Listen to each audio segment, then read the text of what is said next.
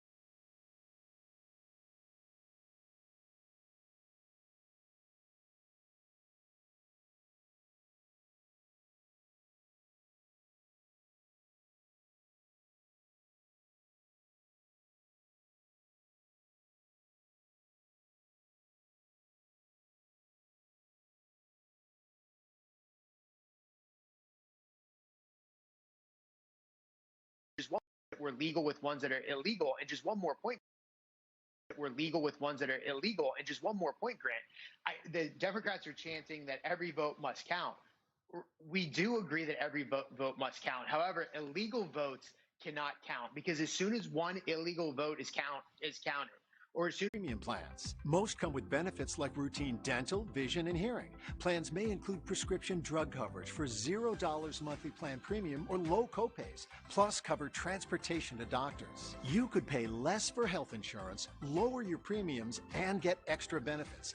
Operators are standing by. Call now. The annual enrollment period closes December 7th. Call 1-855-900-8080 now.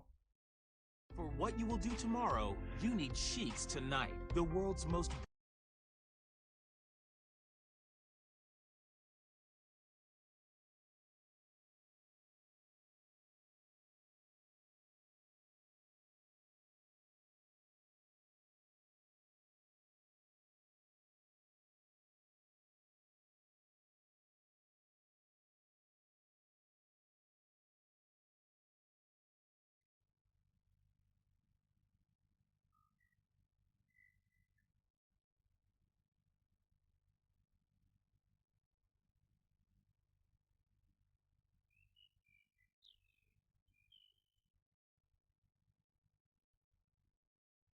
Back, folks. I want to take you back to the first debate between Joe Biden and Donald Trump.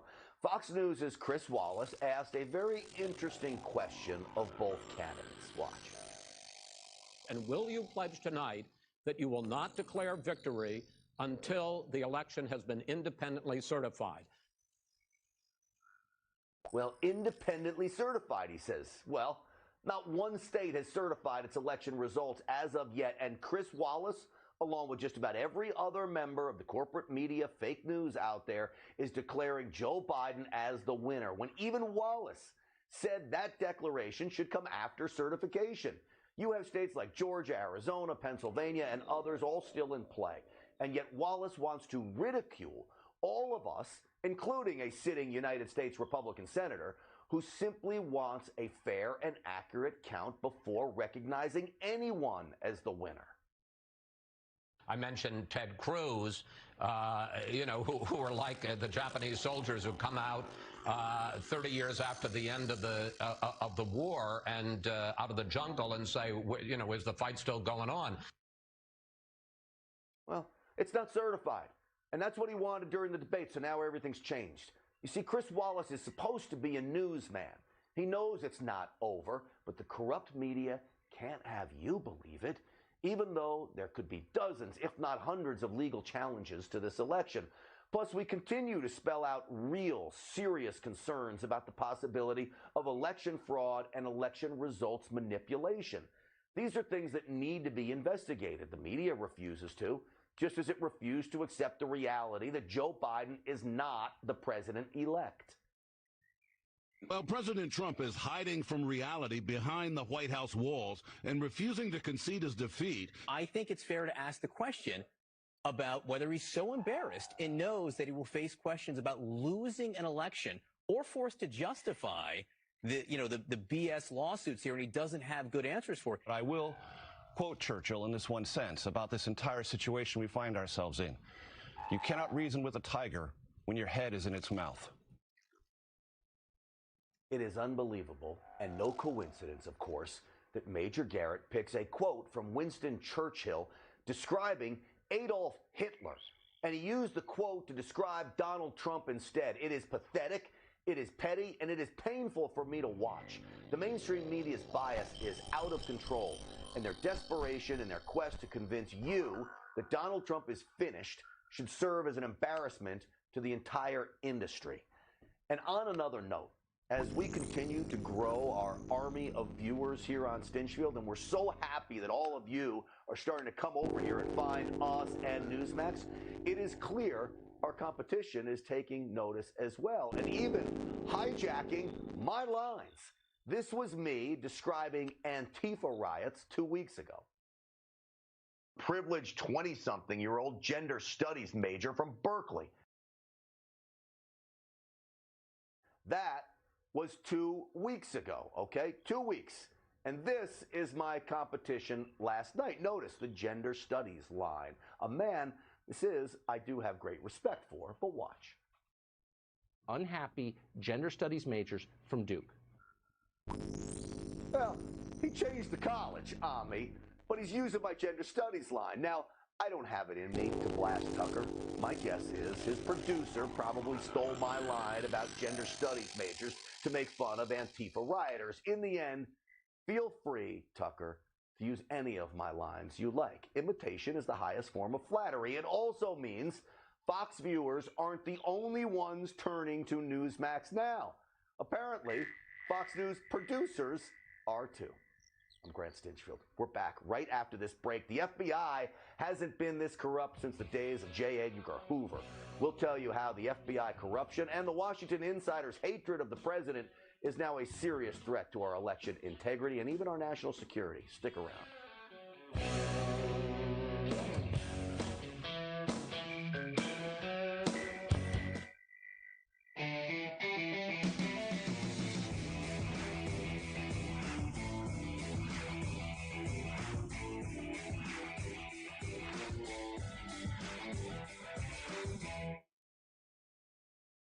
This is keratin debris, where nail fungus thrives. Nonex Fungal Nail Clarifying Gel clears out keratin debris. 90% of nails significantly improve after using Nonex. Pick up Nonex today at Walmart, Walgreens, and Rite Aid. America's under attack, and they're all around us.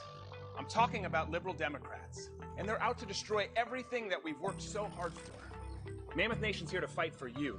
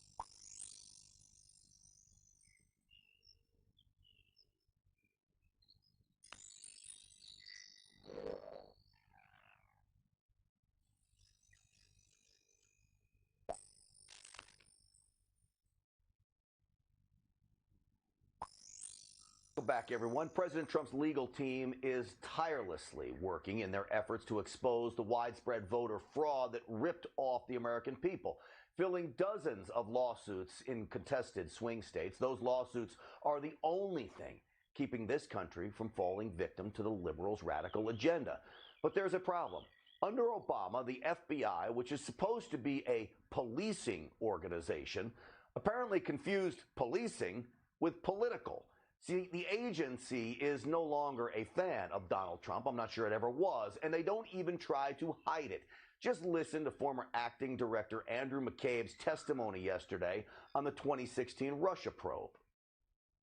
We had many reasons at that point to believe that the president might himself pose a danger to national security and that he might have engaged in obstruction of justice. What a joke. They didn't have any of that proof whatsoever, and he kept going down this path over and over again all day long yesterday. You know, the reality is McCabe actually believes that a true American patriot is a danger to this country. That's Donald Trump. He's not. Since the FBI obviously has out for the president, who can Donald Trump trust to carry out a fair and thorough investigation into this voter fraud? Here to break it down, former Trump Deputy National Security Advisor and author of the book Revolution, Trump, Washington, and We the People. Please welcome KT McFarland. We are also joined by former Washington Post and Wall Street Journal investigative reporter and best-selling author Ronald Kessler. Ron, KT, welcome to both of you. Thank you. Delighted to be with you. Thank you. All right, so KT, let me start with you. We know all the problems with the FBI. Yeah. How is President Trump going to have the FBI investigate all of these allegations? Cybersecurity, voter fraud, you name it. Who can we trust to do a real investigation into what's going on today? You know, Grant, I guess I look at it slightly differently. I watched the McCabe testimony yesterday, and I was one of the victims. The FBI, the senior leadership, the Mueller investigation, they came after me the same way they came after General Flynn. They had me dead to rights, they thought, until a whistleblower in the FBI actually spoke up on my behalf.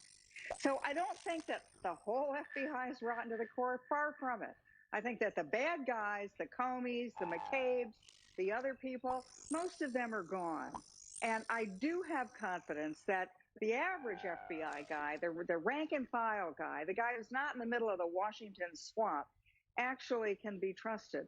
And if we can't trust the FBI, come on, I mean, where are we as a nation? And I look at this and I say, what's Biden's rush? You know, the states haven't certified this. Let it play out. Let it play out. The FBI, let the cyber sleuths play it out.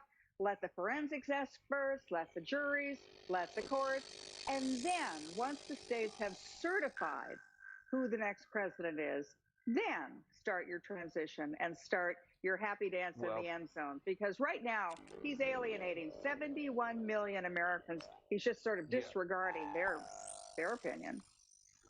You know, KT, I agree with you that I think the rank and file FBI agents are by and large patriots to this country and doing an unbelievable service.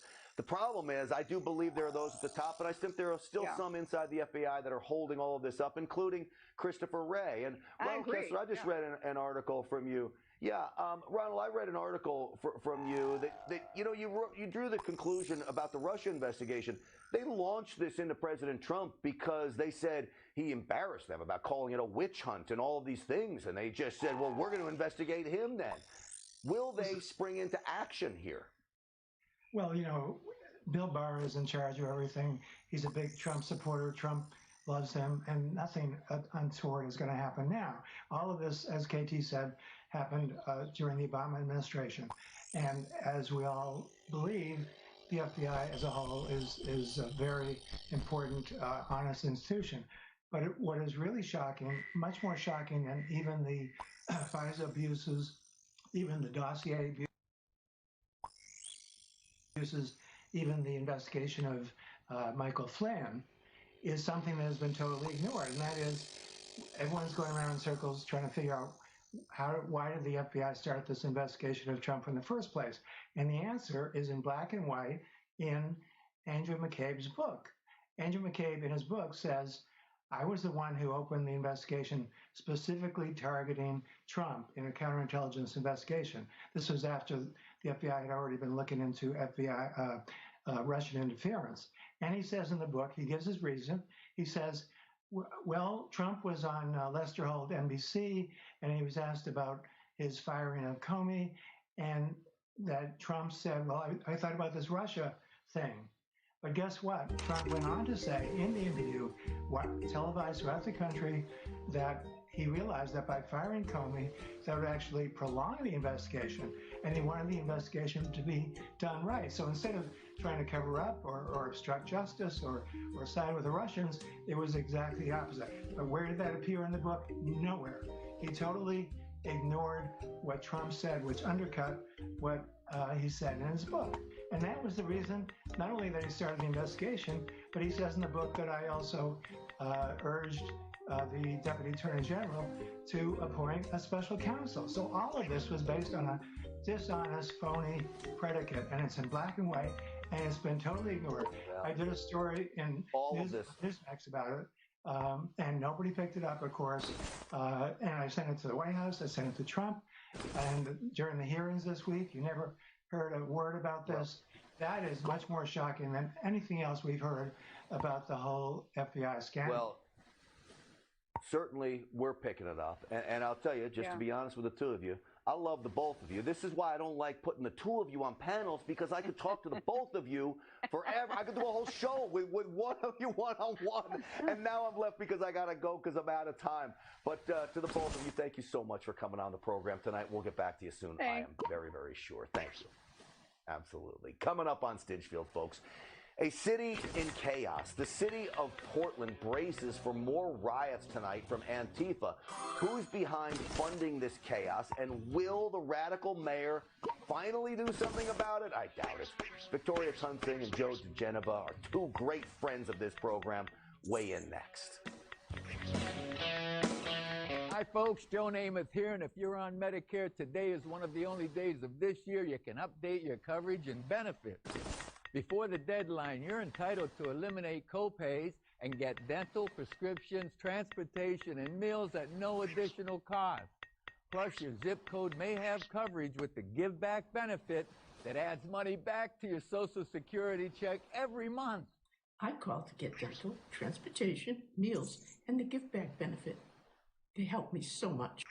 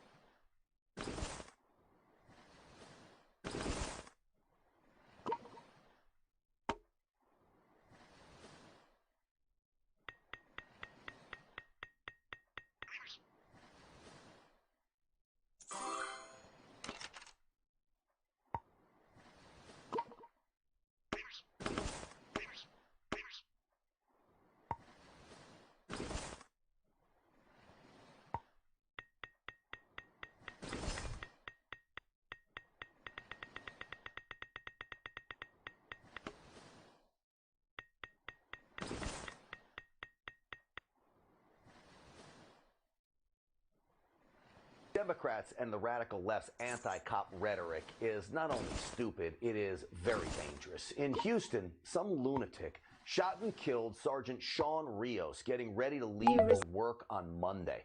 He leaves behind 4 kids. You don't hear a lot of media talking about it, but we will remember him. Police arrested the monster and are looking for a second shooter. Rios is the 3rd cop murdered in Houston in less than 3 weeks. But sadly, this is all becoming the norm. Remember back in September, 2 cops were shot at point-blank range in Compton, California. All of it disgusts me. But this is what happens when people in power dehumanize police, calling them racist and evil.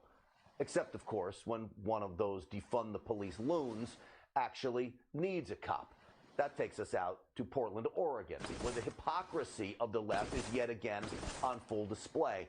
An outspoken Portland City Commissioner pushing to defund the police by slashing the city's police budget by $18 million. Well, she called 911 looking for the police after her Lyft driver canceled her ride and asked her to get out of his car. I'd love to know why there. I'm sure he had a very valid reason. You cannot make this stuff up. The cop hater wants the very police she is working so hard to get rid of to help her for something that is not even worthy of police involvement. But what do you expect from a radical city that re-elects Mayor Ted Wheeler? That's right, the mayor got re-elected, calling him the most conservative out of all the candidates. That's mind-boggling. You may remember, this is the mayor who continues to allow Antifa to riot and burn down the city for more than 6 months now. Planning more riots tonight, by the way, Antifa is, and the dopey voters there can brace for the worst because they elected Mayor Wheeler, and I'm sure they all will once again call the police off. To discuss this, former U.S. Attorney for D.C., Joe DeGenova, and former U.S. Justice Department official, Victoria Tunsing. I don't mind saying it, but 2 of my favorite guests. To the both of you, welcome. We accept. All right, good. I'm glad. Because if you said no, it really a shot through the heart, Victoria. So I'll start with you. Ted Wheeler, they re-elect this guy. What do they expect in Portland? Well, more of the same. The councilwoman, the city councilwoman, who wanted the police to come. It's the old thing, Grant, of the rules are for thee, but not for me. Nancy Pelosi getting her hair done without a mask. Dianne Feinstein getting off her private jet, because I know the terminal at Dulles, without a mask, and yet she wanted everyone else to wear a mask. I mean, I don't understand the voters of Portland, except the only thing that I do know is that he was the most moderate person on the ticket, if you can say that. The rest were communists. Well, he was. The other candidate was the self-described Antifa candidate. At one point, she was actually leading in the race. I think people wised up to the fact that she wasn't just someone other than Ted Wheeler, that she actually was an Antifa member. She lost, thankfully. But, Joe, what's interesting is we see the rioting continue. Remember, they told us, oh, no, elect Joe Biden, all this is going to die down. I think they're like terrorists. They'll tell you to submit to their demands. Once you do, then they just give you more demands, Joe. Well, they are insatiable. And remember, I think what you said earlier is really important. This is a choice that the people of Portland and Oregon have made. There has been a cultural and political degradation in a once great state into oblivion. This is a purposeful choice that the citizens of Portland and Oregon have made. Their state has descended into chaos because that's what the people want. Now, obviously, the business owners who are in Portland don't want that, but they're not in the majority. And it's really tragic. But it's an object lesson for the rest of the country that we are just a few short steps away from lawlessness, chaos, and incivility when the voters do very stupid things like this. You know, I'm welcoming all new viewers to Newsmax after they shun Fox. And I should apologize to the people of Oregon for calling them dopey voters. But I don't know how else to call them or what else to call them. They're probably not watching this program anyway if they elected Ted Wheeler. But, Victoria, I saw some of the graffiti. It said, F Joe Biden. That's the graffiti they're writing in Portland. Well, the Antifa just wants chaos. They don't care. They play, okay, chaos is being against Trump, but now if Biden gets in, God forbid, they'll be against that because they're against any kind of a structured society. They want chaos. Look at the rioting. It's very frightening. And I only would hope that the Oregonians would do what many Californians are now doing and vote with their feet by leaving. You know, AOC and the squad now has come out very strong about we've got to keep pushing defund the police. Their socialist movement. We heard another Democratic caucus member. We played it on this program. Absolutely just irate about the path the Democrats were going down. They're still pushing this. I want to play this soundbite for you. Cori Bush, listen. We have this super aggressive police department, and they don't get to continue to just kill black folks in my community and I not say anything. So yes, defund your butts. Defund you. Take that money that we're using for MRAPs, the money that we're using for tear gas and stockpiling SWAT gear. You know, I know the president is a tough race, Joe, and I'll let you have the last word here. And I'm not convinced that it's over. But we overwhelmingly won across the country. Republicans did, state legislatures, you name it. And I think that's the reason right there why we won so many seats. They want to keep going down that road. They're going to keep losing. Bingo, as Joe Biden would say. You hit it right on the head, Grant. And the truth is, I want her to continue to say that over and over again between now and 2022, because we're going to be at almost in control of the House when this election is finally counted at the end of the cycle. This is what they want. These people are loony, they're crazy, they hate cops, and they're all members of the Democratic Party. And let me add, she also wants to defund the Pentagon for Medicare for all. I'll keep repeating that one. That'll be great. Defund the Pentagon and leave us all vulnerable. Joe and Victoria, it's so great to see the both of you. I know, keep up the fight there, and we'll see you again next week, I'm sure. Sure. Grant. All right, guys. Next on Stinchfield, I'm giving the award for the worst so-called leader throughout the pandemic. Take a guess who it is. I'll tell you after the break.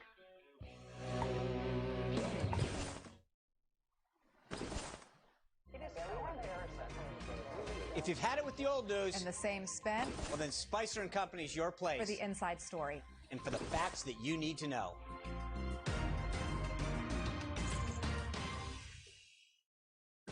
Amazing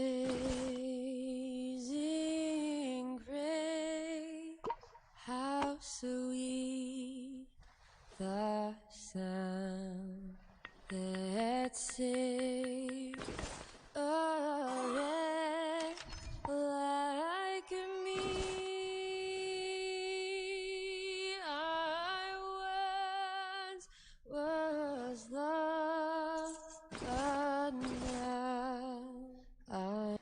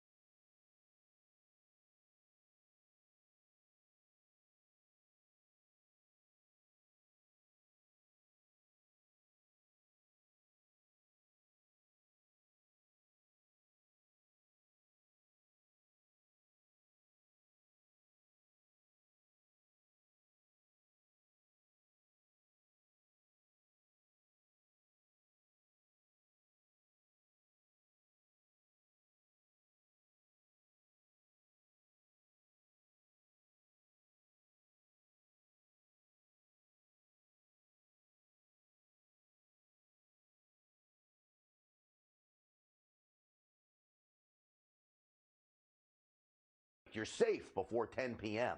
He's also announced, after bragging, that New York follows science, that parties and gatherings in your own homes are limited to 10 people. But okay, he was totally fine with this happening in Prospect Park the other day, celebrating Joe Biden's phony win. I didn't see any arrogant lecturing tweets about this. Let me remind you what he said this week about Pfizer announcing 90% effectiveness for their vaccine. The good news is the Pfizer tests look good and we'll have a vaccine shortly. The bad news is that it's about 2 months before Joe Biden takes over. That's bad news? Bad news that this is happening before Joe Biden takes office. He meant that, by the way, exactly how it sounds. He doesn't want his dying city to get this vaccine solely because it's President Trump making it happen and not his lackey Sleepy Joe. These new mandates from cocky Cuomo are infringing on your civil liberties. I know this is true. He just released a book in October about how wonderfully he handled the coronavirus in New York. It's called Leadership Lessons from Arrogant Andrew. So while New York City has some of the country's most disastrous lockdowns, while business owners are losing their livelihoods, while thousands of senior citizens died in New York nursing homes, Governor Cuomo wants to brag about how great he is doing. I do not want to hear it anymore. Hey, folks, happy Veterans Day to you. If you're a veteran, thank you so much. My Uncle Dick Stinchfield is one. He served in Vietnam. Big thumbs up to him. My father was on a destroyer during the Cuban Missile Crisis as part of the United States Navy. Big thumbs up to him. And I got so many friends that served that I am so proud of. My Army Green Beret buddy, Jeff Houston, you're out there. And Eddie Penny, my Navy SEAL buddy, thank you. Everybody. God bless every one of you. As I said in the beginning of the show, I'm in awe of every single one of you. Sincere salute to all of you. I'm Grant Stinchfield. We're back here tomorrow night at 8 p.m. Thanks so much for watching, folks. All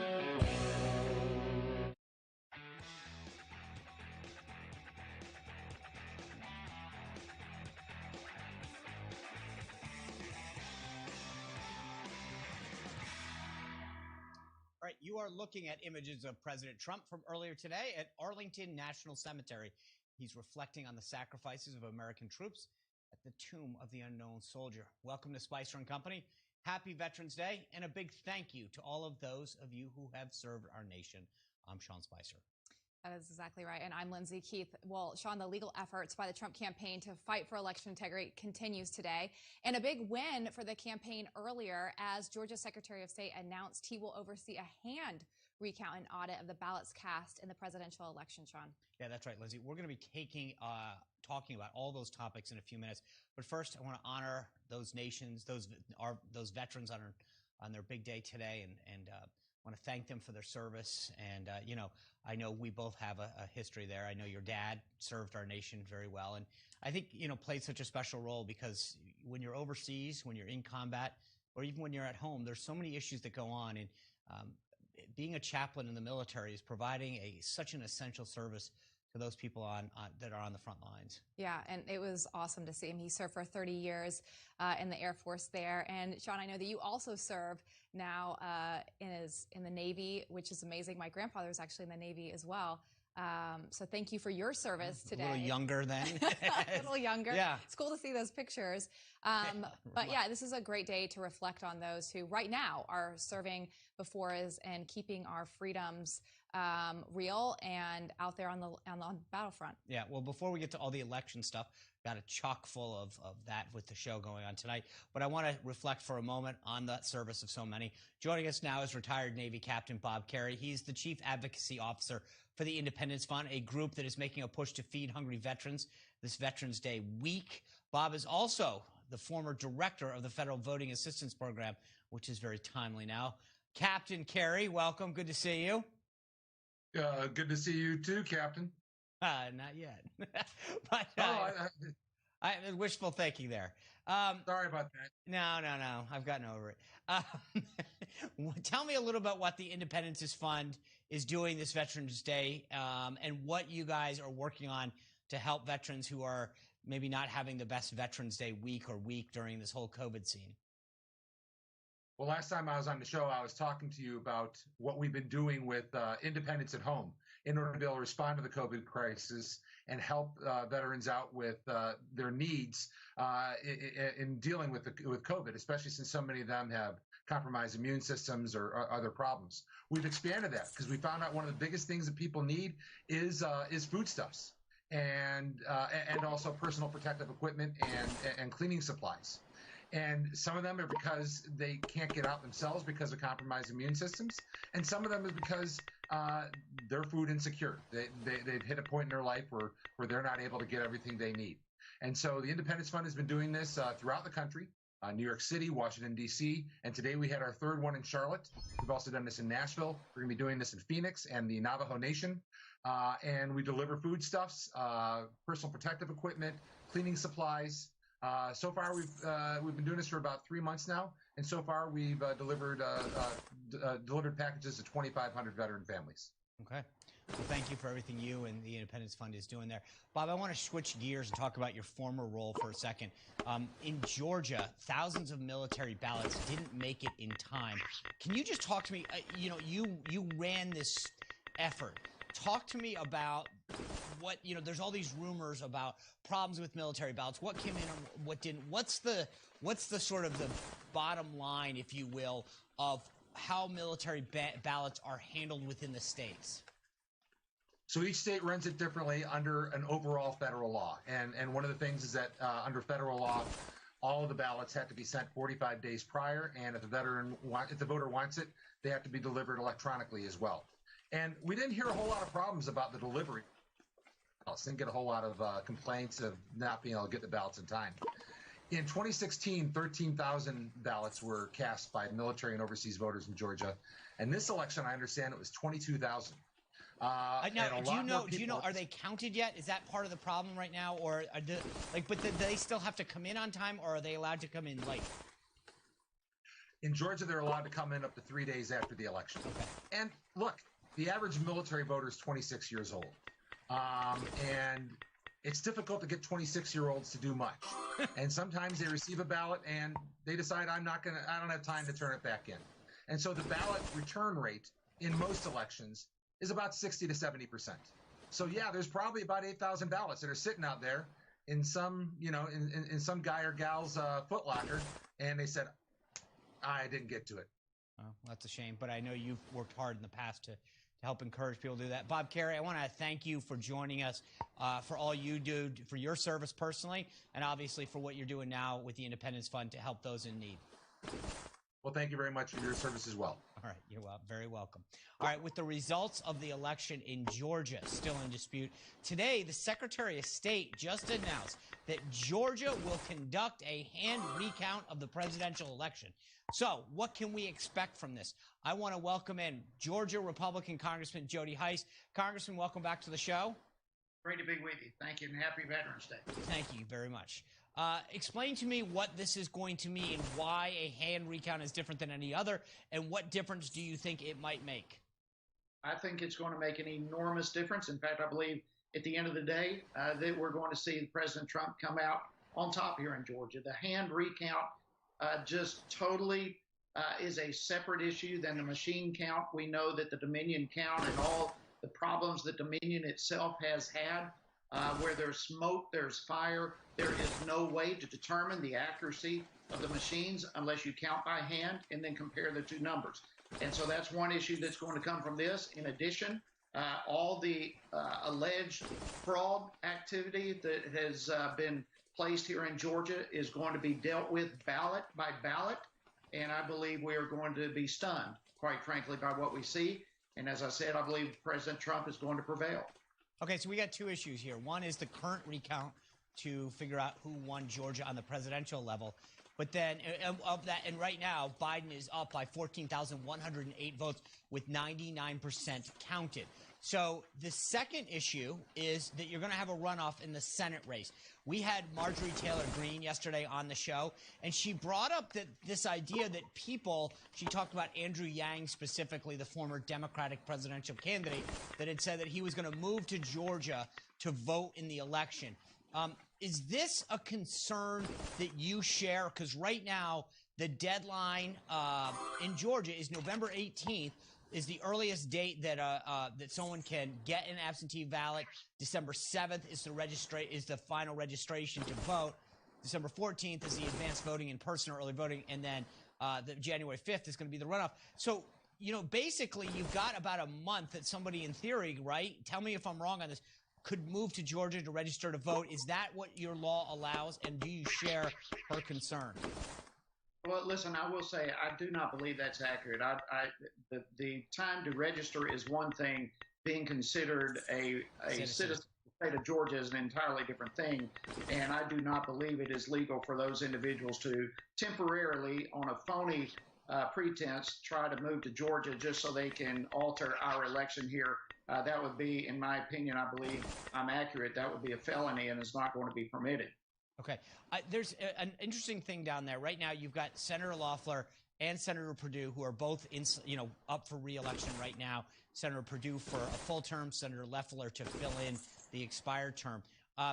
There is calls from both of them for Georgia's Republican Secretary of State to resign. I don't have a ton of time left, but I want to ask you, do you agree with that? And if so, why or why not? You know, it's let me just answer that by saying this way. I'm not going to be vocal on that at this point. I don't know that my opinion makes much help one way or the other with the critical race that we're facing. That being said, I fully understand the complaint.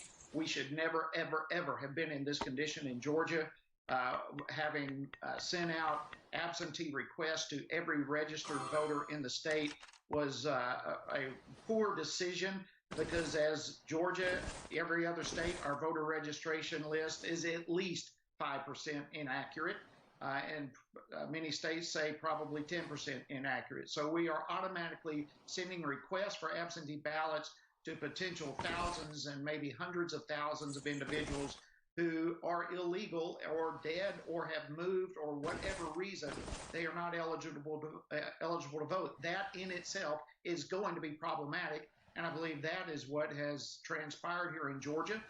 So we will get through this election, get through the Senate election, hopefully see President Trump prevail in the coming weeks, and then we'll deal with the issue in-house regarding the Secretary of State later. Okay.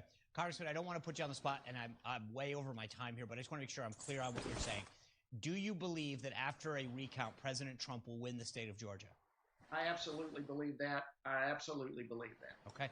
Congressman, thank you again for coming back to us and breaking us down. This is so crucial, what's happening in Georgia, and I think it has a real opportunity to change the direction of this race. So thank you for sharing your insight with us and breaking it all down. Thank you. All right. Coming up, we're going to go more in depth on this Trump legal challenge. Challenges is basically what it really is, right? And one of the lawyers who's on the president's team, Harmeet Dillon, she's going to be here to break it down. Then we're going to take a look at how Twitter's censorship has impacted this election. And later, we're going to sit down with two newly elected congresswomen who are part of the female Republican majority in the House of Representatives. Stay tuned. You're not going to want to miss this.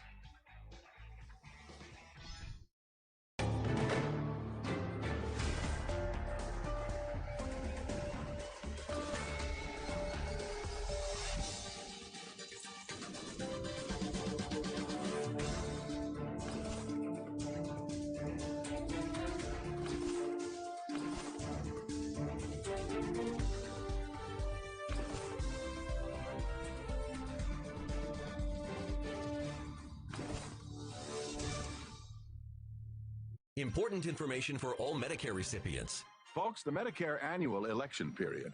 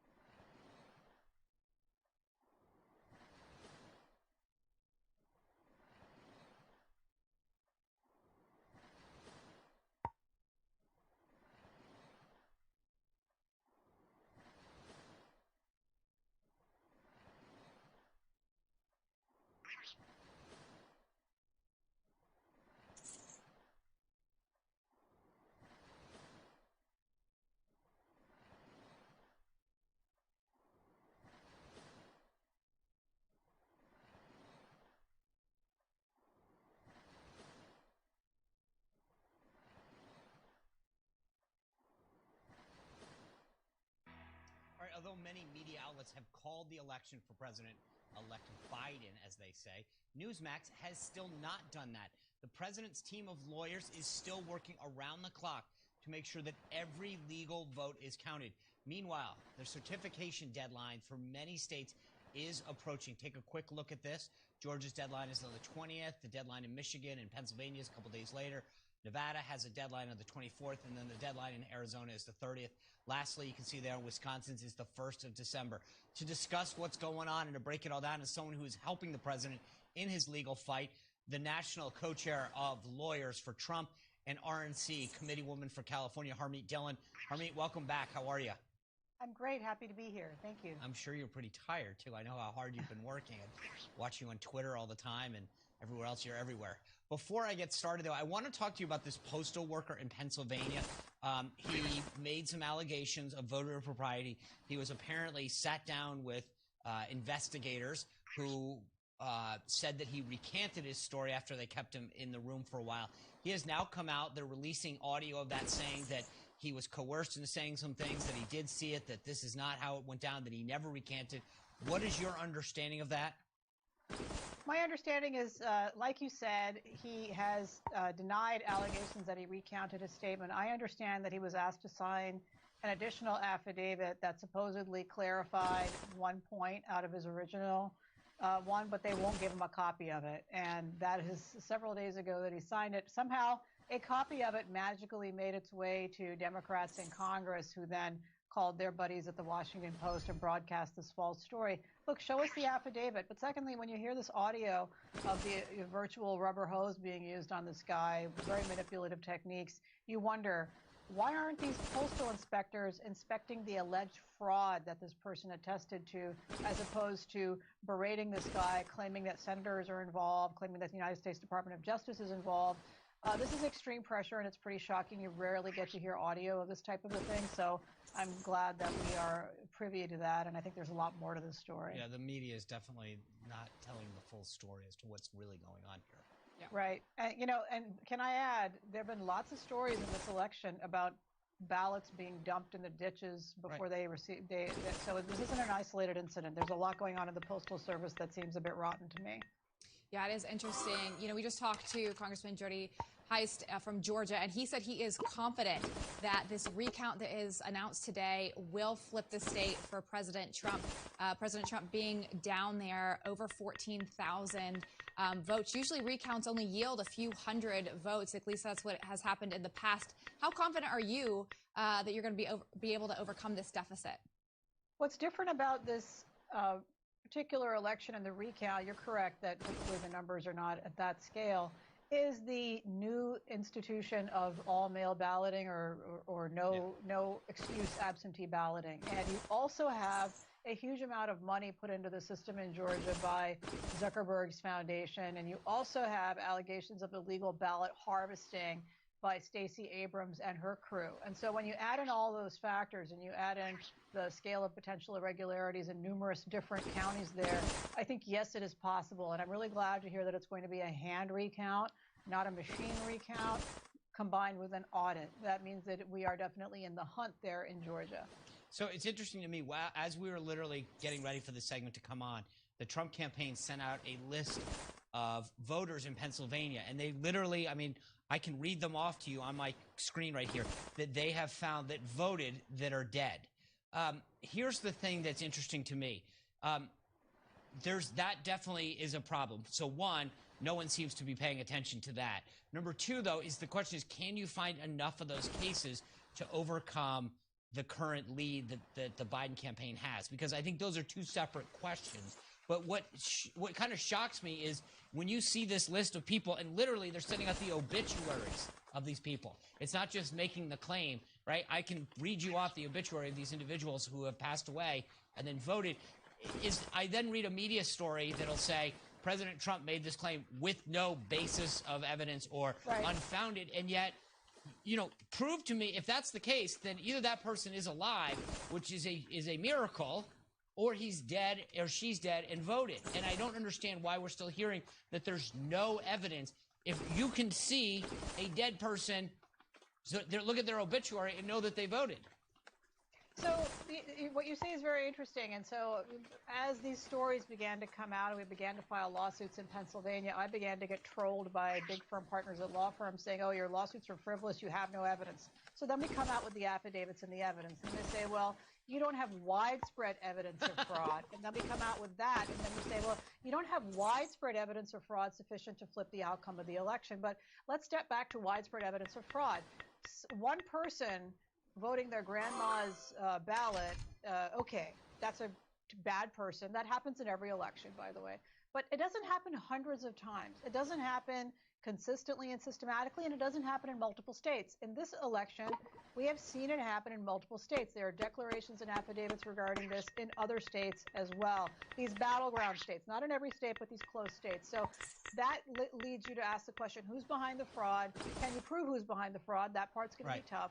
And then you might have to have a new election. That is an extreme remedy. But to your second question, which is it enough?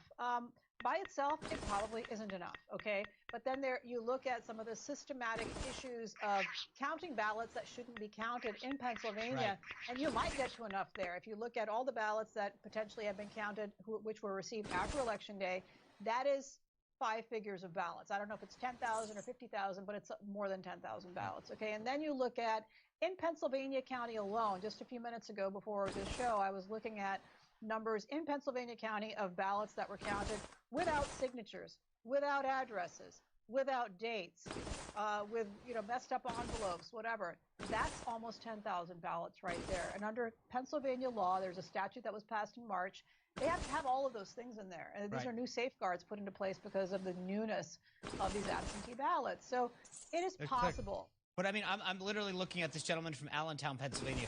Here's a woman in South Park, Pennsylvania, and I'm looking literally. There's another woman here from Drexel Hill, Pennsylvania, Betty. She was 83. She seems to have had a very nice family in life, but she's passed away. And I'm looking at the obituary and the thing from the funeral home. They clearly have passed away and apparently voted. That seems to be a problem. Harmeet, we're going to have you back soon because it just seems to me as though no one really wants to cover what's happening here. And I think you bring up a lot of really great issues. So thank you for kind of shedding some light in this, explaining the legal piece of this. And let's make some time to have you really come back and dig deeper into this. My pleasure. Thank you for having me, both of you. All right. Thank you so much. We've talked a ton on the show, as you guys know, about social media and all of the censorship that they've had. The vice president of the Media Research Center is going to be here next to talk about some of that censorship. You got to stay tuned. But before we do that, we want to pay tribute to our nation's veterans. Take a listen. All we can ever do for our heroes is remember them and remember what they did. Honoring all those who have served, past and present. Newsmax TV salutes America's veterans. You're on the go and need news now. No paywalls, no cable subscriptions. Just download the Newsmax app from your smartphone store. It's free. And watch Newsmax TV anytime, anywhere.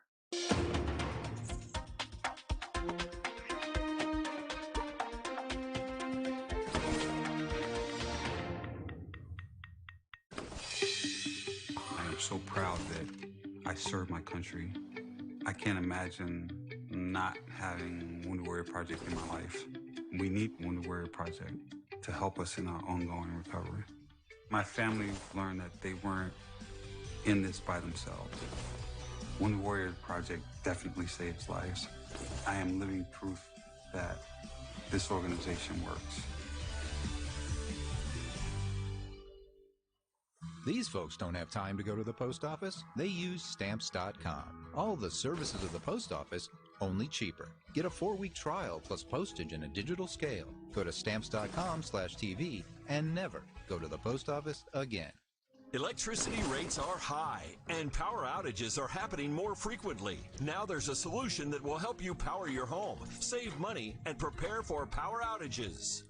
Introducing the Power Cell, a fully integrated solar plus battery storage system from Generac, the #1 manufacturer of standby power products in the world. The battery storage solution in combination with the solar has been one of the best investments we've ever made. Power Cell captures and stores energy from solar panels, which can be used to power your home anytime. And during a power outage, charge. The Power Cell will automatically send power to appliances that need it the most, allowing you to power more than just the essentials, so you can stay comfortable and safe in your home. And best of all, your electric bill goes down and you save money. With the battery storage solution, we're saving about $450 a month. With more than 60 years of experience building backup power solutions, it's clear why the Power Cell outshines the competition, offering more storage capacity and overall power. In fact, the Power Cell has one of the largest storage capacities on the market today, which means you can power even more. And Power Cell is customizable, allowing you to expand your solar storage capacity as your energy needs grow. The Generac Power Cell is backed by a 10-year limited warranty and supported by a 24/7 customer support team. It was a simple installation, very neatly installed. It was done very quickly and efficiently. Zero down financing is available with low monthly payment options. With federal tax credits and local energy rebates, you could save up to 26% off your purchase, adding to the savings you'll enjoy over time with PowerCell. Call or go online now to request a free quote. The call is free, the quote is free, and there's no obligation to buy. PowerCell is available now and ready to install. And if you act now, you'll receive PowerView, Generac's home energy monitoring system, a $300 value. Don't wait. Call or go online now. PowerCell. Savings powered by the sun.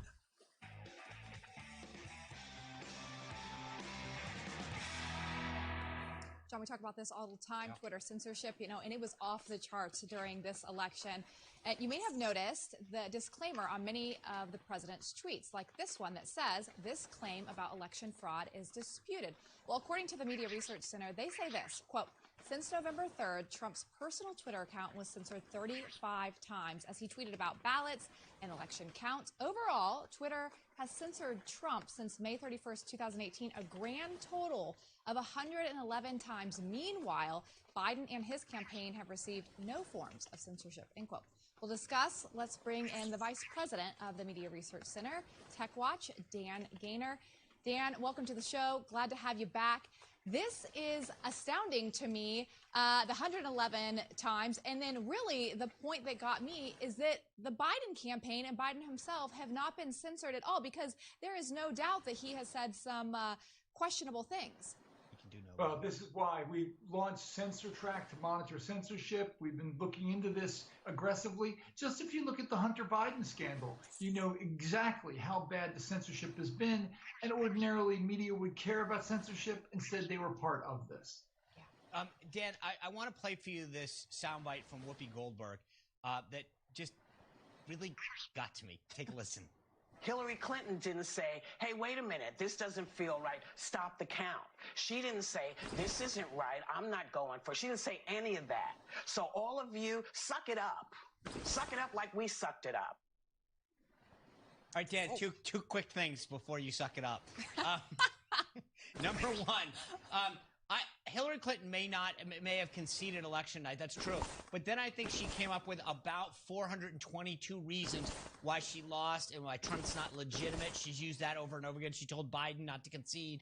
So I'm not really sure that that was the best example to use by Whoopi. The second thing is, I don't recall Whoopi Goldberg sucking it up. She has spent, now look, this is her choice. I don't, like, she can say what she wants. It's America. Welcome to it, free country. Especially on Veterans Day. That's what we protected. But the thing is that for her to say that she sucked it up and the conservatives need to suck it up, the law is that the president can can ask for a recount if he wants. But I don't recall liberals sucking anything up. No, in fact, liberals celebrated when Al Gore challenged the vote all the way to the Supreme Court. Liberals loved it when they win. But when Donald Trump won, not only were they actively investigating his campaign, but then they've spent 4 years falsely claiming the Russian conspiracy, falsely claiming that Trump was a traitor, calling everybody who voted for him racist, sexist, xenophobes, and comparing Trump to Hitler. Impeached him. They impeached him. By the way. Yeah, they impeached him, right? And CNN had Andy McCabe on this morning acting as though he wasn't at the Senate yesterday, saying that he wouldn't have done what he did all over again when they asked him point blank, would you have signed those warrants? He says, not now, knowing what I know. Move on. Nothing to see here. They didn't even cover that. These guys are unbelievable, and they want us to suck it up. Unreal. Yeah. Well, I mean, basically, to the left, unity means do what we tell you to do. Yeah, that's right. Yes. There was no unity when they lost. Yeah, it's different, though. Totally different now. Yeah, we want to run through a couple of these things. I want to show one from Mika Brzezinski from Morning Joe talking about Mitch McConnell and a peaceful transition of power. Take a listen. Mitch McConnell knows this election's over. He's concerned about winning those 2 Georgia seats, which he should win unless Republicans really foul things up over the next several weeks, which they could do if they follow the madness of Donald Trump's It would claims. be traitorous, actually, to the process that our country has in place for a peaceful transition. Traitor. What a traitor. What a traitor, Dan. You know, it's interesting. They like to act like this person knows better than this, like that they can read their mind and like they have the ultimate truth on everything in the corner. This is what McConnell knows. Yes, he's... You know, it's a good thing that Mika's there to let us know what Mitch McConnell's thinking.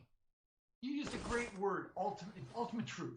And that's so the left has decided they're always the arbiters of ultimate truth, particularly online. They've got the fact checkers lining up that, you know, if you say anything wrong, now the news media is to declare if you say anything wrong at all, oh, you don't get the challenge, you get the challenge in court. I mean, Twitter let the lunatics from the Lincoln Project actually dox the lawyers who are working for the GOP.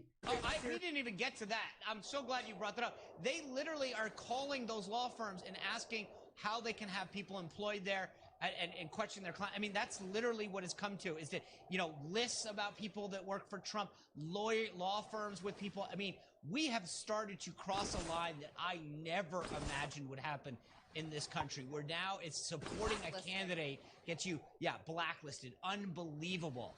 And I just, by the way, the use of the word of Mika, traitor, I don't recall her saying that when Al Gore challenged military ballots in Florida for coming in, and she's going to call people traitors because they want to have an accurate count of the vote. I don't think so.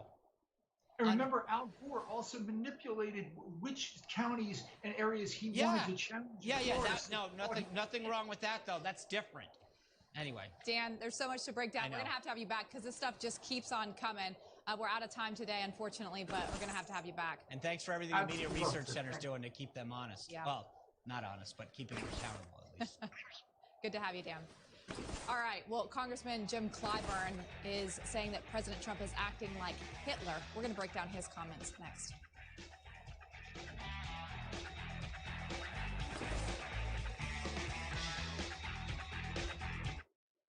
News breaks every minute, every day. You need the app, the Newsmax app. Find it free on your smartphone store. Then watch us anytime, anywhere.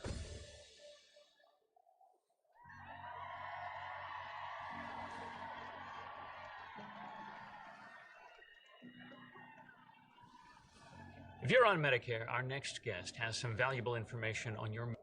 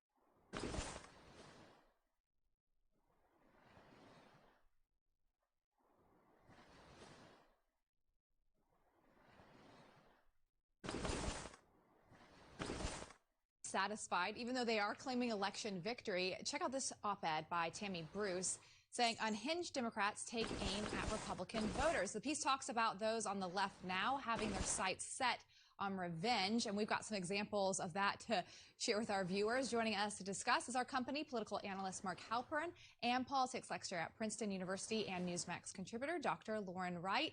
Welcome to the show, guys. Good to be here. Thank you. Lauren, I want to start with you for a moment. The Democrats have been talking about this need for unity and bringing people together, but I want to play for you what Congressman Jim Clyburn of South Carolina, who is the majority whip in the House, had to say. That's what Hitler did in Germany. He was elected chancellor, and then because he successfully discredited the news media, took over the churches. I cannot see that happening here. It may happen, but if it did, that means that the American people are much more, less, I should say, intelligent than I think they are. So, Lauren, I guess the simple way to ask this is, how could you call for unity and healing of the nation and refer to someone as Hitler? It just doesn't seem to jive. Makes it much harder. It always does. I think what's happening here is both parties now, they have these two races in Georgia that have become extremely important because the president is not going to have a second term. We know that. The sooner he comes to grips with that, I actually think it's easier for Republicans to mobilize people and say, hey, this is our last chance to have a say in the legislative agenda. Let's focus on these two seats. So I think Democrats like Clyburn are probably doing that. Republicans may be upping the ante. I still don't think what the president's doing is okay. So here's what I'll tell you. I think if you are one of the 73 almost million people who voted for this president, you want to see the president of the United States, who has fought for the last 4 years, fight. And I think that's what he's doing. And he needs to exhaust all of those legal remedies. And frankly, I would have said this for either party. The president has not just a right, but frankly, almost an obligation for all the people who went out there and worked hard for him, that donated to him, that voted for him and made the phone calls. He's worked hard for them. And I think that he owes it to them. And I know he believes this, so I'm not trying to make this sound like he actually owes them, but I know that he believes this. He's going to go out and say, I will make sure that I show you, I'm going to go through every legal fight that I can to show you that I honored your vote, your support, and everything. So I will disagree with you on that, but I do agree with you on the fact that it's unbelievable, the hypocrisy of calling for unity and then using names like that when all he's doing is exhausting the legal remedies that are given to him under the Constitution and state laws. But, that's just my opinion. One thing I want to get your take on, Mark, is, it seems like the left calls for unity, but it's unity as we see it, not unity for all. I want to get your take on CNN's Breonna Keeler recently saying this. Republican senators who are still silent about Biden's win, they're enablers too. And here is the list. We're going to leave this up for a second because it is rather long. But if a GOP senator is not named Romney, Sass, Murkowski, or Collins, they're on this list. This is interesting to me. Obviously, CNN can do whatever they want, but calling these people enablers because they agree that the president has the right to do this, as Sean mentioned, and keeping track of it, I don't feel like that unifies people. It makes them seem like they're outliers and they're completely doing something wrong when they might agree that the president has the right to do this. Let me talk about what the left is doing, stipulating that the right is doing the same thing now and has done the same thing.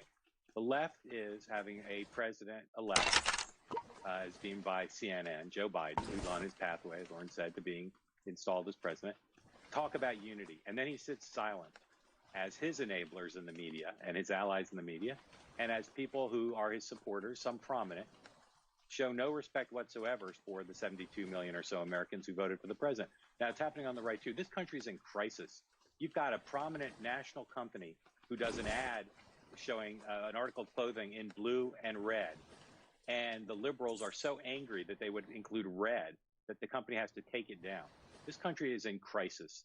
And I think both sides show no respect. They look at the other side and say, they're not just wrong, they're evil. Yeah. And now it's going to fall to Joe Biden because he's now the one who's got the upper hand here. Is he going to call out the people on his side?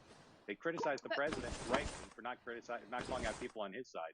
Joe Biden, the ball's in his court now. But this is the thing. So before the election was, before Election Day, folks on the left, Lauren, had this hashtag saying "count every vote." Right? I get if we get past the day the electors vote, that's one thing.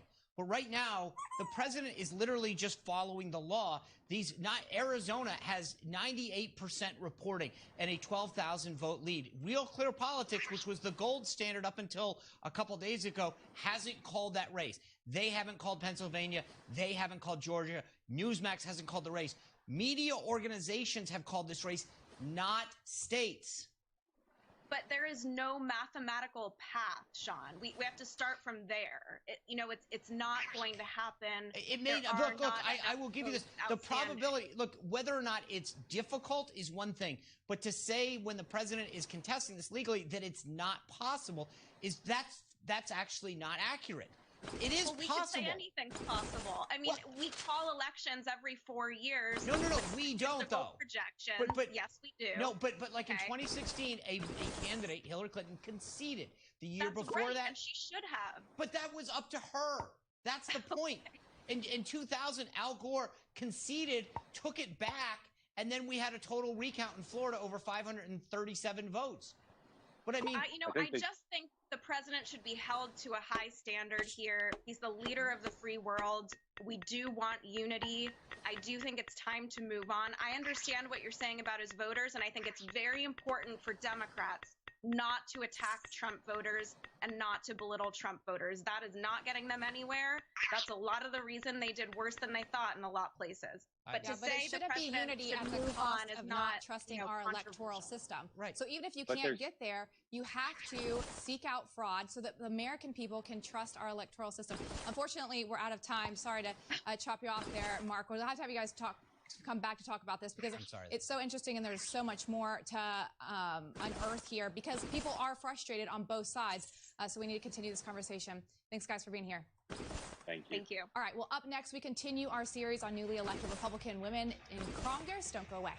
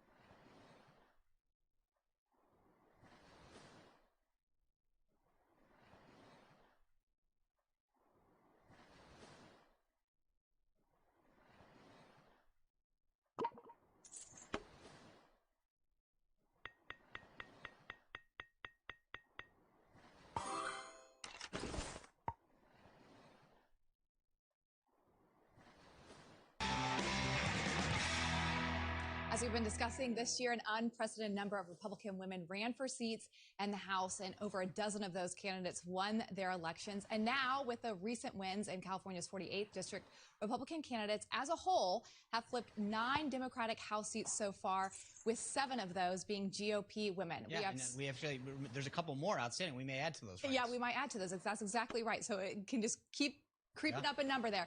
We've spoken with several of those this week, and now we're joined by 2 more newly elected representatives, Congresswoman-elect from Illinois, Mary Miller, and Congresswoman-elect from Oklahoma, Stephanie Bice. Ladies, welcome and congratulations on your win. So glad to have you. Thank you so much. It's great to be on. All right. Congresswoman-elect Bice, I'm going to start with you. You flipped a seat there in Oklahoma, and you're the first Iranian woman to be elected to Congress. You know, the Republican Party as a whole wants to show diversity, but it hasn't always matched that with its elected officials. What role do you think that you're going to play to help expand the face of the Republican Party? You know, I think it's a great opportunity that we had so many Republican women running for Congress this election cycle. When I ran for the Oklahoma State Senate back in 2014, one of the reasons why I thought I would take on that challenge was because there weren't enough women in the state legislature here in Oklahoma. There were actually 3 women out of 48 in the state Senate and 13 out of 101 in the state House. And my husband and I have 2 daughters, and I thought it was an incredible opportunity for me at the time to show my girls not to be afraid to do something big and bold and outside the box. So I ran for that state Senate seat in 2014. And in 2018, I was up for re-election, won my re-elect by a wide margin. And that was the night we lost this congressional seat to Democrat Kendra Horn. And after some discernment and discussions with the family, I realized that this was an incredible opportunity for conservative Republican women to step up and lead. And that's exactly what we did this election cycle. Oh, that's awesome. Congresswoman Miller, I want to ask you, you know, we talk about this issue. How much do you think kind of coming into Congress and helping to grow the ranks of the females, the women in Congress, is something that you want to champion once you get there? Well, I'm really excited about it. The liberal Democrat legislators claim to speak for all women. And I can guarantee you that they do not speak for the women in my district, nor for the millions of women across the United States who value their freedoms, their families, and their faith. And they recognize that those are the things that are the cornerstone of our nation, and it's what's made our country great.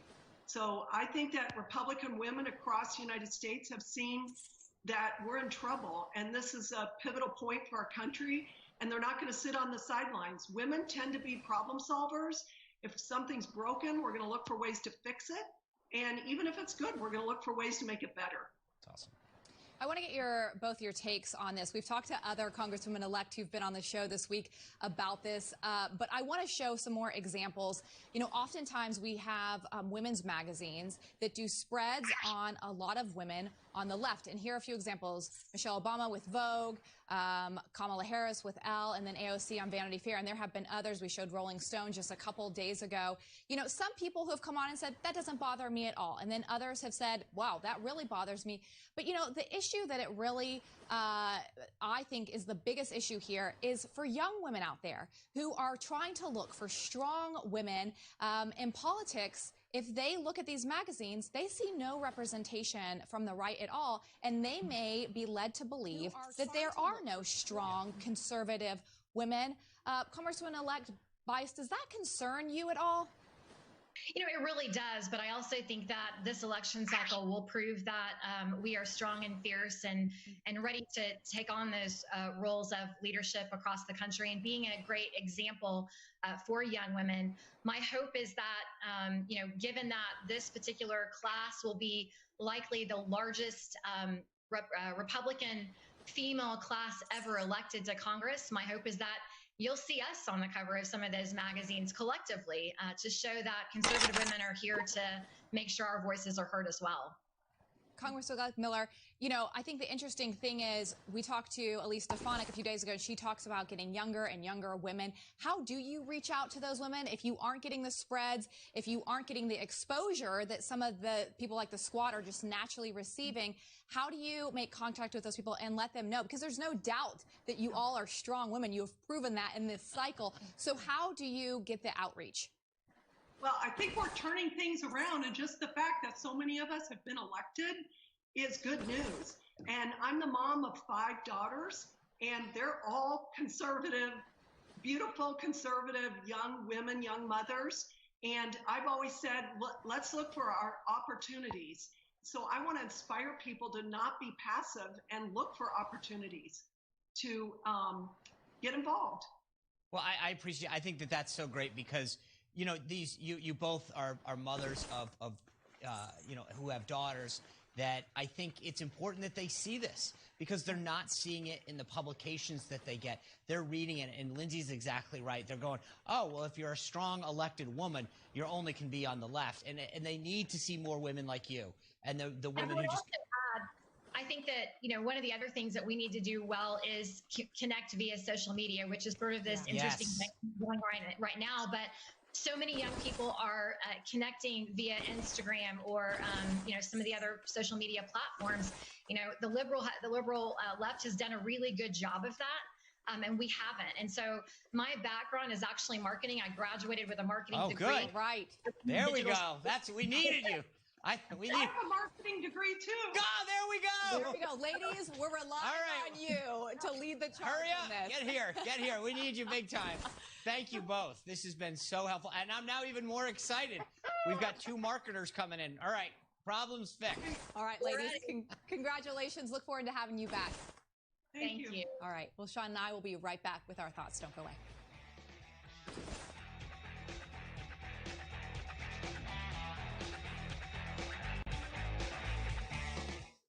This country was made by tax rebels, freedom fighters, gold seekers, believers, lovers, and true patriots. We're Newsmax, and we're their heirs, and so are you. Newsmax TV, real news for real people. Are you drowning in credit card debt? Do you feel over your head in monthly payments? I'm Bob with DebtBlue here to tell you about a special program that credit card companies have tried to keep hidden. If you have more than $10,000 in credit card debt, we could settle that debt for a fraction of what you owe. That's bad news for credit card companies, but it's great news for you. At DebtBlue, we can help you virtually eliminate your credit card debt faster than you might imagine possible and with a monthly payment you can afford. We even help eliminate the risk by guaranteeing your success. Call 1-800-436-4390 to see how much you could save.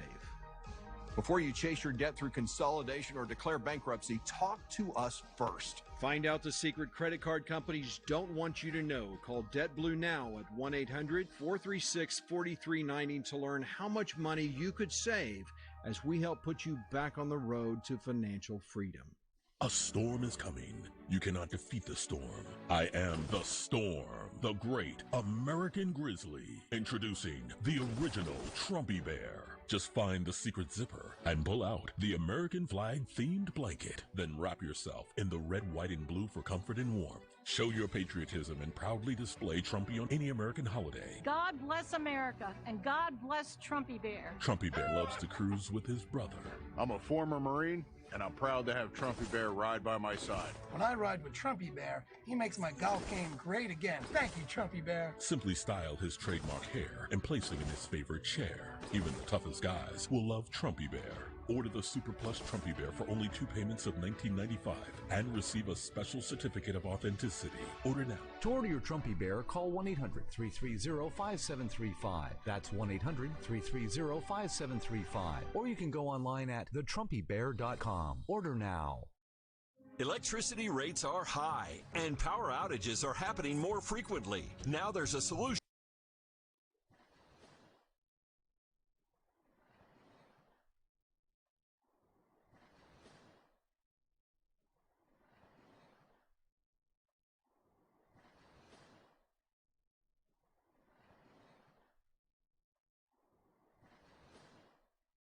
The battery storage solution in combination with the solar has been one of the best investments we've ever made. PowerCell captures and stores energy from solar panels, which can be used to power your home anytime. And during a power outage, the PowerCell will automatically send power to appliances that need it the most, allowing you to power more than just the essentials, so you can stay comfortable and safe in your home. And best of all, your electric bill goes down, and you save money. With the better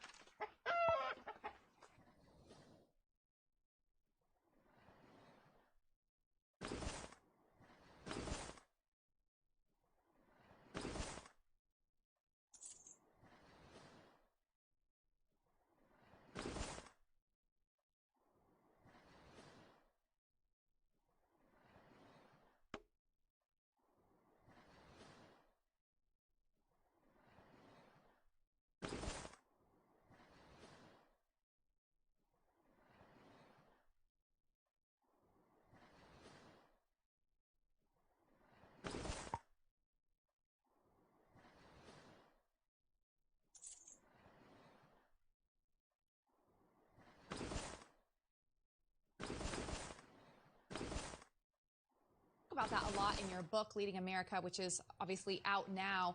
But you really hit some of these points hard about journalism and how, people really want it to be more about their view of what should be, opposed to reporting on the truth. Yeah, I mean, there's two chapters in there that are particularly important. One on big tech and the censorship. And when you write the book, you don't actually know what's going to be going on when it comes out. Holy smokes. I mean, this censorship by big tech is real, and understanding it really will make you open up and understand why it's happening in terms of who controls it, but also in journalism and understanding what they're getting taught and why they act the way they do. I learned so much researching this book, and when you read it, your eyes are going to be open, and you'll win that Thanksgiving Day Zoom or whatever gathering you're going to have, because right now you'll be able to come back against your, the crazy uncle with facts. That's what's going to settle it for you. All right, so what Sean's really telling you is that you have 2 weeks to read his book. Get it on Amazon. It'll be there tomorrow through Prime. But, all week, Lindsay, we've been talking about these pickups in the House, particularly the Republican women. But there were a lot of pickups in the House of Representatives. And tomorrow, Congressman Tom Emmer, he's the chairman of the National Republican Congressional Committee. We had him on a bunch before the show. He's going to be here to discuss his latest memo that talks about how they chipped away at that Democrat so-called blue wave that really never existed. You know what I'm saying? It was, well, anyway, and we're going to talk to him, and he's going to break down how well they did. It's amazing how close they actually are to the majority.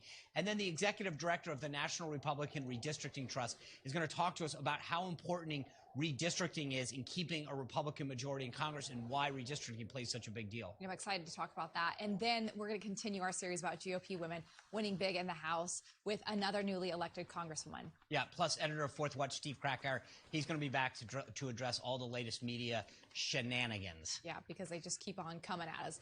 Well, that's our show. Greg Kelly Reports is up next. Yeah, thanks for being part of our company. Happy Veterans Day to everyone who served.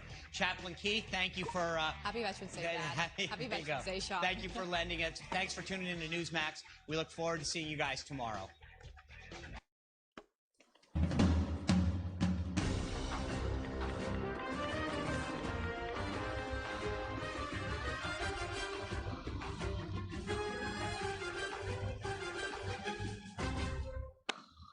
So this may not be the easiest time in the world to be a supporter of President Trump. He's got an uphill fight on his hands, on our hands. So we should celebrate and recognize the victories when we get them.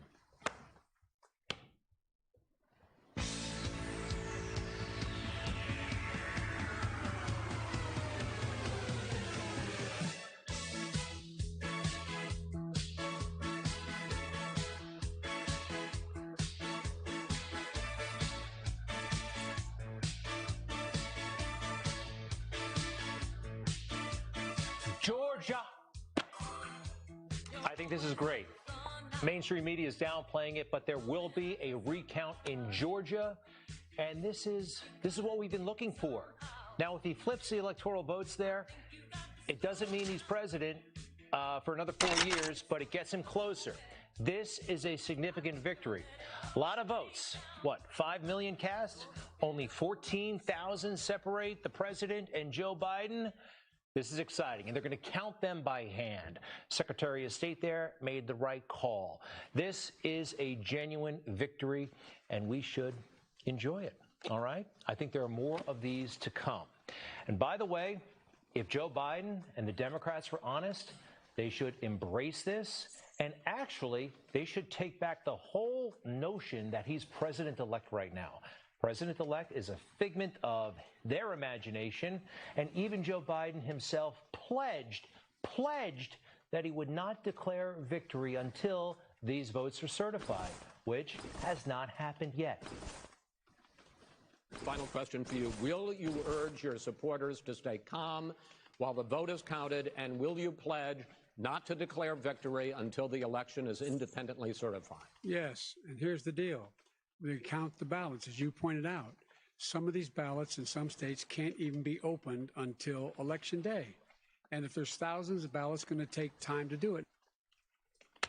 Yes, he would not declare until it was all certified by an independent body. He answered that question, was asked that question on national television. But for some reason, it's ancient history. Nobody remembers, nobody cares, and it's Joe. We're not going to hold him to account for anything. Isn't that wild? And now all the pressure is on Donald Trump to concede. Let's talk what this is really about. The swamp, the establishment, they never accepted Donald Trump. Quite frankly, he never accepted them. He wanted to change the rules, change the culture, and the culture is resisting. It has resisted. It continues to resist. A big factor here, those career swamp guys and women, they want jobs. They want jobs, either in government or in private sector firms that do business with the government.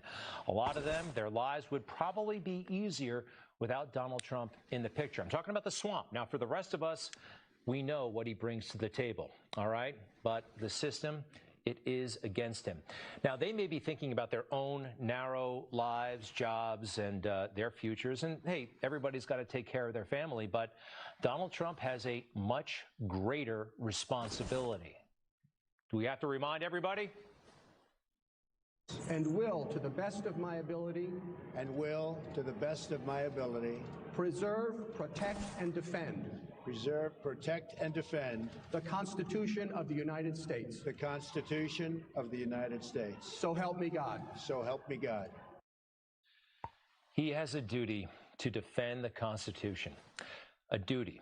And in that Constitution, there are a lot of sections and clauses and subclauses and chapters about free and fair elections.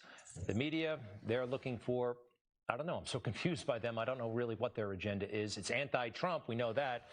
But he actually is fulfilling the obligations of his office.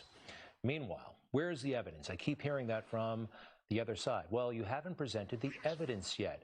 That comes. I mean, we've seen this on television, right? I'm not a lawyer. Actually, I wish I was so I could help out. I really do.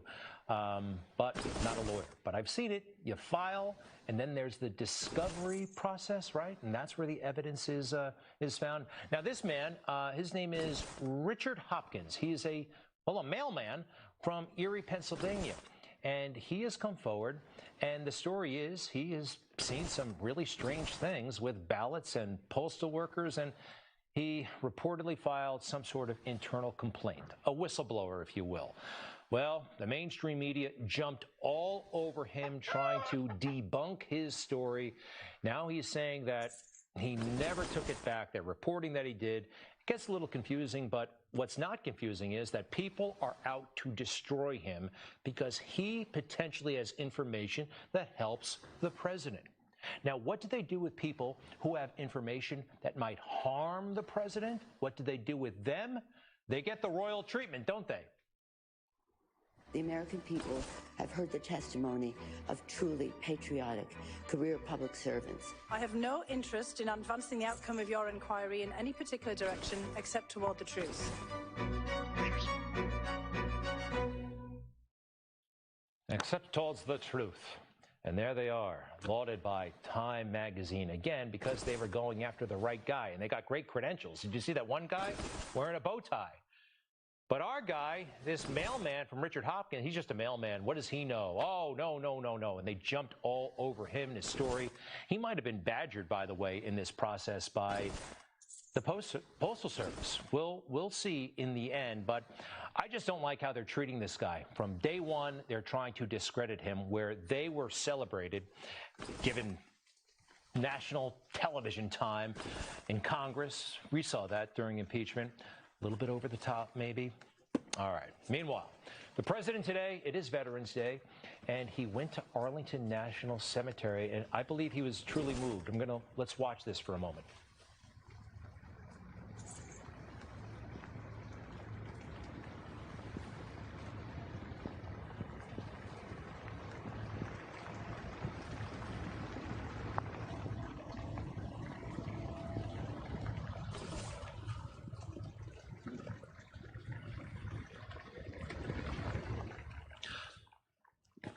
I know this personally, that President Trump is committed to the troops on active duty, the veterans, and he thinks often about those who have lost their lives. Arlington Memorial, Arlington National Cemetery, I believe that's the tomb of the unknown soldier there.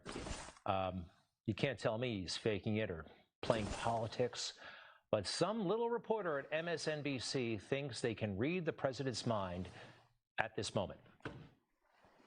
As the outgoing president, he's trying to remind Americans he is still the commander-in-chief. That's why he's doing this very important ceremonial visit to Arlington National Cemetery today. That's why you've seen some personnel changes at the Department of Defense and elsewhere. She's so certain, isn't she? That's why he's doing this, because he wants to show people that he's still president. It is Veterans Day. He does this every Veterans Day. I know he thinks about the troops all the time, Memorial Day as well. But no, this is political signaling to show that he's still in charge. And it's all political signaling that he got rid of his Secretary of Defense. Oh, did you hear about that at the Pentagon? The Secretary of Defense has been fired. Everybody was talking about it on the way to work. They were like, wow, Mark Esper. Mark Esper is no longer at the Pentagon. I mean, I'm telling you, I heard it on the train. I heard it at Dunkin' Donuts. The girls over there were talking about it. I mean, Mark Esper is no longer, I'm sure you're talking about it with your families, of course. The mainstream media, they're documenting how people are traumatized that Mark Esper is no longer in the Pentagon. Well, Martha, you've covered Washington. You've covered the Pentagon for years. Have you ever seen an interim period like this? A defense secretary out, 3 more top Pentagon officials tonight. And if this is unsettling for folks at home, what do your sources tell you tonight? Is there any concern that this could put national security at risk? You know, David, no one has seen anything like this. There is concern about what this means. Is the president planning a military operation or the use of federal troops, which Esper opposed? Even Mitch McConnell praised Esper today, and Republican John Cornyn, a member of the Senate GOP leadership, said of Trump's decision to fire Esper, "I don't think it helps him, and I don't think it helps the country." Okay, first things first. Who is this Esper character, okay? If somebody offered you $1 million, could you pick Mark Esper out of this lineup of very nice gentlemen, huh? I don't know. I don't know how many people could do that. I haven't heard anybody talk about Mark Esper and his policy chief and some other assistant deputy all leaving. So what? It is the biggest bureaucracy in the world. They got plenty of bureaucrats to keep that machine going. But over there at ABC, they want to make it sound like it's on the brink because Mark Esper is not in the Pentagon. Let's actually I know which one it is, by the way. It's the guy with the glasses, second over from me, okay? Here's another picture of him. That's Mark Esper and General Milley with the president. This is after one of the Black Lives Matter riots in front of the White House, and I actually think he's totally entitled to fire Mark Esper and General Milley, for that matter, as well. These guys made such a public stink, quite frankly, about, ooh, we're being used for domestic reasons. Well, there was a riot right in front of the White House, and yeah, maybe the military could be useful in such a situation. You know, we played the oath of office that the president takes. The oath of office that members of the military take specifically mentions defending the Constitution from all enemies, foreign and domestic. Foreign and domestic. Both of these guys don't seem like they're team players. They're not taking care of the boss. And, well, I think the president made the right call, and who knows, maybe he'll make the right call again. All right, folks, we should touch on Joe Biden, Vice President Joe Biden. Remember, this whole Vice President-elect thing is a media fabrication, but he, I think, did a nice thing, going to a memorial in Philadelphia, War Memorial, and placing a wreath along with Dr. Jill Biden, and that's appropriate, very much appropriate. But I will tell you this, and I don't want to make it too partisan, but how do I say that? Democrats and the military often don't mix. I mean, they make such a big deal out of it. I mean, let's face it, Republicans have the reputation of being, you know, the pro-military, and Democrats not quite as much. So when you get a Democrat in the military, they never let you hear the end of it, like this guy.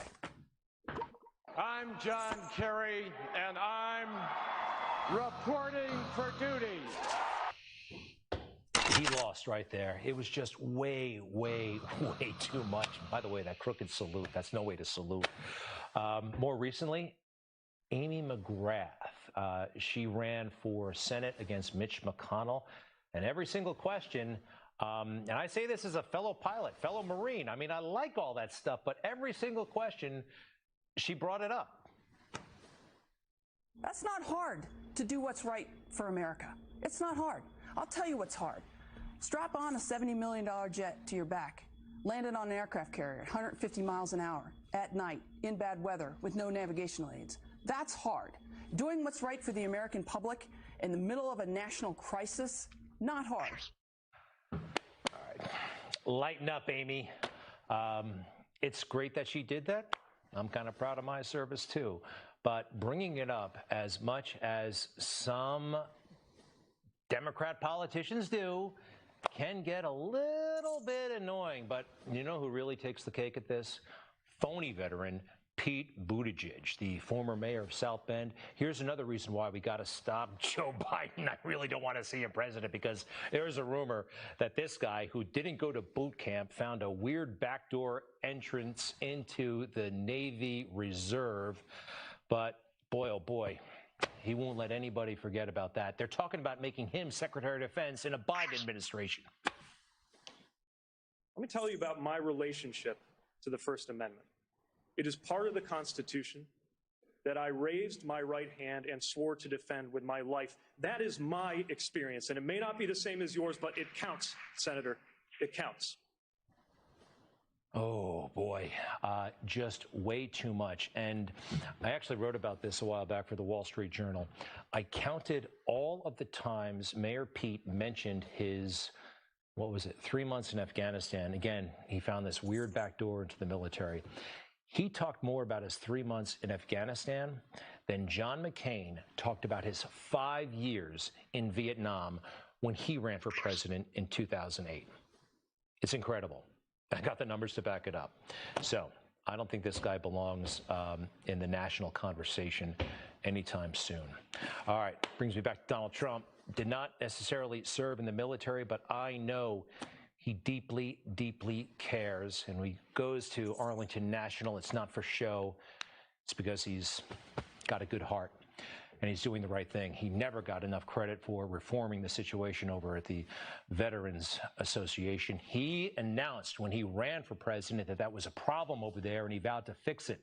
Not many candidates were talking about the VA when they decided to run for president. I think he will prevail. It might be a rainy day, but sunny days are in our future. Folks, stay with us. We got a lot of cool things coming.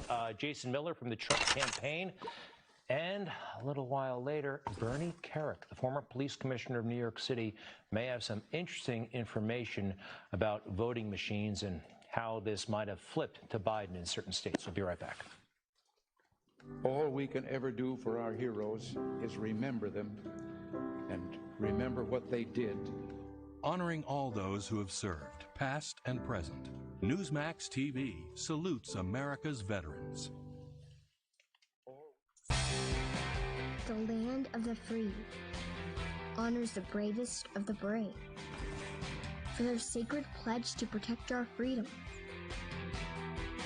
our Constitution, and our way of life. We will always remember you. We will always salute you.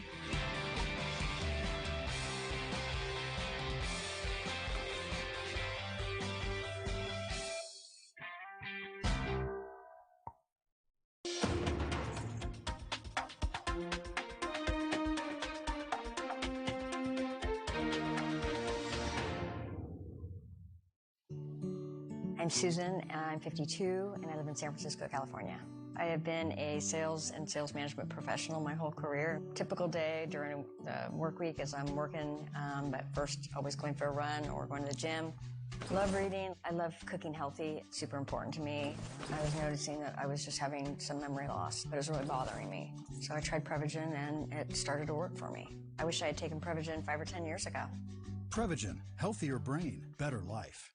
This is the 2021 Medicare Benefits Update, brought to you by EasyMedicare.com. Hi, I'm Joe Theismann.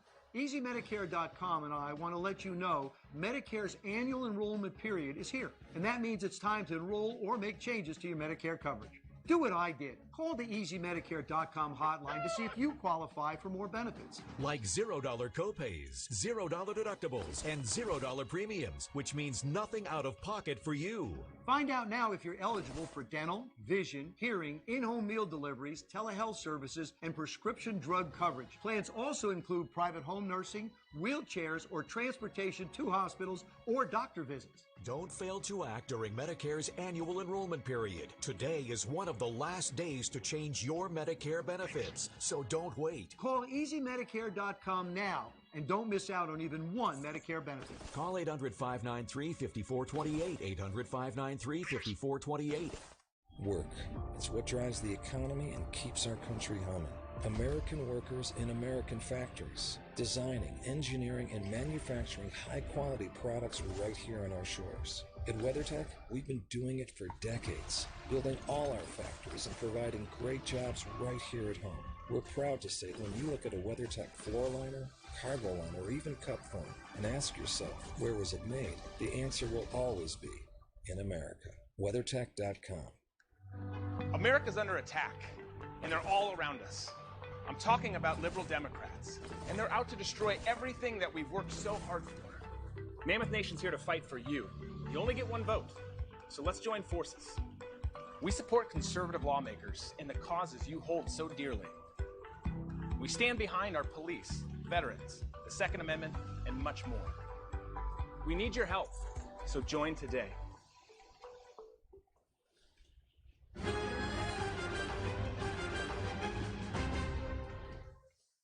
Final question for you. Will you urge your supporters to stay calm while the vote is counted, and will you pledge not to declare victory until the election is independently certified? Yes, and here's the deal. We can count the ballots, as you pointed out. Some of these ballots in some states can't even be opened until Election Day. And if there's thousands of ballots, it's going to take time to do it. Isn't that something? There he pledged to not declare victory until the election is certified. That has not happened. And he's running around calling himself the president-elect. I think he violated a major, major pledge that he made to the American people. Let's bring in Jason Miller. Jason Miller, Trump 2020 senior advisor. Welcome back to Newsmax, Jason. How are you? Greg, I'm doing excellent. Thank you so much. And by the way, if you think that was the biggest lie coming from Joe Biden, wait until it gets proven that he knew about all of Hunter's business deals. I'm sure that's going to pop up maybe January 20th in the afternoon or January 21st if we're not successful with some of these recounts. So, but look, Joe Biden just can't tell the truth. Of course, he's going to go and try to rush to victory, trample over everything he said previously. So it is wild, though, that he was able to say that, and the mainstream media are not calling him out on that. By the way, you think we'll find out about January 20th Hunter's situation? Tell me that again. Why will we know by January 20th or on January 20th? Well, if that's the way that it holds and Joe Biden is inaugurated as the next president, if we're not successful with these recounts and with these legal challenges we have, that's when the media will magically discover, oh, wait, Hunter is under investigation. The Bidens are under investigation for money laundering. We just, we just forgot to read this email in our inbox, or we forgot to call our sources at the DOJ. You know, Greg, that is going to happen. Because they really would like another story, and they really would like Kamala Harris as president of the United States. Yes, I could see that happening. But please, let's not talk about that. We don't want that to happen. Look, I've got a lot of hope, and I think this was a significant victory. Georgia is hand recounting the votes. Tell us a little bit about this and what you think could happen next. Yeah, absolutely. So here's what we learned today is that the state of Georgia is authorizing a hand recount of all of their ballots because it was within the automatic recount threshold. Here's why it's key, because Georgia allowed for the first time a number of mass unsolicited ballots to be sent out under the guise of COVID. And Greg, don't even get me started. We have a Republican governor, Republican Secretary of State, Republican Senate, Republican House, and they still allowed this to happen, which Stacey Abrams then swooped in and was able to go around and harvest ballots. So we're going to go through and check every single one of those votes cast. And Greg, you may have seen it from the campaign earlier today. We put out our initial list of dead Georgians whose identities were stolen and voted with this year. We put out our Pennsylvania list this afternoon. So as we start going through every single one of these ballots, we think we're going to see significant examples of fraud and misrepresentation, illegal ballot harvesting. So we're really looking forward to get through it. Greg, here's a critical detail. This isn't just about the presidential race. It's also about these Senate races coming up on January 5th. If we don't get down to the bottom of any of the fraud and illegality going on in Georgia, this could come up again in just a few weeks and have something to do with the outcome of the balance of the Senate. Wow. And yeah, January 5th. Hey, let's go to Pennsylvania for a second. And how much do you know about this potential whistleblower? He's been a little bit back and forth, according to the mainstream media. His name is Richard Hopkins, a mail carrier from Erie, Pennsylvania. He is being portrayed as a whistleblower. He saw a lot of irregularities, shall we say, with the ballots, but there have been some reports that he recanted his story. Then I heard something that he was pressured by his bosses at the post office. How much faith are you putting in this guy? What do you think so far? Well, I think it definitely should be investigated, and I think that the DOJ should come in and have a chat with him about this. Let's go and get the real heavies involved here. But here's what we do know, where there's absolutely no question, is the fact that the state of Pennsylvania took cured ballots. Those are the ballots where they go through and maybe they fix the signature, or they fix the envelope that was in, or they correct the date, and then they went and counted those and put them back in. They commingled them with all of the other ballots. And they also, and here's the egregious part, Greg, they didn't allow us to observe the ballots being counted. Why would the Democrats be rushing to have all of these ballots counted so quickly when you take a look at the fact that they wanted to rush it through?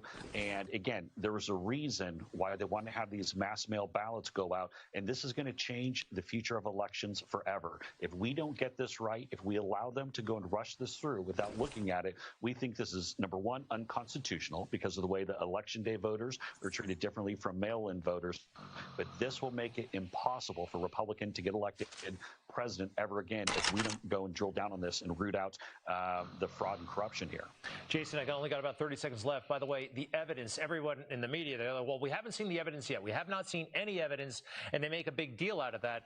I don't think the evidence will be black and white, like, hey, Joe, throw these ballots away, that kind of thing. I mean, people do cover this stuff up. And also, doesn't that come out in discovery when you file a lawsuit? It's not necessarily available when you start. You have a suspicion, then you file a lawsuit, and then you get that material, correct? Well, exactly. Well, Greg, not only do we have the dead people voting in Georgia, dead people voting in Pennsylvania, in Arizona, with these ballot machines, they counted overvotes erroneously, where they said that somebody had voted for both candidates for president and threw those out. That impacted thousands of Trump votes in Arizona. So we're just getting started here, feel very good about overturning this, and we got to stop Joe Biden from becoming the next president, because you just think about who he's going to put in his cabinet, going back to your last segment. I mean, I don't even want Mayor Pete being the ambassador to Sweden. Even if he could put together a furniture set from IKEA, I don't want him representing the country anywhere, although I wouldn't mind sending Donang Dick, Richard Blumenthal over to Vietnam for the very first time. That might be a good move for us, but no, we need Donald Trump still in the White House. All right, Jason Miller. Danang Dick, yes, old Dick Blumenthal from Connecticut. Said he went to Vietnam, but he didn't. That would be a good one. All right, Jason Miller, thank you very much. Good luck, our best to the staff, and stay in touch, okay? Thanks, Greg. You bet. Jason Miller, Trump 2020 senior advisor. We'll be back with Congressman Jim Jordan, a real hero, by the way, during impeachment. Remember that? We'll be right back.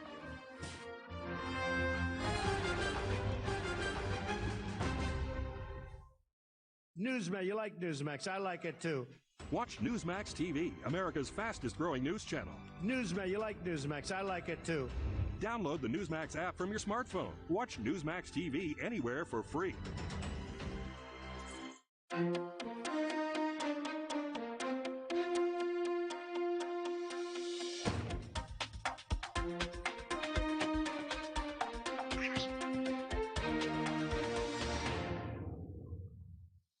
Night's sleep is so important to your health and well-being. Chics Performance Sheets help you sleep cool and dry. Chics are the world's most breathable, moisture-wicking, ridiculously soft sheets with superior stretch. Go to trysheets.com to save over $100 today.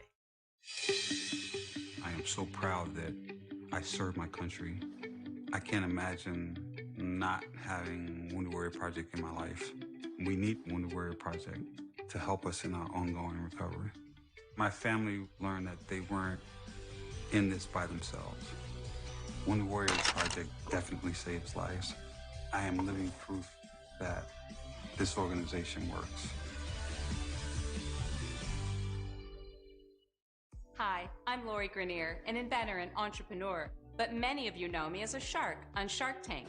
I discovered a convenient purse that allows you to use your phone right through it. And I loved it so much, I had to bring it to all of you. Watch this. Tired of fumbling with your phone? Digging in your purse to find it? Uh-oh, drop it and phones cost a fortune to fix. Or when you leave it somewhere, what a nightmare. And now, it's more important than ever to keep your phone clean. Introducing the Touchscreen Purse, the incredible new way to have instant access to your phone through the touchscreen window.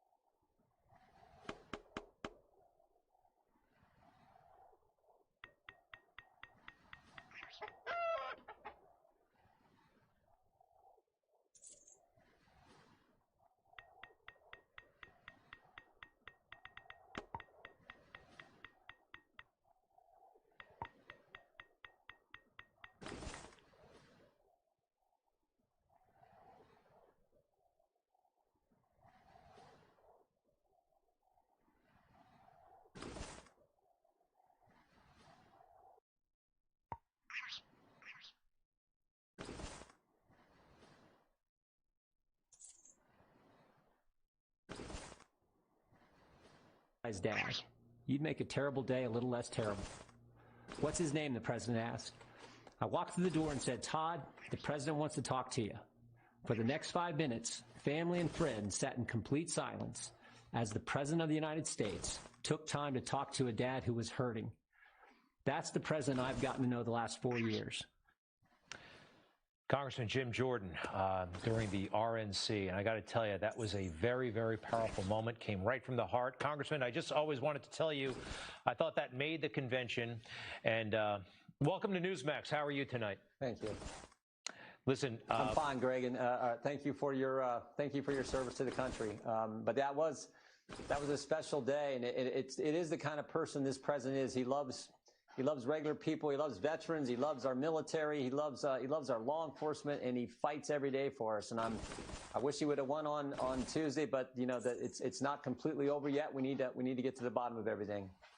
Well, I know he loves you because certainly the way you defended him in the House of Representatives during that nonsense the country went through. So, Congressman, I understand you have information. A staffer received some rather suspicious ballots in the mail. Can you tell us a little bit more about that? Oh yeah, I mean, we have a young lady who works for us, works for our personal office, also works for the committee, and she got her ballot mailed to her, and 4 other ballots arrived at her apartment of people who no longer live there, or maybe never lived there. We don't know. So that is the danger when you just blanket out live ballots. You just throw them out there. That is the recipe for mischief, a recipe for problems. And frankly, we did a report on this back in the summer put it out in September from the Judiciary Committee and the Oversight Committee, and we said all this stuff is going to happen. There's going to be chaos and confusion, which I believe is exactly what the Democrats wanted. They knew President Trump was going to win on election night, but they wanted to keep looking for and finding and counting ballots until they got over the top, and that's what we've seen play out. That's why we want to investigate it before we declare a winner. So Ohio is won outright by the president that night, your state. Pennsylvania, right next door. Yep. To me, Georgia is looking good as well, but there's so much mischief in Pennsylvania, and that Supreme Court, that state Supreme Court decision looks very, very iffy. I have a lot of hope about Pennsylvania. What do you think?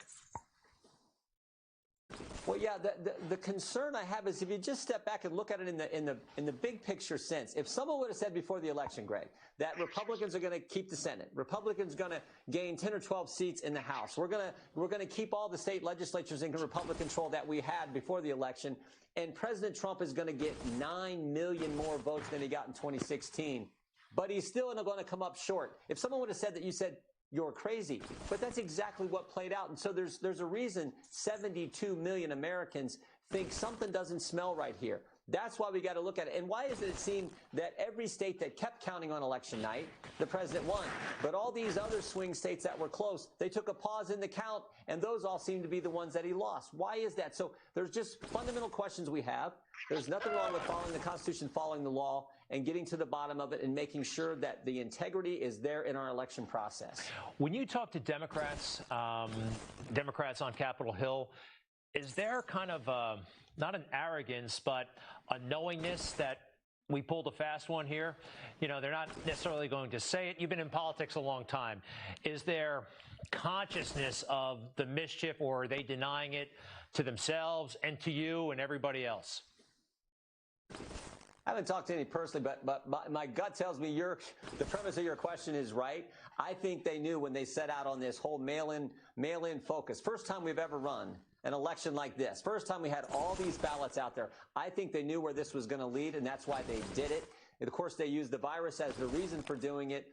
But I think it's a real concern. And when you get one person getting 4 additional ballots mailed to their place of residence, that is a big problem. But the big question is, why don't the Democrats want to find out? If they really want election integrity, why don't they want to? Remember, back to the impeachment, they told us that this whistleblower that no one ever got to see, this anonymous whistleblower with no firsthand knowledge who was biased against the president and worked for Joe Biden, they told us, you have to believe this guy. And so much so that we're going to try to remove the president from office. And now they're saying, oh, don't worry about it. Just trust the election. We nothing to look at here, even though we've heard about all these irregularities that Jason just talked about. No, nothing to look at here. Just keep moving on.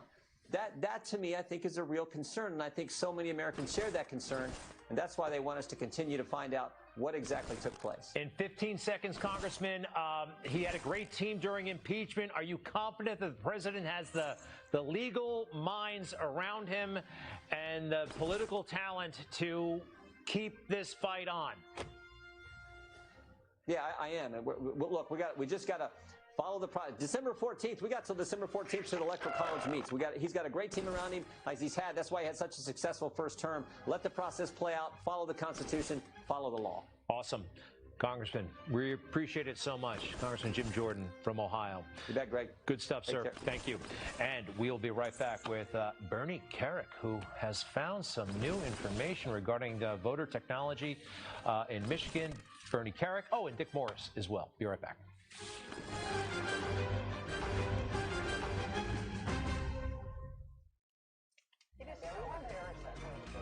If you've had it with the old news and the same spent, well, then Spicer & Company's your place. For the inside story. And for the facts that you need to know.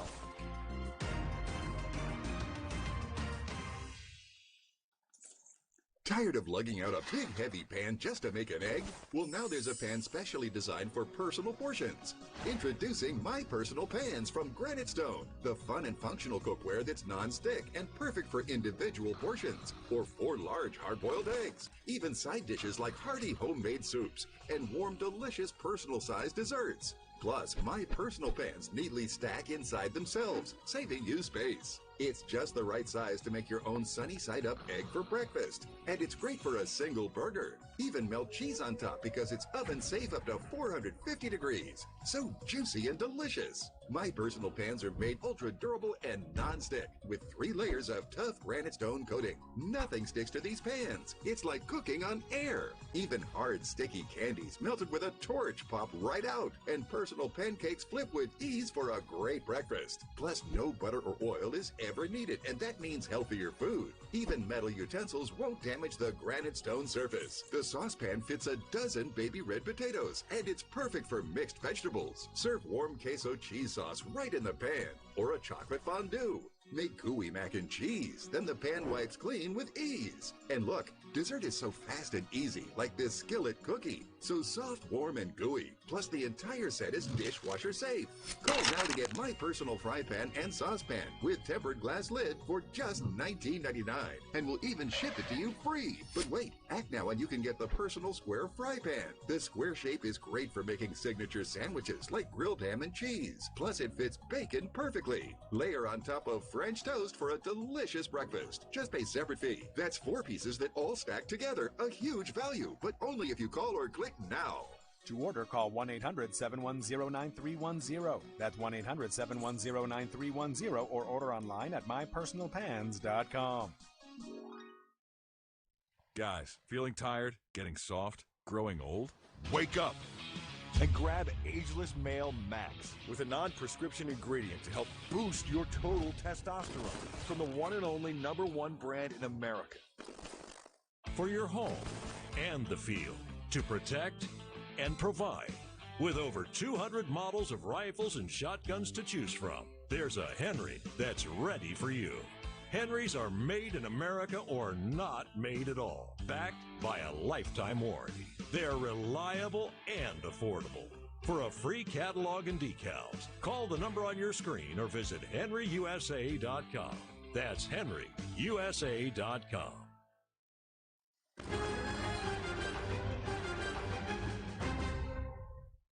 We're joined now by Bernie Kerik, one of the heroes of this country who served so well and effectively on September 11, 2001, the former police commissioner of New York City.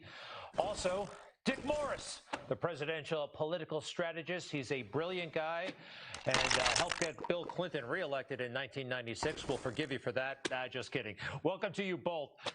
Commissioner Bernie, I understand you have new information regarding Dominion voting technology. Bernie will point out has been doing important investigative work for Republicans with Mayor Giuliani into Hunter Biden, and you're also all over this election situation. What do you have, sir? Well, as it stands right now, I don't want to give away the farm, but we are collecting a number of affidavits from people. I think I just received 14 different affidavits about 60 seconds before I jumped on this interview from witnesses that are providing evidence with regard to voter fraud, the Dominion software. The mayor has interviewed a whistleblower regarding Dominion. I have to tell you, Greg, looking at this from an outside perspective, the voter fraud is overwhelming, whether it's the preventing of witnesses and inspectors from overseeing ballot collection, ballot review, to the way these things were handled, to the software networks. It's more than anybody can imagine, and I think I'm extremely confident that it's going to be a major turning point in the election. Wow. Wow. Dick Morris, where are you on this? We haven't spoken in about a week or so. Update us on what you're thinking, what you're seeing, please, and regarding what Bernie just said as well. Well, first, let me just pay tribute to Bernie Kerik. He solved the biggest problem in New York City. Then he was punished for it, and now he's had to watch his good work get undone. So we love you, Bernie. Thank you, Dick. Thank you. Now about your question, I believe that there is a very good chance that this will be set aside simply on the basis of the recounts. It is very big that the Georgia Secretary of State has said that there will be a hand recount of Georgia. especially since there are 27,000 people over the age of 90 who voted, 2,000 over the age of 100, and 100 over the age of 105. And we're going to call each of those people. The phone might ring in the casket, but we'll get them, and we'll find out if they're alive and if they voted. In Wisconsin, there are 6 counties where the turnout was 15 or 20% higher than the highest turnout previously recorded in those counties. And throughout the state, the turnout was lower than the turnout for Obama in 2008 or in the Trump-Hillary race. So it's very unusual that those counties have such high turnout, and one suspects ballot stuffing. The recount in Wisconsin begins tomorrow. And then there's Pennsylvania, where, first of all, the Speaker of the House has announced that he will not accept the results of this election without a full audit. And that's crucial because it is the House and the Senate in each state that determines who are the electors, where the electoral vote goes. They're the final court on this thing. And they're given that power specifically by the Constitution, Article 1, Section 2. And if he wants an audit, he's going to get an audit. Now, the opposite in Pennsylvania had been that because the result is less than half of 1% difference, there's no automatic recount, and the Democrats are not about to give it to us. Yeah. But the Speaker is going to give it to us through this audit capacity. All right, Speaker of the House, the State House in Harrisburg, Pennsylvania. All right, Bernie, you know, I do hear from the mainstream media a lot. They're frustrated. They say they're frustrated. I think they're up to something else, that they haven't seen the evidence. We hear evidence. Some of it is anecdotal, but you're a trained investigator, law enforcement background. You don't ever, I believe, parade the evidence around when you're about to go to court. There are some significant reasons to not do that. Just like you said, you don't want to put it all out right now. Can you talk about that for a bit? Yeah, the whole evidence thing is a joke to me, Greg. You know, what do witnesses do? Witnesses come forward and they give you statements, they give you evidence, they give you their story. In putting that together, I can assure you there's tons of evidence of wrongdoing, of voter fraud, and there's another element to this that we have to keep in mind. The mayor met with the president last night, and the president was adamant about not only pushing forward with the lawsuits, but also turning over what we get to the FBI and the Department of Justice. So, like I said earlier, we don't want to give away everything we have or what we're getting, but I can tell you there's an enormous amount of it, and it's going to go into these lawsuits. Pennsylvania's done already, Michigan next. They're working on Georgia. They're working on others. And that information is also going to go to the FBI and the Department of Justice. Commissioner Carrick, thank you very much. And Dick, final to you. I only have 15 seconds. Is there enough time to do all this stuff, do you think? Yeah, there's plenty of time, Just we can't do the bum's rush that the media is doing to declare Biden the victor. Yeah. But Electoral College doesn't meet for another month. Got the music. We got to leave it there. We'll talk about the media and how they're handling this and how they should prepare the public for a reversal. I think they have a responsibility here. Talk about that next. Gentlemen, thanks a lot, okay? We'll do this again soon. Right. All right, take care, and we will be right back.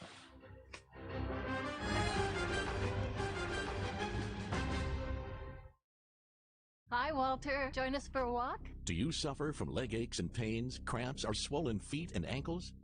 Let Revitive Medic Circulation Booster help you get back on your feet and doing what you love. Call or go online to see why over 2 million people trust Revitive Medic. Developed by physical therapists and vascular surgeons, Revitive works by sending gentle waves of electricity to the nerves in your feet that stimulate your calf muscles to pump fresh, oxygen-rich blood throughout your legs and feet.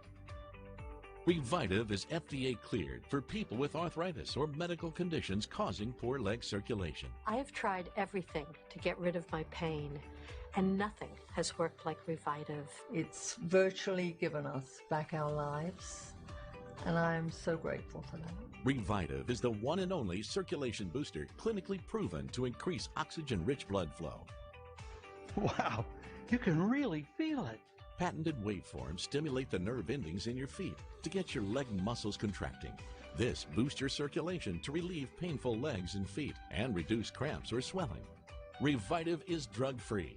Think of the money you'll save in prescriptions. Get back on your feet again today. Go online now to learn more about how Revitive can help relieve your leg pain. Call or go online and order Revitive Medic and receive free shipping. We'll also send you our targeted pain relief body pads, plus great accessories worth $50 free. Imagine taking long walks again, or having the second dance. My granddaughter asked me to dance with her. I danced 2 long dances with her, and I would never have been able to do that without Revitive.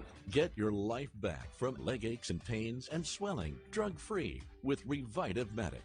So call 1-800-361-5784 or go to tryrevitive.com now for your Revitive Medic. So call 1-800-361-5784. Attention, home chefs, cooks, and foodies. You've just cooked the perfect juicy roast. But traditional cutting boards can make it difficult to carve meats or cut fruits and vegetables, and there is always an annoying mess to clean up. Introducing the Carving King Dripless Cutting Board 2-in-1 system. Carving King's patented and genius 2-in-1 design keeps meats, poultry, fruits, and veggies securely in place while you carve, cut, and chop. Here's the secret. Carving King spikes hold the food in place, preventing slippage for the perfect cut, while the built-in drainage system funnels the juices neatly into the collection tray. Just remove and create tasty gravies, au jus, and more. All the taste without the waste. And no juicy mess to clean up. Before, I was cleaning up essentially my entire kitchen. Now the only thing I'm cleaning is the board. Carving King size is big enough to handle large meats such as turkeys, chickens, roasts, racks of ribs, you name it. And even bulky, juicy watermelons are a cinch with Carving King. The easy grip handles make it a snap to go from the counter to table. And the non-slip rubber feet keep the board securely in place. Carving King also includes a removable cutting board for chopping fruits and vegetables. Chop right on the Carving King or directly on your countertop. When you put the Carving King down, it doesn't move. The Carving King has made me the Carving Queen. The Carving King is made right here in the USA and is dishwasher safe and BPA free. With the Carving King, you eliminate the mess and reduce the stress. Spend more time with your family, friends, and guests instead of cleaning up the mess. Call or go online right now to get your Carving King dripless cutting boards, including the bonus removable insert board. And with every order, we'll include this digital meat thermometer. Together, that's $30 of accessories, absolutely free. You can also save 50% off a second Carving King. Get a board for yourself and one for a friend, because Carving King makes a great gift. Call or go online now. All I can say is that the fake news just doesn't get it, do they? His hands do a lot of interesting things there, but I agree with him. They don't get it. And you know who does get it? Curtis Houck, managing editor of Newsbusters. Welcome back, Curtis. How are you? Good to be with you, Greg. Curtis, I actually think that the media, they are potentially doing real damage to the lives of people right now. Here's my theory. They should be covering the recount situation, the voter fraud allegations more responsibly, because they're pretending it's a false story. In the event that this election is overturned, there are going to be a lot of very angry people. And I think they're going to be angrier because they're going to be surprised. They're not going to see it coming because so much of the media are not reporting it honestly. And then we could have some real violence on our hands. Right, I think I agree with that. I think my mind goes to what are the media doing right now? They're trying to say that Donald Trump is going to cause another 9/11 or he's going to invade another country right now. So the media right now aren't doing very well, Greg. They're just really flailing all over the place. We saw before the election, you and I have talked about how the media ignored Tony Bobulinski. If they could just pretend it didn't happen, they could put, their fingers in their ears and, la la la la, like in Dumb and Dumber, just to pretend that something isn't happening. But of course, what is going on is it is happening. That, Georgia announced that we're going to do a hand recount of all the votes. You got the update earlier in the show from Jason Miller. This is a real thing, people. Some people are pulling. I saw that Decision Desk has retracted their call of a congressional race in New Jersey because of votes breaking for the Republicans. So this is going on all across the country right now. And yeah, the media's first responsibility is the who, what, where, when, why, and how. And when you're failing to do that, you're not a news media. You're a propaganda outfit. Yep. Hey, you mentioned 9/11, that they're trying to say that this transitory time could lead to a 9/11 type thing. You're not exaggerating. This happened on NBC today. You pointed this out for us. I think this is Peter Alexander, their White House guy. One of them. Let's play it. In 2000, the legal fight over less than 600 votes in a single state, Florida, delayed the transition between the Clinton and Bush administrations by 37 days. The 9/11 Commission that examined the 2001 terror attacks found that loss of time slowed the Bush team from identifying, recruiting, clearing, and obtaining confirmation for key appointees. The implication being that it all led to 9/11, and this could do the same thing. I don't know why they talk about it like that, but we'll talk about that some other time. Clearly a stretch, Curtis. Yeah, and as someone who's currently actually reading the 9/11 Commission report on my coffee table right now at home, I can confirm that, yes, if folks recall, that there were a number of problems going into 9/11. So for the media to pretend that that was the biggest issue and the reason that 9/11 happened is just preposterous. I think, Greg, the bigger point is it's an insult that the news media are doing to our military men and women, that somehow because of who's president of the United States, that their military readiness, their intelligence gathering is somehow at fault because Orange Man Bad is still in the White House and Joe Biden isn't able to control the levers of power yet. I mean, I think, again, it's an absolute disgrace and an insult for people to be doing this on Veterans Day of all days, to say that our military men and women somehow aren't able to do their jobs right now. Well, with Mark Esper, the Secretary of Defense, Mark Esper, who nobody could pick in a lineup with a gun to their head, is suddenly off the job. Like, that means anything to anybody. It's the biggest bureaucracy in the world. By the way, the 9/11 Commission report, which I actually recommend everybody should read it. I read it cover to cover. Check out the part where they say Congress actually has blown off its oversight responsibilities in favor of scandal, media attention, media-grabbing stories. That was a significant contributor, that Congress took its eye off the oversight ball. That's in there too, Curtis. Hey, by the way, what is all that stuff behind you? It looks like you're in a doctor's office. What is that stuff? We're in our Newsbusters conference room. Behind me is copies of Newsweek and Time Magazine going back into the 80s, since the MRC started in 1987. Oh, so if you want to know something, we have it for you. Okay, good. Actually, that's very good to know. To be continued, Curtis Houck. Check out Newsbusters. We'll be right back.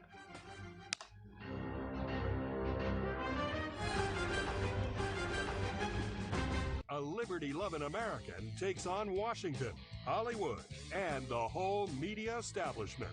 He's Chris Salcedo. Join his fight. Tune in to the Chris Salcedo Show every weekday afternoon on Newsmax.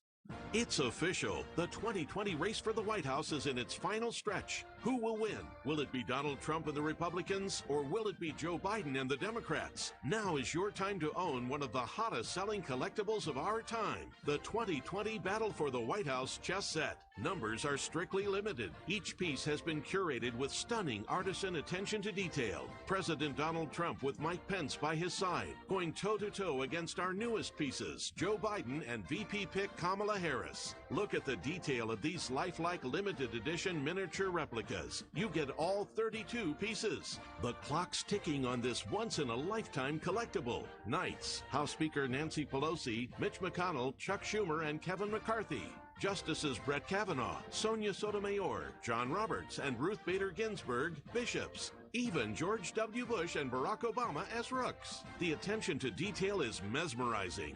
Pawns, elephants, and donkeys form the first lines of defense. You get them all. This is sure to become the most talked about chess set in history, and it can be yours now, but supplies are limited. What really makes this a collector's item is that the dies used to create each piece will be destroyed right after the election this November, making this a true one-of-a-kind. When these chess sets are gone, they are gone forever. Call or go online today to reserve your limited edition 2020 Battle for the White House chess set for the incredible price of only $19.99.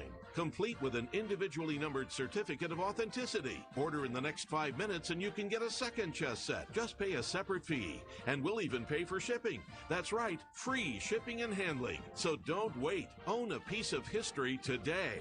To get your collector's edition chess set, call 1-800-536-8249. That's 1-800-536-8249. Call or visit chess2020.com. So call 1-800-536-8249 now. Hi, I'm Lori Grenier, an inventor and entrepreneur, but many of you know me as a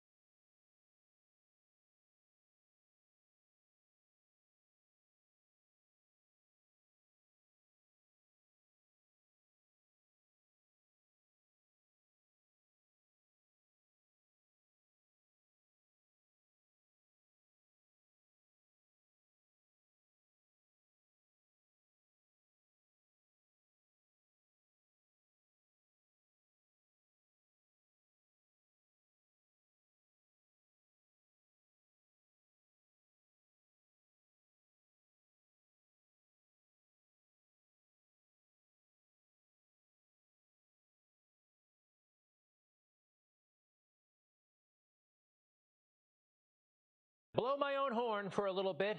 When Donald Trump declared on June 16th, 2015, I was actually in the room. He came down that escalator, as we all remember. It was a spectacle, and the media did not take it seriously. Again, I was in the room as he gave that speech. I think I have a picture of it. This is an aerial shot. Yeah, move in. I definitely recognize my head. That was me. So he spoke a rather unconventional political speech. Some person with a camera, turned out to be Access Hollywood, came up to me right after and said, "What'd you think of what you just saw?" I think he might be a game changer in this race. Listen to that speech. It's going to go over well in certain precincts in Iowa, New Hampshire. This is a big deal. This is not a joke. Game changer, big deal, not a joke, as the entire mainstream media establishment was laughing like this. Prominent New York tabloid, the Daily News, "Clown runs for president." That was their headline the next day. I took it seriously from day one, and I'm proud of that because I listened and I did not arrive with an agenda, unlike so many in the media then and today. All right, folks, thanks for watching. Please spread the word and stand by for Stinchfield.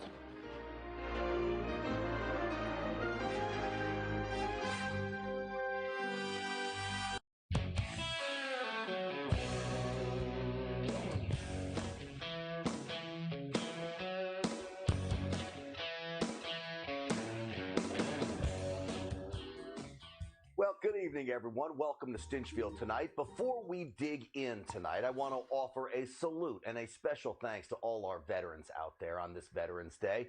To all of you who put a flag on your shoulder, fully willing to die for this country, I want all of you to know I am absolutely in awe of every single one of you. Your willingness to potentially sacrifice your life to keep us safe, that volunteer spirit, I promise you, is what makes our armed services the greatest fighting force the world has ever seen. So again, a very big thank you to all our veterans out there. Folks, when it comes to election security and the integrity of the vote, you are being lied to. The biggest lie of all is that somehow our state's voting systems are not connected to the internet. We hear them say this all the time. Now, that may be true for the individual machines. It may not be, by the way, but it is certainly not true for all of the state and county databases. In fact, it's an absolute myth that it's not connected to the internet. Your votes, in many cases, are being stored on a server in Frankfurt, Germany. Cybersecurity investigators tell me they can prove the nation's largest provider of election software, a system used in 28 states, not only uses servers in Germany, but it's also possibly infected by a malware called QSnatch. Investigators at Allied Security Operations based in Dallas tell me that they have found malware embedded in the software source code, which could be responsible for everything we're seeing right now. If that's true, even the nation's cybersecurity agency, CISA, warns QSnatch would allow hackers to find everything they would need to change votes in election databases across the country. Allied's co-founder, Russ Ramsland, told me he is not surprised he found QSnatch with the system as vulnerable as it is. He told this to podcast America Can We Talk? We can even see malware sitting there collecting all the credentials of all the county workers everywhere who are submitting information up, which means you can now go back into the county and change votes there too. Well, could this be what's responsible for all the malicious things we're seeing out there during this election? Maybe. He says because the voter results travel across a wide internet spectrum, from the county to the state, from the county to the election management companies, from there to the Associated Press, and ultimately the media, hackers, he says, can actually make changes to votes in the cloud and backload those changes into county databases. He also says he has proof that it's happening. They believe this cybersecurity breach of our nation's election system is responsible for the statistically impossibility of what happened to Donald Trump on election night. Think about it. 5 big swing states, all with Democrat governors, and suddenly the vote counting stops in all 5 states at the very same time. 3 hours later, the systems are fired back up. Joe Biden receives hundreds of thousands of votes. Not one goes to Donald Trump. Just look at Michigan. When the system came back online early Wednesday morning, 138,339 ballots, representing just about 3% of the turnout in Michigan, all go to Joe Biden. You can see Donald Trump's numbers do not change. He did not receive a single vote. This oddity in 5 states changed everything. Look at Wisconsin as well. It too saw a massive vote jump for Joe Biden. So we compared the registered voters in Wisconsin to the actual voters. Of the 3.6 million registered to vote in Wisconsin, 3.3 million actually did. That is a whopping 90% participation rate. 90%. Again, in America, that's unheard of when we saw a record-setting 66% voter turnout nationwide last week. Did all of those people in Wisconsin actually cast their own vote, or were their votes manipulated? It is certainly a valid question and worth investigating, but the Democrats are doing everything they can to block transparency and inspection. We then began to look and we realized how easy it is to change votes. The software is so bad you can easily change the audit trail so that later you cannot even forensically go back and find out the votes that were changed. Did you hear what he just said? Allied Security, a company that has done election integrity work for the state of Kentucky, believes the nation's election system is so vulnerable, even the voter audit trail can be manipulated. In our investigation, we found ways to change your votes there at the voting place. We found ways to change the tabulation software itself. I'm going to show you an example of that in Kentucky in a minute. We found ways to change the database itself. We found ways to go into both of these and change the software that they have that then gets loaded into the equipment here that goes to the equipment here. Why is the media not talking about this? I want you to watch what happens in this video from 2019, where the Kentucky governor's race gets updated in real time on the CNN screen. Watch this. This is some amazing video that you're seeing from CNN. Notice there that CNN cut away from the update immediately when the Democrat, Andy Beshear, has 673,948 votes to Matt Bevin's 662, 235,000 votes. Now watch when we back up the video and freeze the frame. Beshear goes to 674,508 votes, and Matt Bevin loses 560 votes, taken away from him. Now, if that happened in 2019, you better believe that it can happen today. In fact, last night on this program, we told you about Donald Trump losing a total of 10,000 votes from 3 Pennsylvania counties at the exact same moment. Suspicious, to say the least. So the Democrats wanted hard evidence of election fraud. I believe this is at least credible evidence. At the very least, it's enough evidence to launch an investigation. One state that is seeing similar voting irregularities is Georgia. So after the Trump campaign demanded a recount by hand of all ballots cast in Georgia this morning, the Republican Secretary of State, Brad Raffensperger, announced that he will get that hand recount done.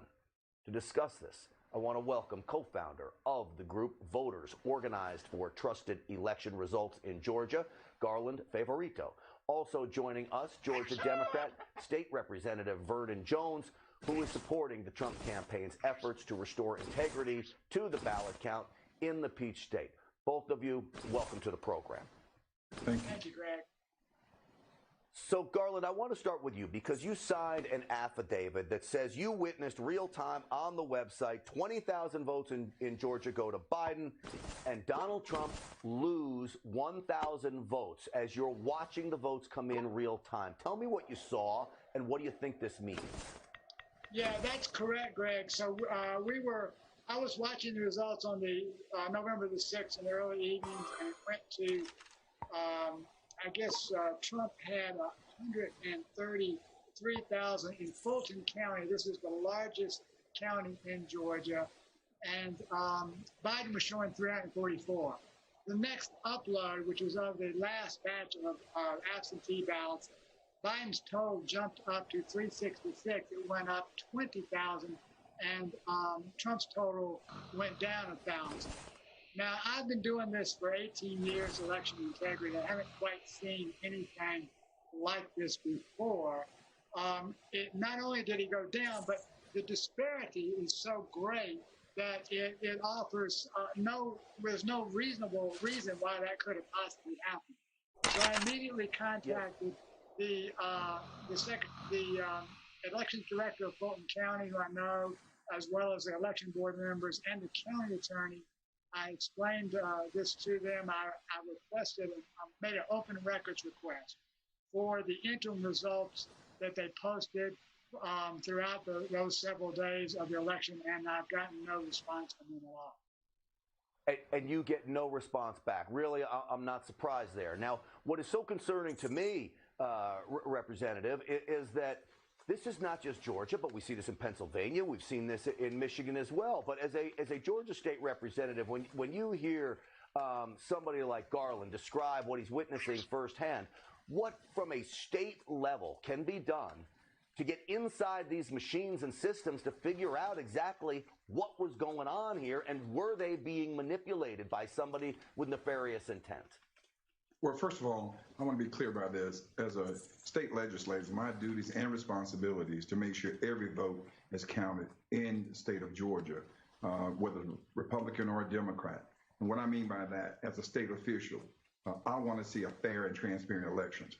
I believe that the Secretary of State did the right thing today by coming out after pressure from many of us to make sure that these ballots were counted and they were counted by hand.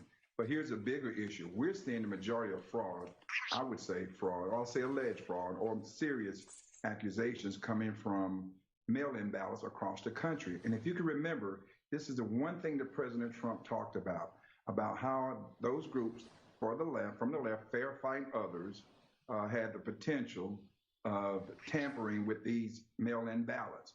And if you notice, that's who's been pushing for this mail-in ballots. That was Stacey Abrams, the far left, and the Democratic Party. They had an agenda. They knew if there was any vulnerability, it could happen clearly with mail-in ballots. Now, the machines, that's a whole nother different issue.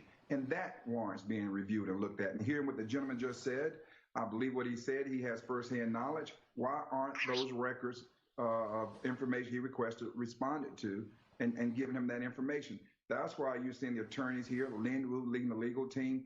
This thing is far from being over. It's tainted too much. And Georgians, we're not going to stand by and allow this to happen. And this is for everybody. We're not a third world country. We are the United States of America. We are a republic. And I want to make sure democracy is upheld.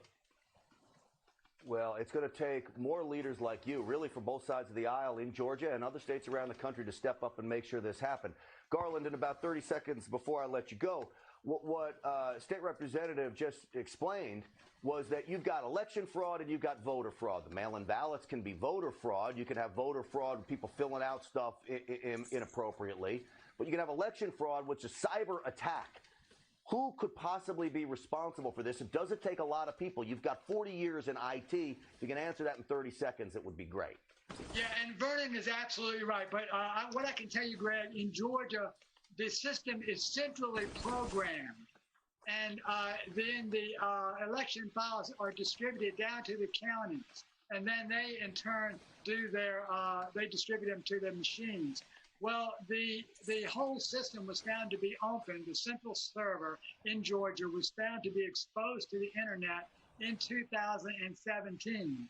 So the most important point I can tell you is even if the machine is not connected to the internet on election day, it was prepped from machines that were connected to the internet, and that is a tremendous cybersecurity risk. Absolutely, and I want to make sure everybody at home knows. It is also clear to me through my research that when they tell you it's not connected to the internet, they are absolutely wrong when they are sending this data down the line. And if the hackers have the right material, they can backload the data back into the system. They can get by the firewall that has access to the internet. They can certainly hack these systems, and that's what our research is showing. Garland Favorito, it's great to have you on the program. Vernon Joe's always good to see you as well. Both of you, thank you for coming on today. Coming up on Stinchfield, folks, the curious case of Pennsylvania votes magically switched from the Trump column to the Biden column. We're hearing this all over the place. Congressman Guy Reschenthaler weighs in on the state's part to attempt to pull off an election heist. And later on the show, KT McFarland and Ron Kessler join us to talk about who will investigate the voter fraud. It should be the FBI, but it's so entrenched in corrupt partisan politics. Will it do its job? Stay with us for that.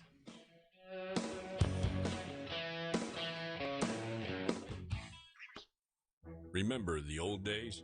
You knew the teller, they knew you, and paying with cash was normal. Now, federal rules require your bank to make reports on you. Many stores won't even accept cash. Get The War on Cash by David McCree. It reveals the dangers to your money, even confiscation. A #1 Amazon bestseller, The War on Cash shows you how to protect your money. Get the free offer now.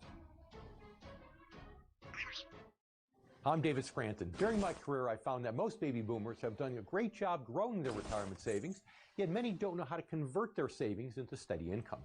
And that is why I built the Retirement Income Store, to help hardworking Americans preserve their assets and establish steady streams of income.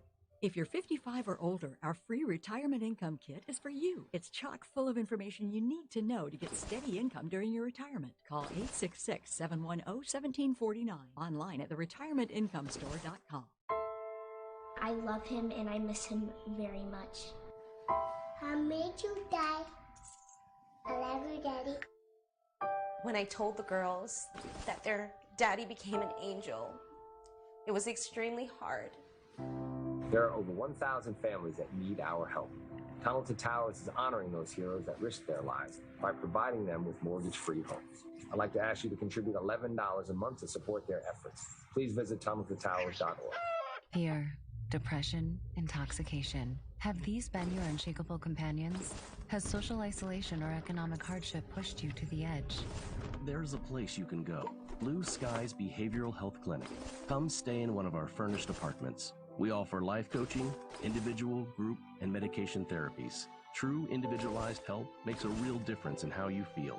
Visit BlueSkyRecovery.com and open up a world of treatment. Get away so you can return home well. Insulin injections can make diabetes complicated. Meet Omnipod. It delivers insulin through a tubeless pod. Just one small pod replaces up to 14 injections. And today, you can get started with a free 30-day Omnipod Dash trial at Omnipod.com. No more daily injections. It's game-changing. Get started with a free 30-day Omnipod Dash trial today. Go to Omnipod.com for risk information, instructions for use, and free trial terms and conditions. Consult your healthcare provider before starting on Omnipod. Simplify diabetes. Simplified life. Omnipod. I'm Greg. I'm 68 years old. I do motivational speaking in addition to the substitute teaching. I honestly feel that that's my calling, to give back to younger people. I think most adults will start realizing that they don't recall things as quickly as they used to, or they don't remember things as vividly as they once did. I've been taking Prevagen for about 3 years now. People say to me periodically, man, you got a memory like an elephant. It's really, really helped me tremendously. Prevagen, healthier brain, better life. All right, welcome back, folks. I hate to say this, but I think we are witnessing the most brazen attempt to steal an election in United States history.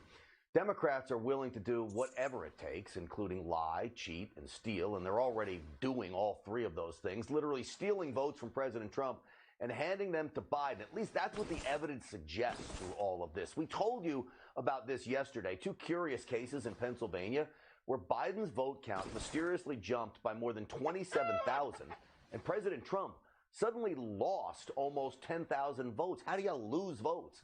The media, of course, ignores all of this because they are part of the operation, like a wheelman for a bank robber. And don't get me started on Allegheny County in Pennsylvania. It's an absolute mess there. The Elections Board in Allegheny has decided to go ahead and count thousands of mail-in ballots that were not cast properly and, therefore, in my opinion, are illegal.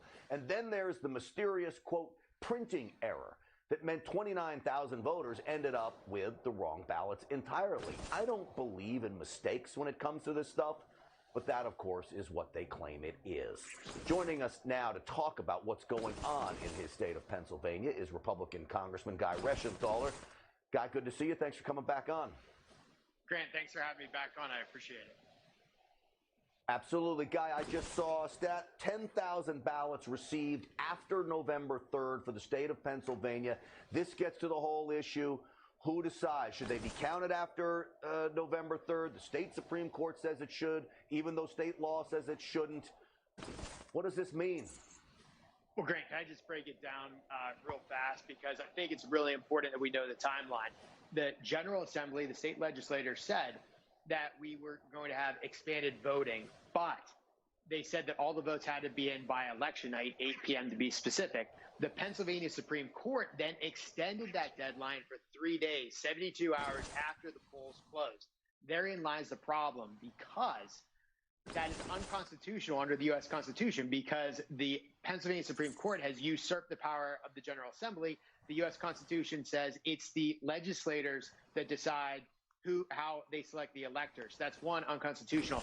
Two, it gives Democrat operatives a chance to engage in fraud. And our system here is now ripe with fraud, because the ballots that are coming in, not all of them are being marked, stamped with the date that it arrived, number one. Two, you can have them coming in without postage, and the Supreme Court of Pennsylvania said you don't even need signature verification. So good luck actually figuring out which ballots came in before election night and which ones came in after. That gets me to I think part of the problem here is I'm worried that places like Philadelphia and Pittsburgh purposefully separated this ballot so they can't put them back together, knowing when which ones came in, when which ones didn't, which fall here, which fall there. So it's going to be hard to separate and sort these things. Well, and therein lies the reason why you don't have Republicans allowed to watch the votes being counted, right? Or when they do allow Republicans in, they have to stand 20 feet back and they can't see what's going on. And isn't it mysterious, Grant, that all these ballots are arriving at like 3 in the morning? Just kind of weird. But that is why Justice Alito told Pennsylvania explicitly in an order on Friday night that these ballots cannot be commingled. Basically, the ballots that are coming in post-election night shouldn't be mixed up with those that came in on election day or before. Now that they've been commingled and you didn't have Republicans, it's going to be very hard to distinguish ones that were legal with ones that are illegal. And just one more point, Grant, the Democrats are chanting that every vote must count. We do agree that every vote must count. However, illegal votes cannot count, because as soon as one illegal vote is counted, or as soon as one dead person is allowed to cast a vote, which we also know is happening, then it by definition dilutes legal votes and dilutes the power of the voter that's voting legally. Yeah. I'll tell you, you raise a dead voter. Look, the Trump campaign came out and said they had a woman who registered to vote 2 days after she died and then ultimately voted by mail, for this election. So clearly fishy. The other thing I see fishy here is Pennsylvania. 98,000 votes were cast for only Joe Biden, meaning they didn't check anything else on the ballot. Only Joe Biden. Who does that? Nobody is the answer. Guy, in about 20 seconds, wrap it up. Yeah, it's just not about those irregularities. It's also about the performance. How did you have 2 Republicans win statewide offices? Also, we didn't lose a single Republican congressman that was on the ballot.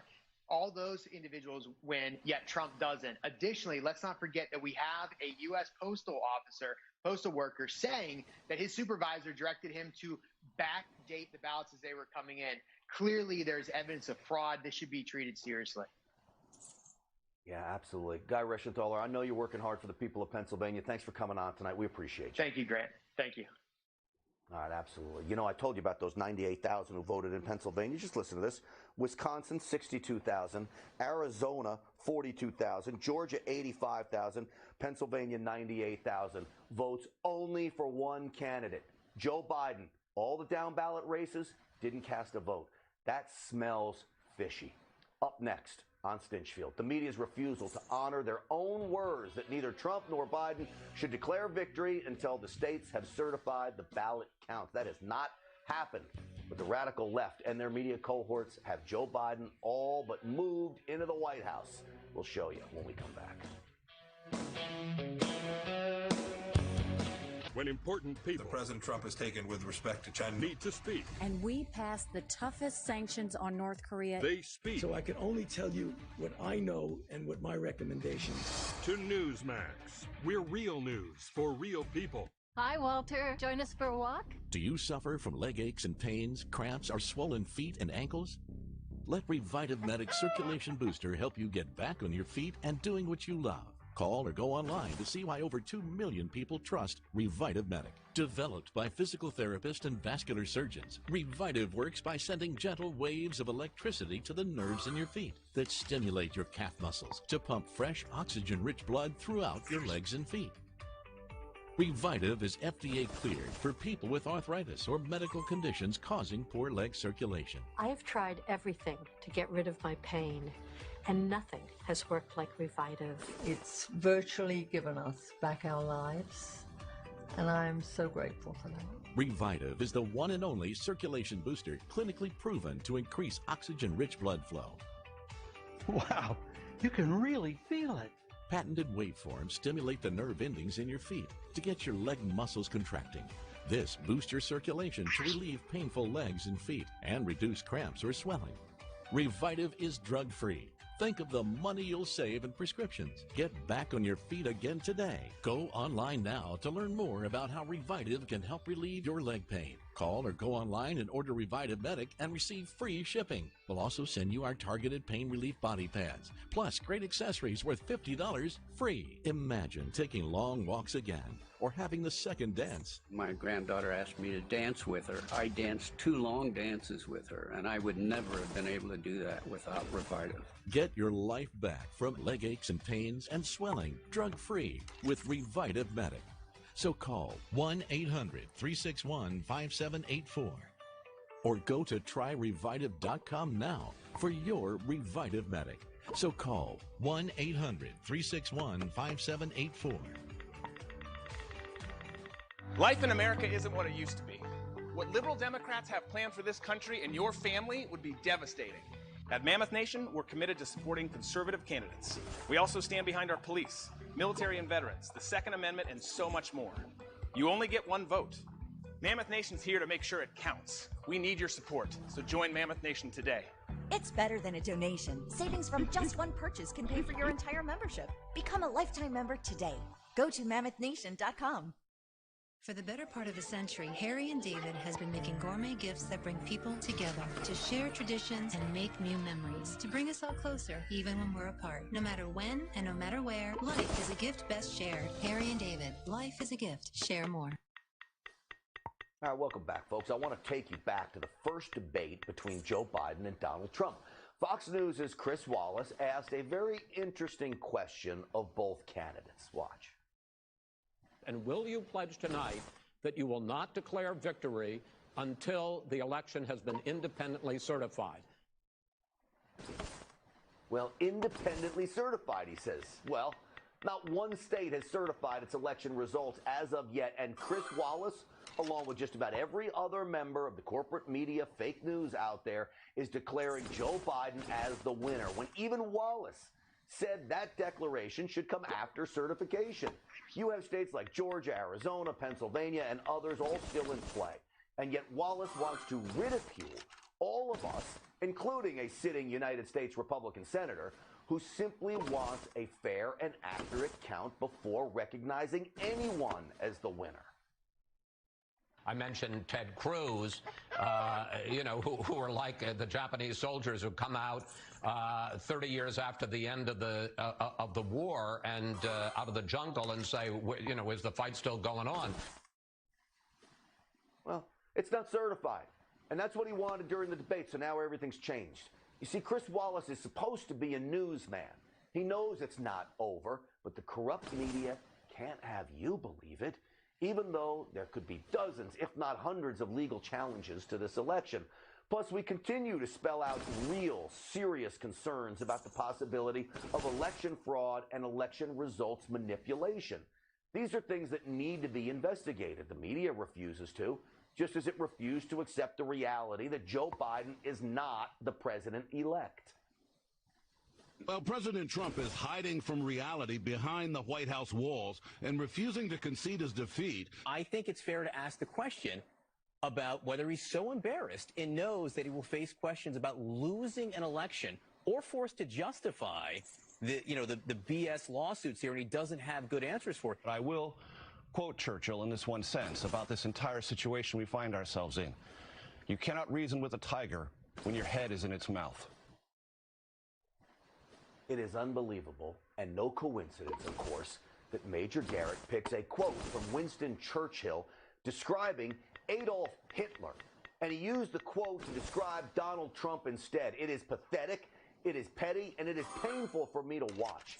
The mainstream media's bias is out of control, and their desperation in their quest to convince you that Donald Trump is finished should serve as an embarrassment to the entire industry.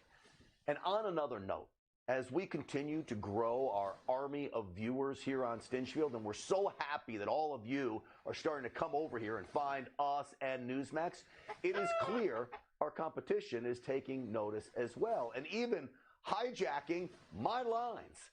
This was me describing Antifa riots 2 weeks ago.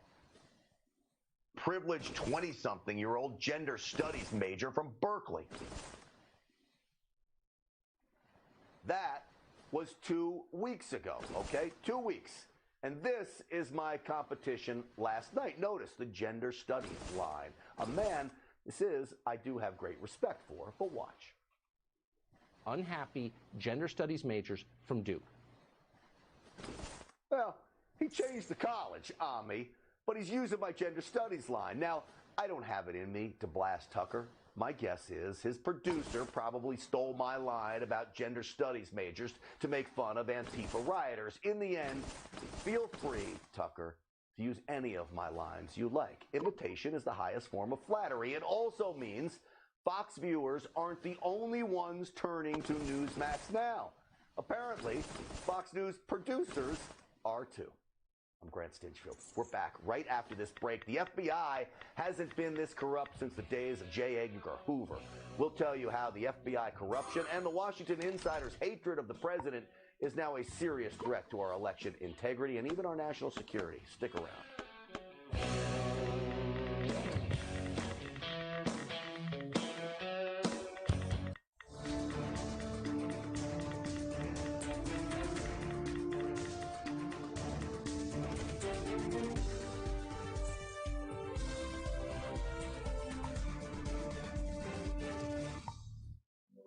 I don't want to look like this anymore. What is happening to my body? Why can't I lose weight? You may be suffering from insulin resistance. Measure your waist. Females measuring more than 35 inches and males measuring more than 40 inches may have insulin resistance. To learn how to reverse insulin resistance and lose weight effectively, go online to golo.com. Once again, that's golo.com. I'm Norm. I'm Saz. And we live in Columbia, Missouri. We do consulting, but we also write. We take care of ourselves constantly. It's important. We walk 3 to 5 times a week, a couple miles at a time. We've both been taking Prevagen for a little more than 11 years now. After about 30 days of taking it, we noticed clarity that we didn't notice before. It's still helping me. I still notice a difference. Prevagen, healthier brain, better life. Medicare annual enrollment period starts now. It can be confusing, and the choices you make could have you paying more than you should. You may want to get more benefits without paying more. Lower your out-of-pocket costs. Get prescription drug coverage. At Health IQ, we make finding a plan easier and help make sure you don't pay more than you need to. Call now, and we'll help you shop well-known insurance companies until we find a plan that fits your needs and your budget.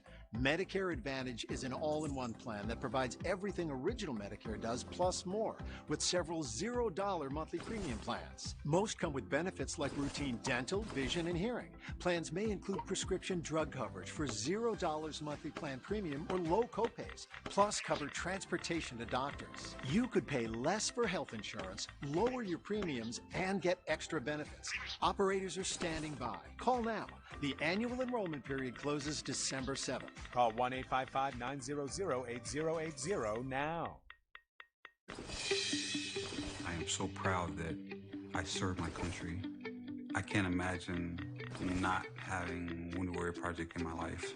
We need Wounded Warrior Project to help us in our ongoing recovery. My family learned that they weren't in this by themselves. Wounded Warrior Project definitely saves lives.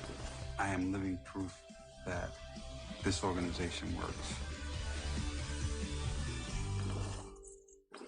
Ageless Male is now the #1 brand in male enhancement because of our new formula for helping to fight fatigue, our performance-boosting Wonder Pill, and our best-selling formula for boosting your total testosterone. Ageless Male. Be the man you want to be.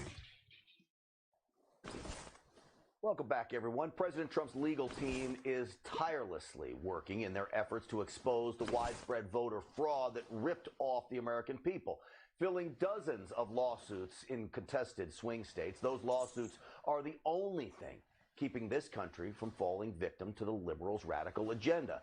But there's a problem.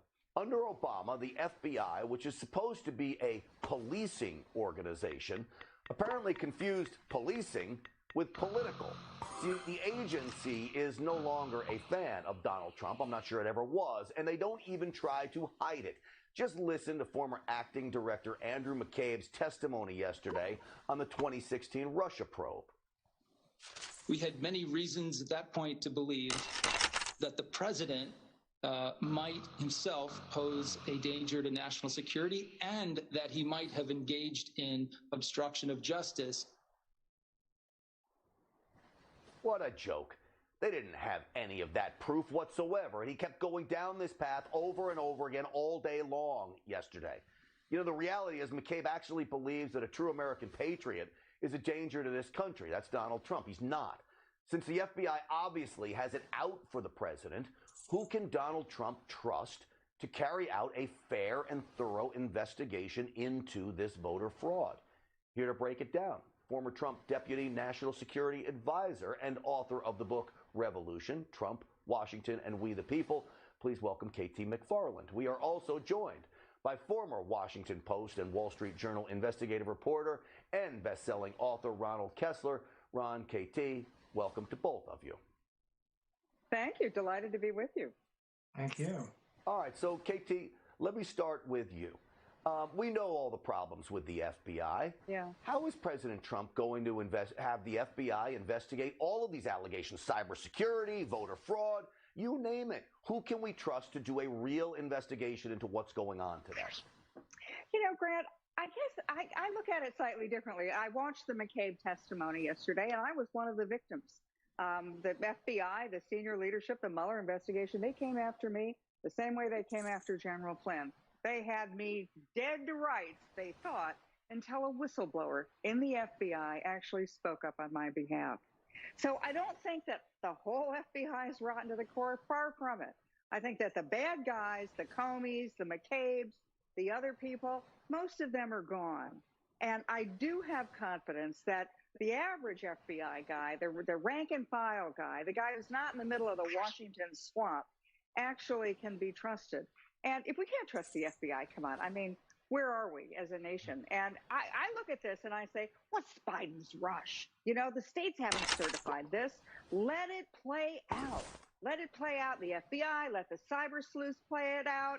Let the forensics experts, let the juries, let the courts. And then once the states have certified who the next president is, then start your transition and start your happy dance in the end zone. Because right now, he's alienating 71 million Americans. He's just sort of disregarding their opinion. You know, KT, I agree with you that I think the rank and file FBI agents are by and large patriots to this country and doing an unbelievable service. The problem is I do believe there are those at the top, but I think there are still some inside the FBI that are holding all of this up, including Christopher Wray. And Ronald Kessler, I just read an article from you. Ronald, I read an article from you that you know, you drew the conclusion about the Russia investigation. They launched this into President Trump because they said he embarrassed them about calling it a witch hunt and all of these things. And they just said, well, we're going to investigate him then. Will they spring into action here? Well, you know, Bill Barr is in charge of everything. He's a big Trump supporter. Trump loves him, and nothing untoward is going to happen now. All of this, as KT said, happened during the Obama administration. And as we all believe, the FBI as a whole is a very important, honest institution. But what is really shocking, much more shocking than even the FISA abuses, even the dossier abuses, even the investigation of Michael Flynn, is something that has been totally ignored. And that is, everyone's going around in circles trying to figure out why did the FBI start this investigation of Trump in the first place? And the answer is in black and white in Andrew McCabe's book. Andrew McCabe in his book says, I was the one who opened the investigation specifically targeting Trump in a counterintelligence investigation. This was after the FBI had already been looking into FBI Russian interference. And he says in the book, he gives his reason. He says, well, Trump was on Lester Holt NBC, and he was asked about his firing of Comey, and that Trump said, well, I thought about this Russia thing. But guess what? Trump went on to say in the interview, televised throughout the country, that he realized that by firing Comey, that would actually prolong the investigation, and he wanted the investigation to be done right. So instead of trying to cover up or obstruct justice or side with the Russians, it was exactly the opposite. But where did that appear in the book? Nowhere. He totally ignored what Trump said, which undercut what he said in his book. And that was the reason, not only that he started the investigation, but he says in the book that I also urged the Deputy Attorney General to appoint a special counsel. So all of this was based on a dishonest, phony predicate, and it's in black and white, and it's been totally ignored. Yeah. I did a story in Newsmax about it, and nobody picked it up, of course, and I sent it to the White House, I sent it to Trump, and during the hearings this week, you never heard a word about this. That is much more shocking than anything else we've heard about the whole FBI scandal. Well, certainly we're picking it up. And I'll tell you, just to be honest with the two of you, I love the both of you. This is why I don't like putting the two of you on panels, because I could talk to the both of you forever. I could do a whole show with one of you one-on-one. And now I'm left because I got to go because I'm out of time. But to the both of you, thank you so much for coming on the program tonight. We'll get back to you soon. Thanks. I am very, very sure. Thank you. Absolutely. Coming up on Stinchfield, folks. A city in chaos. The city of Portland braces for more riots tonight from Antifa. Who's behind funding this chaos? And will the radical mayor finally do something about it? I doubt it. Victoria Tunsing and Joe DeGeneva are two great friends of this program. Weigh in next. When the air indoors makes you wheeze and sneeze, don't you wish you had something that could help you breathe with ease? Introducing Breathe Pure, the portable plug-in air purifier that helps clear the air anywhere. Experts can...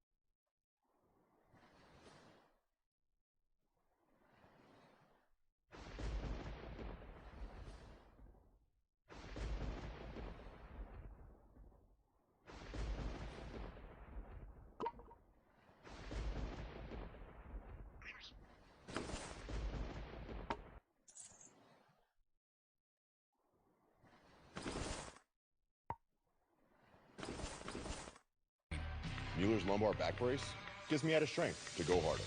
Mueller's lumbar back brace has adjustable compression and a lumbar pad for concentrated support for the lower back. Living life means doing what I like for as long as I like. Mueller's lumbar back brace. Get the support you need to feel unstoppable. Buy now at MuellerBack.com. Insulin injections can make diabetes complicated. Meet Omnipod. It delivers insulin through a tubeless pod. Just one small pod replaces up to 14 injections. And today, you can get started with a free 30-day Omnipod Dash trial at Omnipod.com. No more daily injections. It's game-changing. Get started with a free 30-day Omnipod Dash trial today. Go to Omnipod.com for risk information, instructions for use, and free trial terms and conditions. Consult your healthcare provider before starting on Omnipod. Simplify diabetes. Simplified life. Omnipod. I'm David Scranton. When it came time for my mom to retire, one simple mistake forced her to work years longer than she should have. And that's why I started the Retirement Income Store, to help hardworking Americans 55 and over plan for the retirement they deserve. I couldn't help my mom, but maybe I can help you. If you're 55 or older, please claim our free Retirement Income Kit. Chock full of information you need to know to get steady income during your retirement. Call 866-314-7227. Online at theretirementincomestore.com. All right, folks, the Democrats and the radical left's anti-cop rhetoric is not only stupid, it is very dangerous. In Houston, some lunatic shot and killed Sergeant Sean Rios getting ready to leave for work on Monday. He leaves behind 4 kids. You don't hear a lot of media talking about it, but we will remember him. Police arrested the monster and are looking for a second shooter. Rios is the 3rd cop murder in Houston in less than 3 weeks. But sadly, this is all becoming the norm. Remember back in September, 2 cops were shot at point-blank range in Compton, California. All of it disgusts me. But this is what happens when people in power dehumanize police, calling them racist and evil. Except, of course, when one of those defund the police loons actually needs a cop. That takes us out to Portland, Oregon, where the hypocrisy of the left is yet again on full display. An outspoken Portland City Commissioner pushing to defund the police by slashing the city's police budget by $18 million. Well, she called 911 looking for the police after her Lyft driver canceled her ride and asked her to get out of his car. I'd love to know why there. I'm sure he had a very valid reason. You cannot make this stuff up. The cop hater wants the very police she is working so hard to get rid of to help her for something that is not even worthy of police involvement. But what do you expect from a radical city that reelects Mayor Ted Wheeler? That's right, the mayor got reelected, calling him the most conservative out of all the candidates. That's mind-boggling. You may remember, this is the mayor who continues to allow Antifa to riot and burn down the city for more than 6 months now. Planning more riots tonight, by the way, Antifa is, and the dopey voters there can brace for the worst because they elected Mayor Wheeler, and I'm sure they all will once again call the police off. To discuss this, former U.S. Attorney for D.C., Joe DeGenova, and former U.S. Justice Department official, Victoria Tunson. I don't mind saying it, but 2 of my favorite guests. To the both of you, welcome. We accept. All right, good. I'm glad. Because if you said no, it really a shot through the heart, Victoria. So I'll start with you. Ted Wheeler, they reelect this guy. What do they expect in Portland? Well, more of the same. The councilwoman, the city councilwoman, who wanted the police to come. It's the old thing, Grant, of the rules are for thee, but not for me. Nancy Pelosi getting her hair done without a mask. Dianne Feinstein getting off her private jet, because I know the terminal at Dulles, without a mask, and yet she wanted everyone else to wear a mask. I mean, I don't understand the voters of Portland, except the only thing that I do know is that he was the most moderate person on the ticket, if you can say that. The rest were communists. Well, he was. The other candidate was the self-described Antifa candidate. At one point, she was actually leading in the race. I think people wised up to the fact that she wasn't just someone other than Ted Wheeler, that she actually was an Antifa member. She lost, thankfully. But, Joe, what's interesting is we see the rioting continue. Remember, they told us, oh, no, elect Joe Biden, all this is going to die down. I think they're like terrorists. They'll tell you to submit to their demands. Once you do, then they just give you more demands, Joe. Well, they are insatiable. And remember, I think what you said earlier is really important. This is a choice that the people of Portland and Oregon have made. There has been a cultural and political degradation in a once great state into oblivion. This is a purposeful choice that the citizens of Portland and Oregon have made. Their state has descended into chaos because that's what the people want.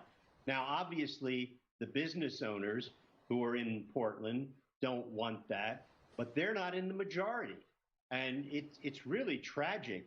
But it's an object lesson for the rest of the country that we are just a few short steps away from lawlessness, chaos, and incivility when the voters do very stupid things like this. You know, I'm welcoming all new viewers to Newsmax after they shunned Fox. And I should apologize to the people of Oregon for calling them dopey voters. But I don't know how else to call them or what else to call them. They're probably not watching this program anyway if they elected Ted Wheeler. But, Victoria, I saw some of the graffiti. It said, F Joe Biden. That's the graffiti they're writing in Portland. Well, the Antifa just wants chaos. They don't care. They play, okay, chaos is being against Trump, but now if Biden gets in, God forbid, they'll be against that because they're against any kind of structured society. They want chaos. Look at the rioting. It's very frightening. And I only would hope that the Oregonians would do what many Californians are now doing and vote with their feet by leaving. You know, AOC and the squad now has come out very strong about we've got to keep pushing defund the police. Their socialist movement. We heard another Democratic caucus member. We played it on this program. Absolutely just irate about the path the Democrats were going down. They're still pushing this. I want to play this soundbite for you. Cori Bush, listen. We have this super aggressive police department, and they don't get to continue to just kill black folks in my community and I not say anything. So yes, defund your butts. Defund you. Take that money that we're using for MRAPs, the money that we're using for tear gas and stockpiling SWAT gear. You know, I know the president is a tough race, Joe, and I'll let you have the last word here. And I'm not convinced that it's over, but we overwhelmingly won across the country. Republicans did, state legislatures, you name it. And I think that's the reason right there why we won so many seats. They want to keep going down that road. They're going to keep losing. Bingo, as Joe Biden would say. You hit it right on the head, Grant. And the truth is, I want her to continue to say that over and over again between now and 2022, because we're going to be at almost in control of the House when this election is finally counted at the end of the cycle. This is what they want. These people are loony, they're crazy, they hate cops, and they're all members of the Democratic Party. And let me add, she also wants to defund the Pentagon for Medicare for all. I'll keep repeating that one. That'll be great. Defund the Pentagon and leave us all vulnerable. Joe and Victoria, it's so great to see the both of you. I know, keep up the fight there, and we'll see you again next week, I'm sure. Sure. Great. All right, guys. Next on Stinchfield, I'm giving the award for the worst so-called leader throughout the pandemic. Take a guess who it is. I'll tell you after the break.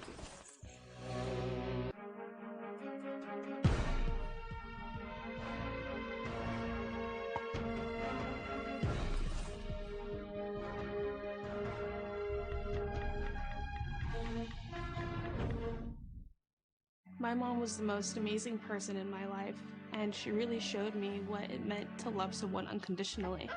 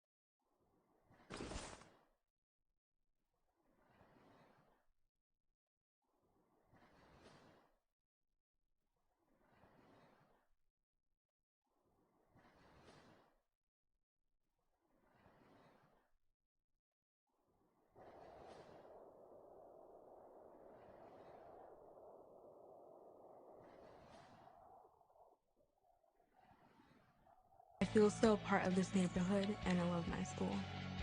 Tunnel to Towers has given me the financial freedom of being a stay-at-home mom and being able to focus on raising my brother and sister. There are over 1,000 families that need our help. Tunnel to Towers is honoring those heroes that risk their lives by providing them with mortgage-free homes. First responders are human too. They have fears and families that they need to come home to.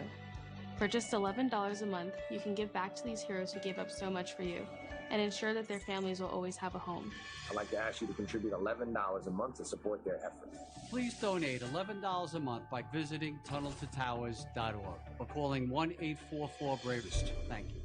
Hi, Walter. Join us for a walk? Do you suffer from leg aches and pains, cramps, or swollen feet and ankles?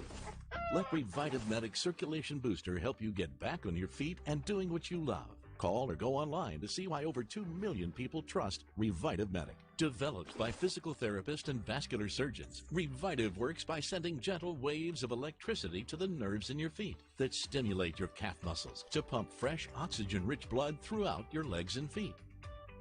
Revitive is FDA cleared for people with arthritis or medical conditions causing poor leg circulation. I've tried everything to get rid of my pain, and nothing has worked like Revitive. It's virtually given us back our lives, and I'm so grateful for that. Revitive is the one and only circulation booster clinically proven to increase oxygen-rich blood flow. Wow, you can really feel it. Patented waveforms stimulate the nerve endings in your feet to get your leg muscles contracting. This boosts your circulation to relieve painful legs and feet and reduce cramps or swelling. Revitive is drug-free. Think of the money you'll save in prescriptions. Get back on your feet again today. Go online now to learn more about how Revitive can help relieve your leg pain. Call or go online and order Revitive Medic and receive free shipping. We'll also send you our targeted pain relief body pads, plus great accessories worth $50 free. Imagine taking long walks again, or having the second dance. My granddaughter asked me to dance with her. I danced 2 long dances with her, and I would never have been able to do that without Revitive. Get your life back from leg aches and pains and swelling, drug-free, with Revitive Medic. So call 1-800-361-5784 or go to tryrevitive.com now for your Revitive Medic. So call 1-800-361-5784. Well, I have to give the award to the biggest hypocrite throughout this entire China virus debacle, to Governor Andrew Cuomo of New York. He takes the gold star for idiocy here. Today he announced yet even more guidelines for his already crumbling city. He says there's a COVID spike now, so now anywhere with a liquor license, like bars and restaurants, they need to close by 10 p.m. So do gyms starting this week, because obviously the China virus only spreads at night. You're safe before 10 p.m. He's also announced, after bragging, that New York follows science, that parties and gatherings in your own homes are limited to 10 people. But okay, he was totally fine with this happening in Prospect Park the other day, celebrating Joe Biden's phony win. I didn't see any arrogant lecturing tweets about this. Let me remind you what he said this week about Pfizer announcing 90% effectiveness for their vaccine. The good news is the Pfizer tests look good and we'll have a vaccine shortly. The bad news is that it's about 2 months before Joe Biden takes over. That's bad news? Bad news that this is happening before Joe Biden takes office. He meant that, by the way, exactly how it sounds. He doesn't want his dying city to get this vaccine solely because it's President Trump making it happen and not his lackey Sleepy Joe.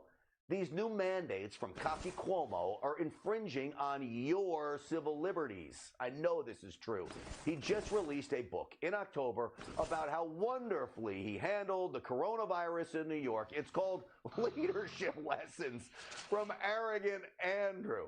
So while New York City has some of the country's most disastrous lockdowns, while business owners are losing their livelihoods, while thousands of senior citizens died in New York nursing homes, Governor Cuomo wants to brag about how great he is doing. I do not want to hear it anymore. Hey, folks, happy Veterans Day to you. If you're a veteran, thank you so much. My Uncle Dick Stinchfield is one. He served in Vietnam. Big thumbs up to him. My father was on a destroyer during the Cuban Missile Crisis, part of the United States Navy. Big thumbs up to him. And I got so many friends that served that I am so proud of. My Army Green Beret buddy, Jeff Houston, you were out there. And Eddie Penny, my Navy SEAL buddy, thank you. Everybody. God bless every one of you. As I said in the beginning of the show, I'm in awe of every single one of you. Sincere salute to all of you. I'm Grant Stinchfield. We're back here tomorrow night at 8 p.m. Thanks so much for watching, folks. Well, the virus has now killed more than 100 people in China, and new cases have been confirmed around the world. So you don't want to frighten the American public France and South Korea have also got evacuation plans. But you need to prepare for and assume strongly warning Americans to avoid all non-essential travel to China. That this is going to be a real serious problem. France, Australia, Canada, the US, Singapore, Cambodia, Vietnam, the list goes on. Health officials are investigating more than 100 possible cases in the U.S. Germany, a man has contracted the virus. The epidemic is a demon, and we cannot let this demon hide. Japan, where a bus driver contracted the virus. Coronavirus has killed more than 100 people there and infected more than 4,500. We have to prepare for the worst, always, because if you don't and the worst happens. War Room, Pandemic. Here's your host, Stephen K. Bannon. For Remembrance Day and Veterans Day, we're going to do a moment of silence.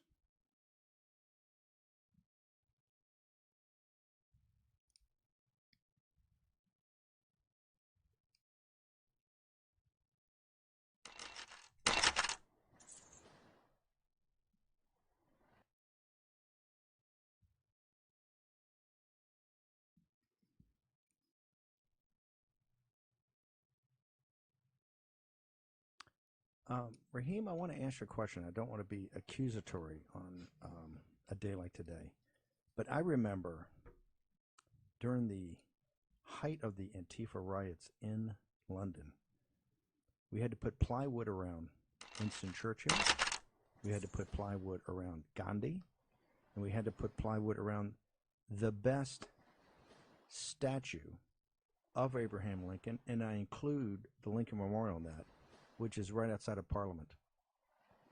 Powerful, powerful statue of Abraham Lincoln. Had to protect that from being, it was smeared with blood and had paint done on it. Did they also take there's a couple of war memorials, the Cenotaph right there, but then on the Horse Guards thing, you got that beautiful, magnificent statue on the other side of Horse Guards, the parade ground.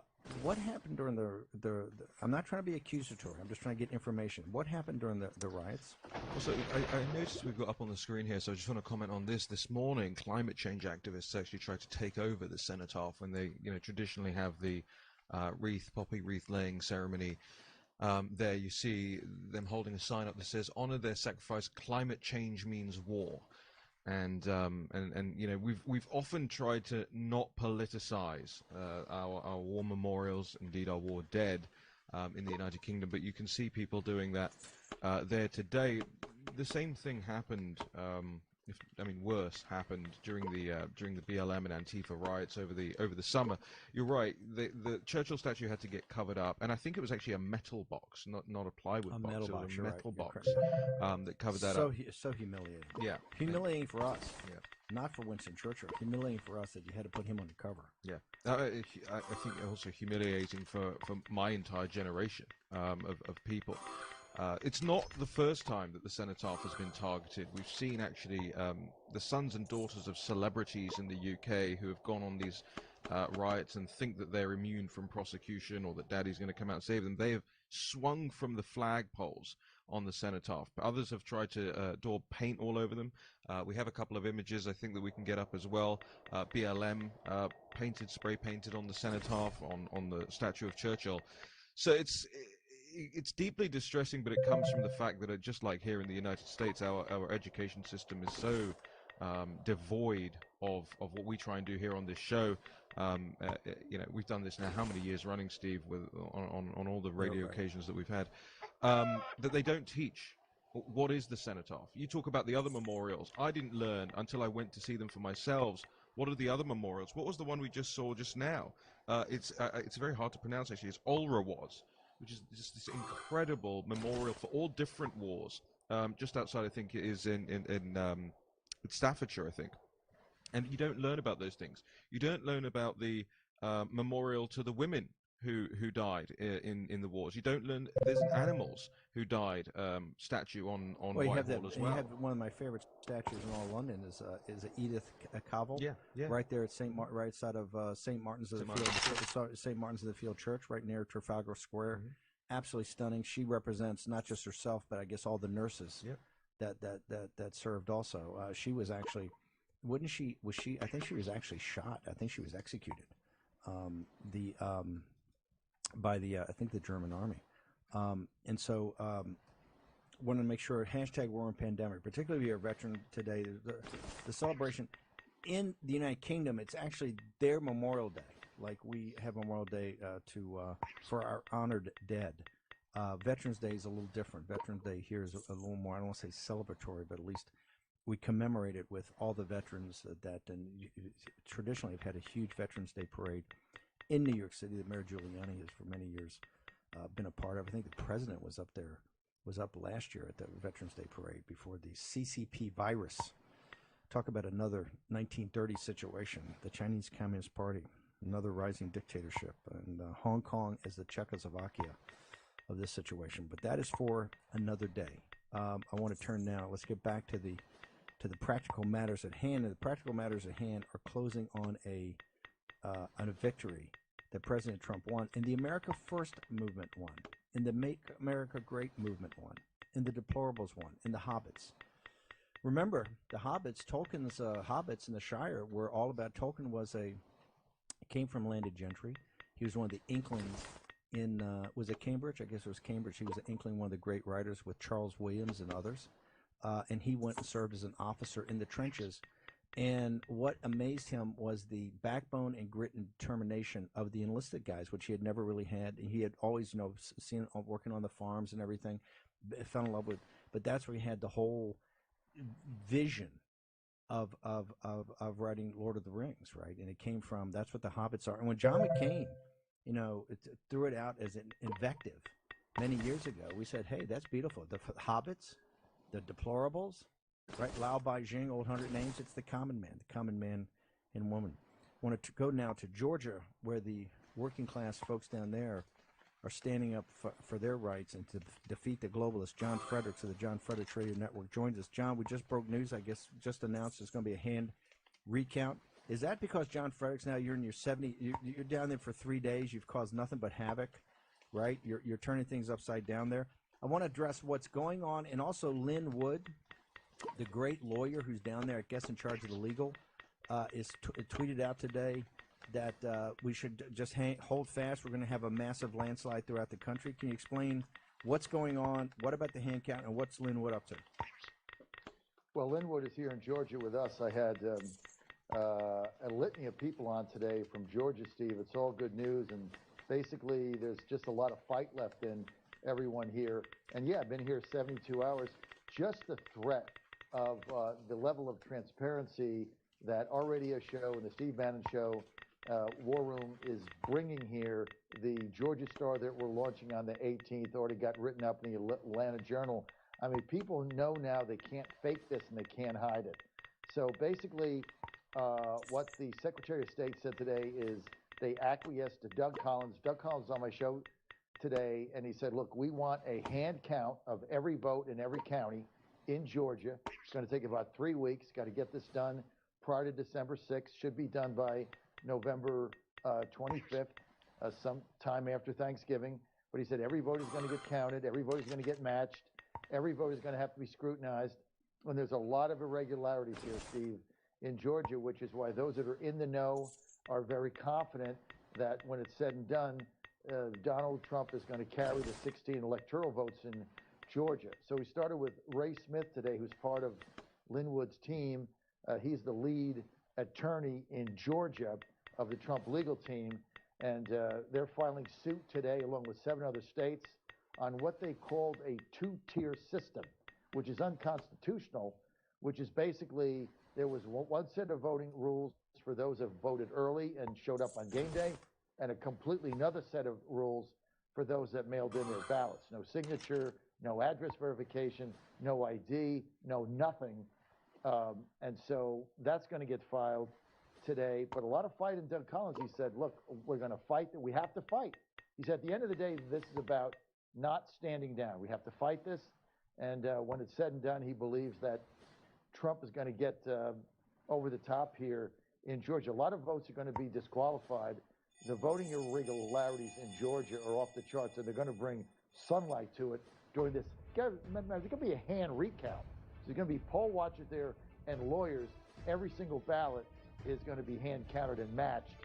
Now, there's There's thousands. We also had David Schaefer on today, who is the chairman of the Republican Party of Georgia, who said there are thousands of ballots where people are registered in other states other than Georgia. He said thousands. Somewhere, he said over 5, under 10, maybe 8, but these are all going to get thrown out. You can't be registered in 2 states and vote in Georgia. That's illegal. So those are getting thrown out. I mean, it goes on and on and on here, Steve. Also, the chairman of the Republican Party, David Schaefer of Georgia, said that the Facebook posts, the Yang Gang and other Democratic operatives who are saying, hey, come to Georgia, stay for 2 days, play golf, vote, go back, those are being turned over to the Department of Justice. And because that's illegal. I mean, you can't be promoting that. It's one thing to come to Georgia and say, I've moved here, this is where I plan to stay, and then vote in the runoff. It's another thing to advertise and encourage fraud. That's what Andrew Yang did. That's what the Yang Gang did. And but the way it works here is that on December 6th, the vote doesn't go to the General Assembly. It goes to the Secretary of State, and he has to certify it. But it also has to be certified by the governor. So this is unlike other states, not just the Secretary of State. So Brian Kemp would have to certify these 16 electors, the governor of Georgia, Steve, along with Brian who? He's been AWOL. Brian who? Brian Kemp. This guy doesn't exist unless Donald Trump's down there campaigning for him. Where in the heck is he? But all this stuff you tell me, John, my head's blowing up. Our audience is on fire. But I had a lieutenant governor look camera ready, look like a male model, shows up yesterday on one of the networks and says, nothing happened here. It's all 100% fine. We're just going to put this to bed. Last time I looked, I thought he was a Republican. What is going on down there? That was Jeff Duncan. And so you have a party split right now.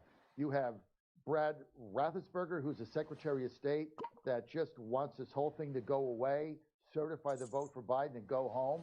You've got Jeff Duncan, who's a lieutenant governor, basically backing Raffensperger. But then you've got the biggest pit bull in America. You got Doug Collins on this thing. And I had Doug Collins on my show for a half hour today, and he's full of fire and brimstone. This is the guy that defended Trump's impeachment. He said, I'm just going to keep fighting. I don't really care what they say. They're going to have to count these ballots, and they're going to have to count them one by one, hand by hand. That got done today. But look, that's what the split is in the Republican Party. Even today I had on Speaker of the House Pro Tem Jan Jones. Basically has been a firebrand conservative. Doesn't want to do a special session, doesn't want any challenges, says, let's just go through the system. Everything is going to be fine. Georgia did a good job. Right after her, I get Doug Collins on, who blasts the whole thing. So the Republican Party in Georgia split by those that want status quo and those that want a change or want to fight for the 71 million people that voted for Trump and feel this election has been stolen from them. So, John, we gotta go. We gotta sell some commercials for you and make sure capitalism works. Just in 30 seconds. I love my commercials. No, you're the best, dude. If you can sell this show, you can sell anything. I know. Yeah, exactly. Where do you think this is heading in Georgia right now? Is the recount going to start before these federal lawsuits? Are they going to put everything to? Are they going to put a freeze on everything? Or are we going to a certification fight? In 30 seconds, just give us the big picture. Recount starts now. They want to get it done by November 20th. That's their goal. But here's the caveat. At the end, by the time you get to December 6th, I either believe Trump is going to be certified as the winner or it's still going to be up in the air and in doubt. The bottom line is Governor Brian Kemp, who would not be governor without Donald J. Trump, is going to have to certify these electors himself. I don't think that's going to happen. Georgia's 16 John, going to Trump. We got a bolt. See you. I am so proud that I serve my country. I can't imagine not having Wounded Warrior Project in my life. We need Wounded Warrior Project to help us in our ongoing recovery. My family learned that they weren't in this by themselves. Wounded Warrior Project definitely saves lives. I am living proof that this organization works. This is a paid advertisement for legal services from the law firm of Hilliard, Martinez & Gonzalez, LLP. Have you or a loved one taken Zantac or another heartburn medication and developed cancer? You may be entitled to compensation. The FDA just announced that it is requesting manufacturers withdraw from the market all prescription and over-the-counter ranitidine heartburn medications, commonly known by the brand name Zantac. This is the latest step in an ongoing investigation of a contaminant known as NDMA in ranitidine heartburn medications. NDMA is a chemical that the FDA and World Health Organization both classify as cancer-causing. Now, prior to this announcement, CVS and Walgreens pulled Zantac from their shelves, citing the link between Zantac, NDMA, and cancer. If you or a loved one have taken Zantac or another heartburn medication and developed cancer, how do you fight for the compensation you deserve? You choose the right legal team that has the experience, support staff, and resources to seek the most compensation for your injuries. It's a new day and another opportunity to learn something new. Empower yourself and share your insights with your loved ones. With the Great Courses Plus, you have access to courses from top experts and university professors, conveniently accessible on your smart device or television. However you choose to spend your day, make the Great Courses Plus a part of it. Join thousands of other learners and start your free trial today. Experian Boost has helped millions of people. How can it help you? Whoa! 46 points! I just boosted 15 points with Experian Boost. This is incredible. Boost your credit scores instantly, free, only at Experian.com/boost. Struggling with depression or anxiety? Get help fast with Lemonade Health. Be seen by caring medical staff who can prescribe medication if needed, so you can feel better quickly. Visit us at lemonadehealth.com today. America's under attack, and they're all around us. I'm talking about liberal Democrats, and they're out to destroy everything that we've worked so hard for. Mammoth Nation's here to fight for you. You only get one vote, so let's join forces. We support conservative lawmakers and the causes you hold so dearly. We stand behind our police, veterans, the Second Amendment, and much more. We need your help, so join today. War Room Pandemic with Stephen K. Bannon. The epidemic is a demon, and we cannot let this demon hide. War Room Pandemic. Here's your host, Stephen K. Bannon. Very quickly, because I've got to get to our guest. He's pressed for time, but I'm going to address later a recount versus the runoff in Georgia. A recount is the recounting of the presidential vote. It may affect Perdue's race, but the two new races, the Senate races, are two Senate races that are going to take place in January, because they didn't get over 50%. That may change actually in a recount. But the recount, and also in the recount, there's another thing. The federal lawsuits are to throw out these ballots and make sure it can't be certified. You either win on the vote or it just can't get certified. Complex, but actions being taken. We're going to explain it all here in the next segment. Raheem, because we've got a guest that's pressed for time, you want to take this? Yeah, sure. We want to bring in now Wilson Powell, one of our contributors of late at the National Pulse, who's been crunching a lot of this data. Wilson, thank you for joining us here on the show this morning. Wilson, in effect, I want to hand it over to you and let you walk our audience through some of the things you're finding, some of the things you're seeing, and if the guys in Denver can keep up with the charts and the graphs to put those up on screen, we'll take it away. I want to hand it over to you, Wilson. And basically, I woke up on election morning and I saw some of these graphs being circulated by 538, ABC News, and Edison Research, and just saw some really big statistical anomalies occur in the graphs and the real-time data that was being reported to news sites. So my background is in algorithmic trading. I've spent hundreds of hours basically building trading algorithms to use in the stock market. And this immediately, to me, looked like it was a broken algorithm to some degree. And basically, what I did was I built a model that simulates an election if it's fair and random. And a statistical jump like this is just completely abnormal compared to the rest of the curve. And I think ABC News and 538 have some interesting questions to answer surrounding the data that they reported.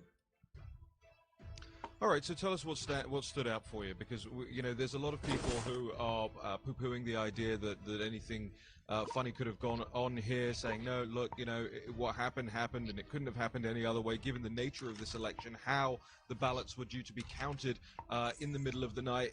Anderson Cooper and all these guys, Jake Tapper making the case, Wilson, that of course you would have a magic, and I know Steve doesn't like the word magic, but they'll say the word magic, 300,000 appear when most Republican counters have gone home in the middle of the night. But you're seeing these.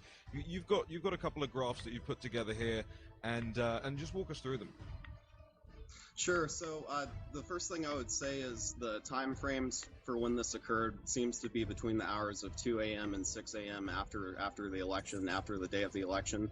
And basically, I think these graphs show that there is some statistically anomalous behavior that occurs in the same time window that there are eyewitness accounts in Michigan, for example, of 130,000 ballots winding up for Joe Biden. So just the probability of 130,000 ballots all being for Joe Biden back-to-back is very small. And I pulled some of the data off of the website for Edison Research. And basically what it shows is there was ballots dumped in the same time frame that eyewitness accounts are suggesting in the counties in the same time frame that's on this graph. So you can see that one in Michigan. You see a similar thing in Wisconsin. Of course, we saw a similar one in Pennsylvania as well. So where does your research take you from here? Given that you've gone through this, I know you've gone through a lot of the data in terms of the minute-by-minute data as far as we had received it from the campaign and from the state secretaries of these individual states. Where does the research go from here? Because when I look at these things, and somebody made the point to me the other day, and I think it was a very compelling point, it's interesting how you get a direct increase in, as you say, those hundreds of thousands of Biden votes across the country, which all come in the same time frame, in the middle of the night. It's a direct line up. People are familiar now with the meme that's going around, right? The fraud meme that's going around, which makes it look like a complete step. But it's interesting as well that after that occurs, the Biden vote, what it does is it just tries to stay about 1% above the Trump vote in all of these places. It doesn't actually have any more upward trajectory. What does that tell us? So the graph that's on the screen now, basically what I did was I built a back-solving algorithm that essentially calculates how many votes you'll need to swing the election. So it tries to solve for how far behind Biden is and how many votes you would need to produce for Biden in order for Biden to win the election. So this algorithm, basically in this model, shows that you actually can calculate the number of votes that you would need to sway the election if you wanted to, with bad intentions, I would say. And a lot of the fraud seems to coordinate with this and seems basically succinct, and it looks like this is what's going on. So comparing all three of those graphs together, like I said, this immediately looks like a broken algorithm on the news feeds and the live data sites. And that's really what encouraged me to build this model and show how statistically unlikely it is, number one, and then number two, how you could potentially come up with some number of votes that you would need in order for Biden to win the election, even if Trump is currently ahead and should be ahead, when lawful votes are the only ones taken into account. Okay, so how do we get into discovery to get back at the analytics? Is it through these federal court filings? Is it through these lawsuits? How do we actually go in and start to tie together ballots and all these Biden votes with nothing else that then can tie back to your model that can then be used as evidence as we go through the federal court system and argue this up to the Supreme Court, because it's going to the Supreme Court? Sure. So one of my main focuses, I think this is decent evidence for systemic fraud in multiple states, and I think it also makes sense with some of the vote counting machines that got changed overnight as well. So, I mean, this very well could be a systemic issue, I believe. So basically from here, what we did was we pulled live data off of the websites that was being reported in real time. So I have some of this data for Michigan and Wisconsin and looked at that, but I think what we really need is a live data feed of votes being pulled in from each state and hopefully each county or precinct as well in live time. And then similar analysis to this could be done on that. Precinct level. Okay. Wilson, we know you got to bounce. We look forward to having you back on the afternoon and other shows. We're going to drill down on this. He's a now contributor at the National Pulse. Wilson Powell, thank you very much, sir. Appreciate it. Thank you all. And we've done a lot of analytics in back of this, and we're pushing this all forward. This is the next phase of this in your face of the media. I want to turn now. I want to go to Arizona. We got another time thing. Boris Epstein is joining us. Want to make an announcement. Boris is going to be the top of the show on the Bill Maher show this week. No small measure to his star turns he's taken on War Room Pandemic. Boris, give us a quick update. And I understand you got a hard out at 11:30. Give us a quick update on where we stand in Arizona with voting, counting the votes. Steve, good to be with you, and thanks for the plug, my man. As always, appreciate it. And it'll be fun with Bill. My third time on with Bill Maher on Friday. So here's where we are in Arizona. We are down about 12.8 thousand votes, 12,800.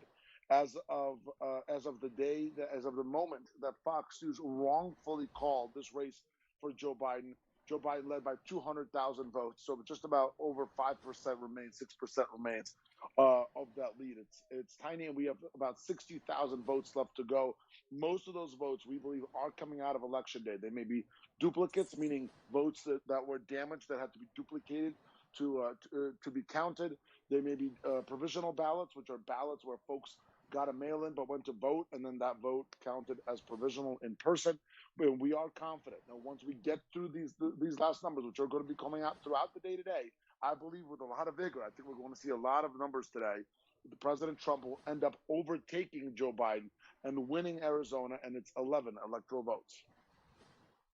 So you believe, as you're sitting out there, you actually think that we can carve back that over 12,000 and get to a victory no matter how tight in Arizona?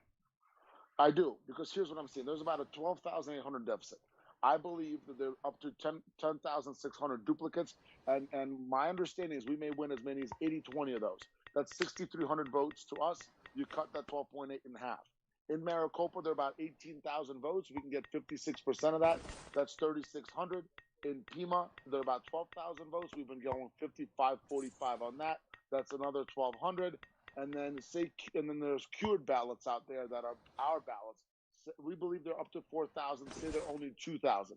What the math I just did, and now I did it quickly. There's 12.8 thousand deficit. 6,300 plus 3,600 plus 1,200 plus 2,000 is 13,100, and that would give us about a 300 vote win in the state of Arizona. Very tight, no doubt about it, very close. But here's the one fact I know for sure: calling this race over a week ago was a travesty by Fox News and by the AP. Boris, I want to thank you. We'll check in with you in the afternoon show to get an update as the vote comes out today. You know it's got to be good news for President Trump. That's where they're bleeding it out. If this was for Biden, it would have been spiked. They'd have spiked it last week. That's where they're triple checking. I know there's going to be a hand recount. I think even in Maricopa County, maybe throughout the state. Boris, thank you very much. Look forward to having you back on this afternoon to update us on this. Right now, we got two situations. People are telling us in the room we're going to win Georgia on a hand recount. It looks like they're going to be tight to maybe squeak out a victory with President Trump. This thing is far from over. We got major lawsuits. You got the analytics guys. This is all about closing. We won on November 3rd, and we're going to close. And I don't care if they say that's fake news. They can say anything they want. Every day we build up a bigger evidentiary pattern. Every day we build up more fight on more fronts. You've got court in state court. You're in federal court. You've got more witnesses coming forward. And remember, if you show bravery, what did Churchill say? The most important of all virtues is courage, because upon courage, all the other virtues rest. You show courage here, people are going to start coming out. Look at the heroes in Detroit. Those people in Detroit work for a Democratic government. They're a Democrat government. They're coming out. Look at the postal worker. We're going to play the Veritas thing. They got federal agents in their Federal Postal Authority. Same guys grousing Steve Bannon, right? The FBI wouldn't take it up. Maybe we shouldn't fire Ray because of that. No, but you got these guys bracing this poor brother up, right? To try to get him. You got thank God Veritas is there. James O'Keefe. They're muscling people. Mm-hmm. They play Smash Mouth. You know, we play. It's ridiculous. We're at a garden party having tea. This is not about a search for truth. This is about the will to power. You either have it or you don't. Be back in a moment. Tonight we are a country awakened to danger and called to defend freedom. Mr. Gorbachev, tear down this wall. One day live in a nation where they will not be judged by the color of their skin, but by the content of their character. Ask not what your country can do for you. Ask what you can do for your country.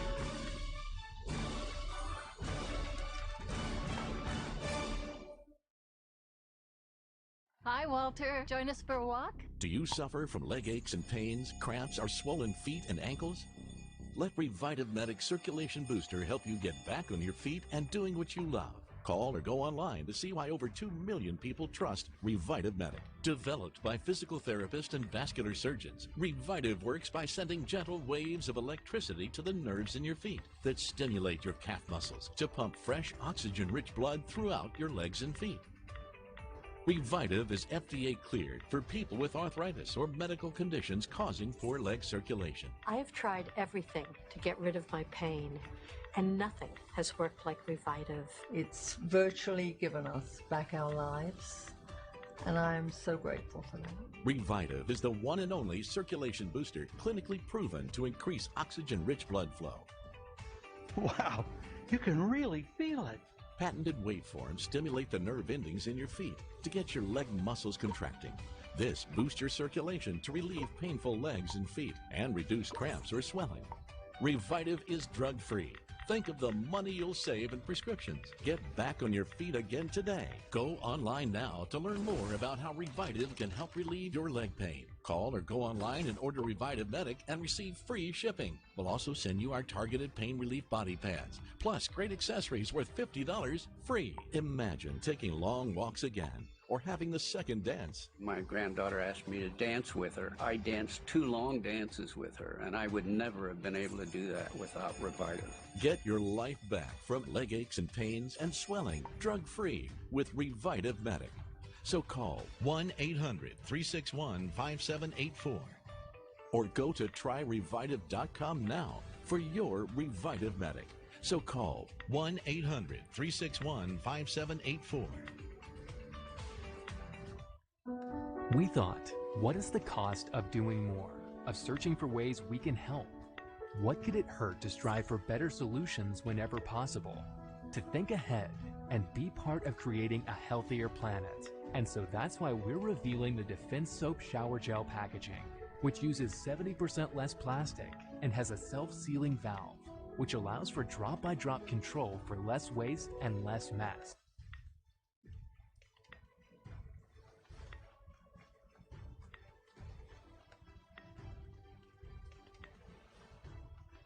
We cannot let this demon hide. War Room, Pandemic. Here's your host, Stephen K. Bannon. President Trump, and I think it was First Lady Melania, we're at Arlington National Cemetery at the Tomb of the Unknown for Veterans Day. And Jack, you have something that you want to add here? Well, you remember Reagan spoke about this young man at his first inauguration. It's always been quite an inspiration for me, and apparently it was a great inspiration for his battalion members too, because they all copied this same pledge in their own Bibles afterwards. Martin Treptow, a young man from Wisconsin, left his job working in a barbershop, went to the Western Front, and he was killed in July of 1918, the year that peace came about. And inside the front cover of his diary, he wrote, "My pledge. America must win this war. Therefore, I will work, I will save, I will sacrifice, I will endure, I will fight cheerfully and do my utmost as if the issue of the whole struggle depended upon me alone." People, that's the American spirit. That's what we want you to have, your chins up, your chests out, because this fight is not over, and it's not in our DNA to give up. And it depends on you. Each and every one of you. You can't look the other way on this. You're either in this fight or you're not in this fight. And I don't want to hear any more whining. I don't want to hear no more pats in the head, no more pearl clutching, okay? This is a fight. We're either going to win this or we're not, or we're going to lose. We're going to give up a great victory, and that's going to tell the world everything they want to know about people in the United States of America. Okay? This is for as the amazing interview they had in Phoenix the other day, the woman who was deplorable. She said, this is not about Donald Trump. This is bigger than Trump. This is bigger than the Trump movement. This is bigger than the deplorables. This is about the nation itself, the Constitution, our republic, and our country. And if you don't want to fight, don't come here, right? We don't mind the hedge fund guys, the guys who want to come for the information, or the news producers, or the Madeline Peltzes of the world. That's fine. We love that. Just come, bring that. But if you're, what did Christ say? If you're lukewarm, I'll spit you out of my mouth, right? We don't want the lukewarm. We want you, you're either in or you're out. And you're going to have to look in the mirror every day, because we won, and we can close on this victory from Georgia, from Arizona, from Pennsylvania, from Michigan, from Nevada, and from Wisconsin. Okay? We can have the same exact victory we had in 2016. Maggie, you've got some updates on the rally. People are now starting to come around. I want President Trump to go on the road and take this fight out to the hustings, take it out to the people, and give them a partners update. We're going to start this Saturday here. Amy Kramer and Brandon Strzok are going to be on the show in the afternoon show to talk in more detail. They're helping coordinate and start. Amy was one of the founders of the Tea Party movement. Brandon is the founder of the, Walk Away, which has been tremendous. Maggie, we have updates on this on the rally? Yeah, and also just that was beautiful. That brought a tear to my eye, and that is the spirit of this movement. And I mean, that really touched my heart. The March for Trump is going to be this Saturday in Washington, D.C. It's starting at high noon at Freedom Plaza, which is just a few blocks from the White House. When you go to their website, they have a big pop-up now that says, contrary to misinformation campaigns from big tech and the mainstream media, the March for Trump is on. And Amy Kramer is going to be coming on later today at the afternoon show to be talking about what happened. Eventbrite actually sent emails out. This is how a bunch of the oligarchs are against you. They sent emails out, said it was canceled by the organizers. A bald-faced lie. Just like a bald-faced lie is the brave union postal worker up in Erie who the federal agents got to come in and hassle, and they say he recants it. No, he didn't recant anything. This is muscle. They're trying to bring muscle to crush you, right? They're trying to bring muscle to crush you, whether it's the parade to take you down. They want to make everything harder. The best part about the guy in Erie, though, is he wore a wire. We keep saying we've got the receipts for Hunter Biden. We've got the wire transfers. This guy didn't trust the postal inspectors any more than the guy who found the hard drive trusted the FBI. So apparently he wore a wire when they went in there to try and convince him that his memory was not what his memory was. It's interesting, though, about the Eventbrite stuff, and indeed this as an example. It's not like they haven't told us all along how they plan to do this. Just that not enough people on our side took it seriously. You know, no offense to the president's approach to this, but it simply wasn't good enough. You know, having a social media summit and having all the influencers there to listen to Diamond and Silk talk about how they got taken off Facebook. It's not action. That's happy talk. And so when Eventbrite sends a thing out and says, "Hey, this event is canceled," oh yeah, they've told us for a long time they were going to cancel every single thing we did. They're not canceling an event; they're canceling us. Okay.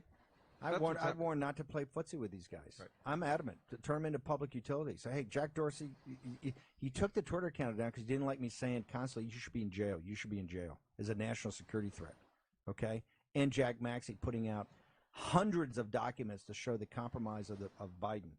Biden has been compromised by the Chinese Communist Party. We have the receipts, and we put them out every day, dozens and dozens a day, and we're going to put them back out. You're not going to shut us up. You think you're going to shut us up? Not going to happen. Okay? Just announced we're the 47th largest podcast in the globe, right? And part of that is through our partners. We know G News and GTV. We have a massive Chinese audience. Why is that? Why is that?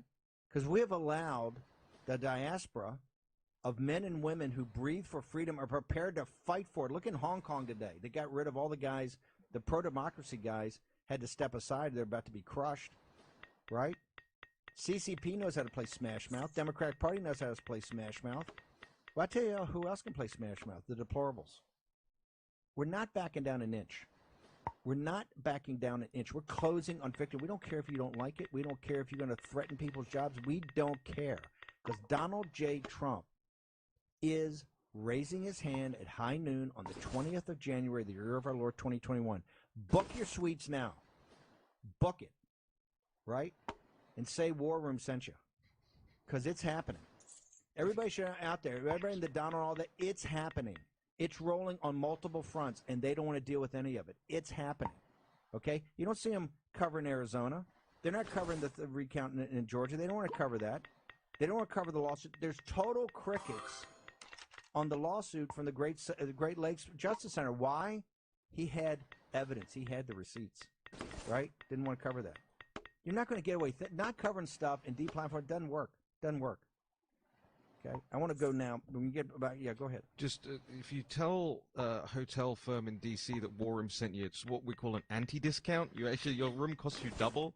You won't get a room. That's why I can say book your suite, send War Room, get you. You won't get a room. First off, you wouldn't get a room during normal times. I said, oh my God, the pirates are here, right? You got to take the. Okay, I want to turn now to the new federal state. These are people. These are part of the whistleblower movement, spun off the whistleblower movement from Miles Guo and the team. But these are folks that are fighting for their freedom to essentially replace the Chinese Communist Party and give the people of China rule of law, freedom, democracy. They're incredibly brave. They've been all throughout the globe. Here's the reason we're having them on. They called us the other day and they go, hey, we're going to the rally. Remember, they went with Jack Maxey. They were outside the Chinese consulate in July. It was like a 90 degrees. The embassy. And they're sitting there telling the guys, you're lying. CCP lied. The CCP virus. They're talking about it. They go over to Black Lives Matter Plaza, and they're handing out cold waters for the police. Police have been spit on, torched. These people are the most decent, hardworking. They're the deplorables of China. Lao Beijing, old 100 names, right? I now want to bring on Alice. And so, Alice, you're going to be here. You're bringing a big contingent of people that are going to come and be part of this rally on Saturday from the new federal state to show the support. Talk to us about, though, I want to know from you how the CCP, the Chinese Communist Party, how do you think that they're active in their irregular warfare, unrestricted warfare, in the situation we have going on in the United States right now? Hello, Mr. Ben, and thanks for bringing me in. This election has attracted attention from all over the world. America is viewed the last stand of freedom on this planet. So we, 1.4 billion Chinese, are watching this election closely.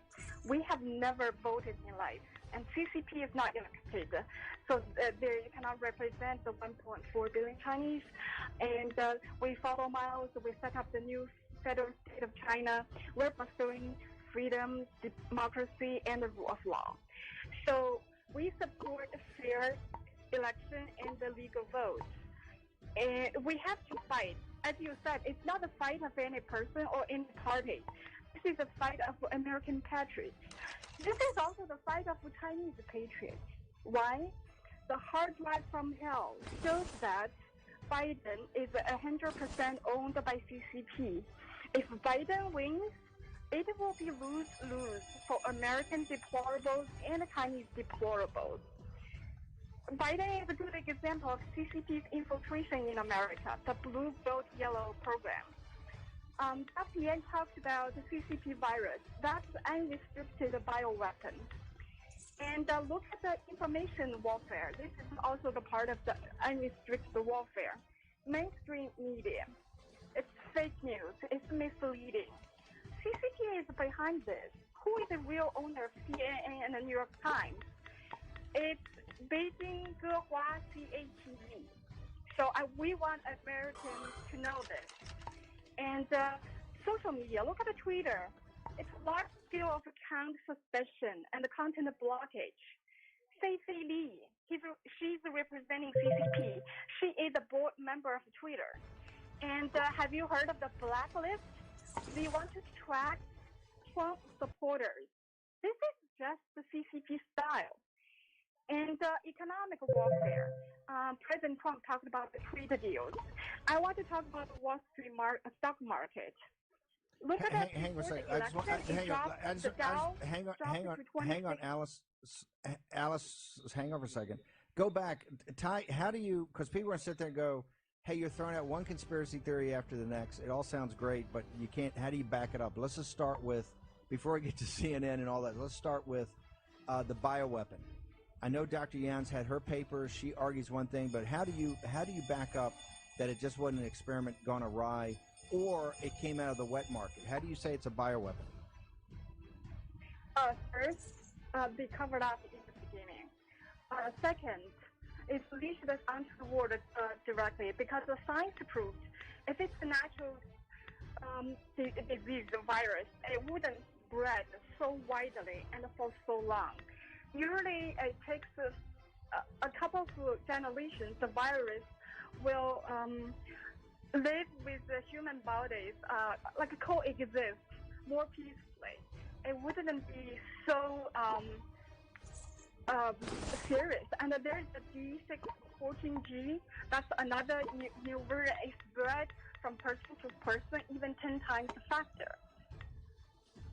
And Dr. Yan's report has all the evidence. So are you coming? Or how many people from the new federal state? We got to bounce here in about 30 seconds. How big an entourage are you bringing down to this rally that's going to take place on Saturday? We'll have hundreds, where people are still signing up. That's fantastic. We look forward to seeing you down here. Alice, thank you so much for joining us today on War Room Pandemic.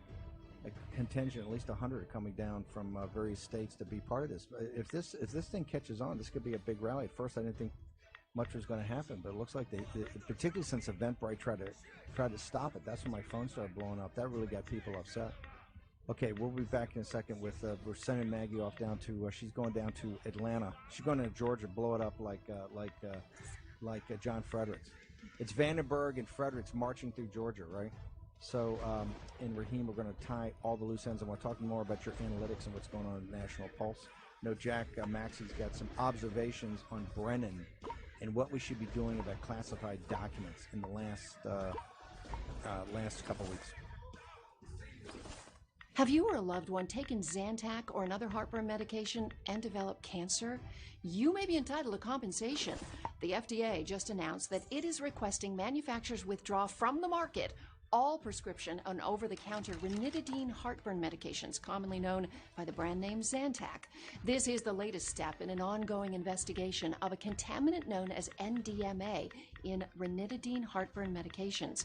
NDMA is a chemical that the FDA and World Health Organization both classify as cancer-causing. Now, prior to this announcement, CVS and Walgreens pulled Zantac from their shelves, citing the link between Zantac, NDMA, and cancer. If you or a loved one have taken Zantac or another heartburn medication and developed cancer, how do you fight for the compensation you deserve? You choose the right legal team that has the experience, support staff, and resources to seek the most compensation for your injuries. Call for more information and a free case review.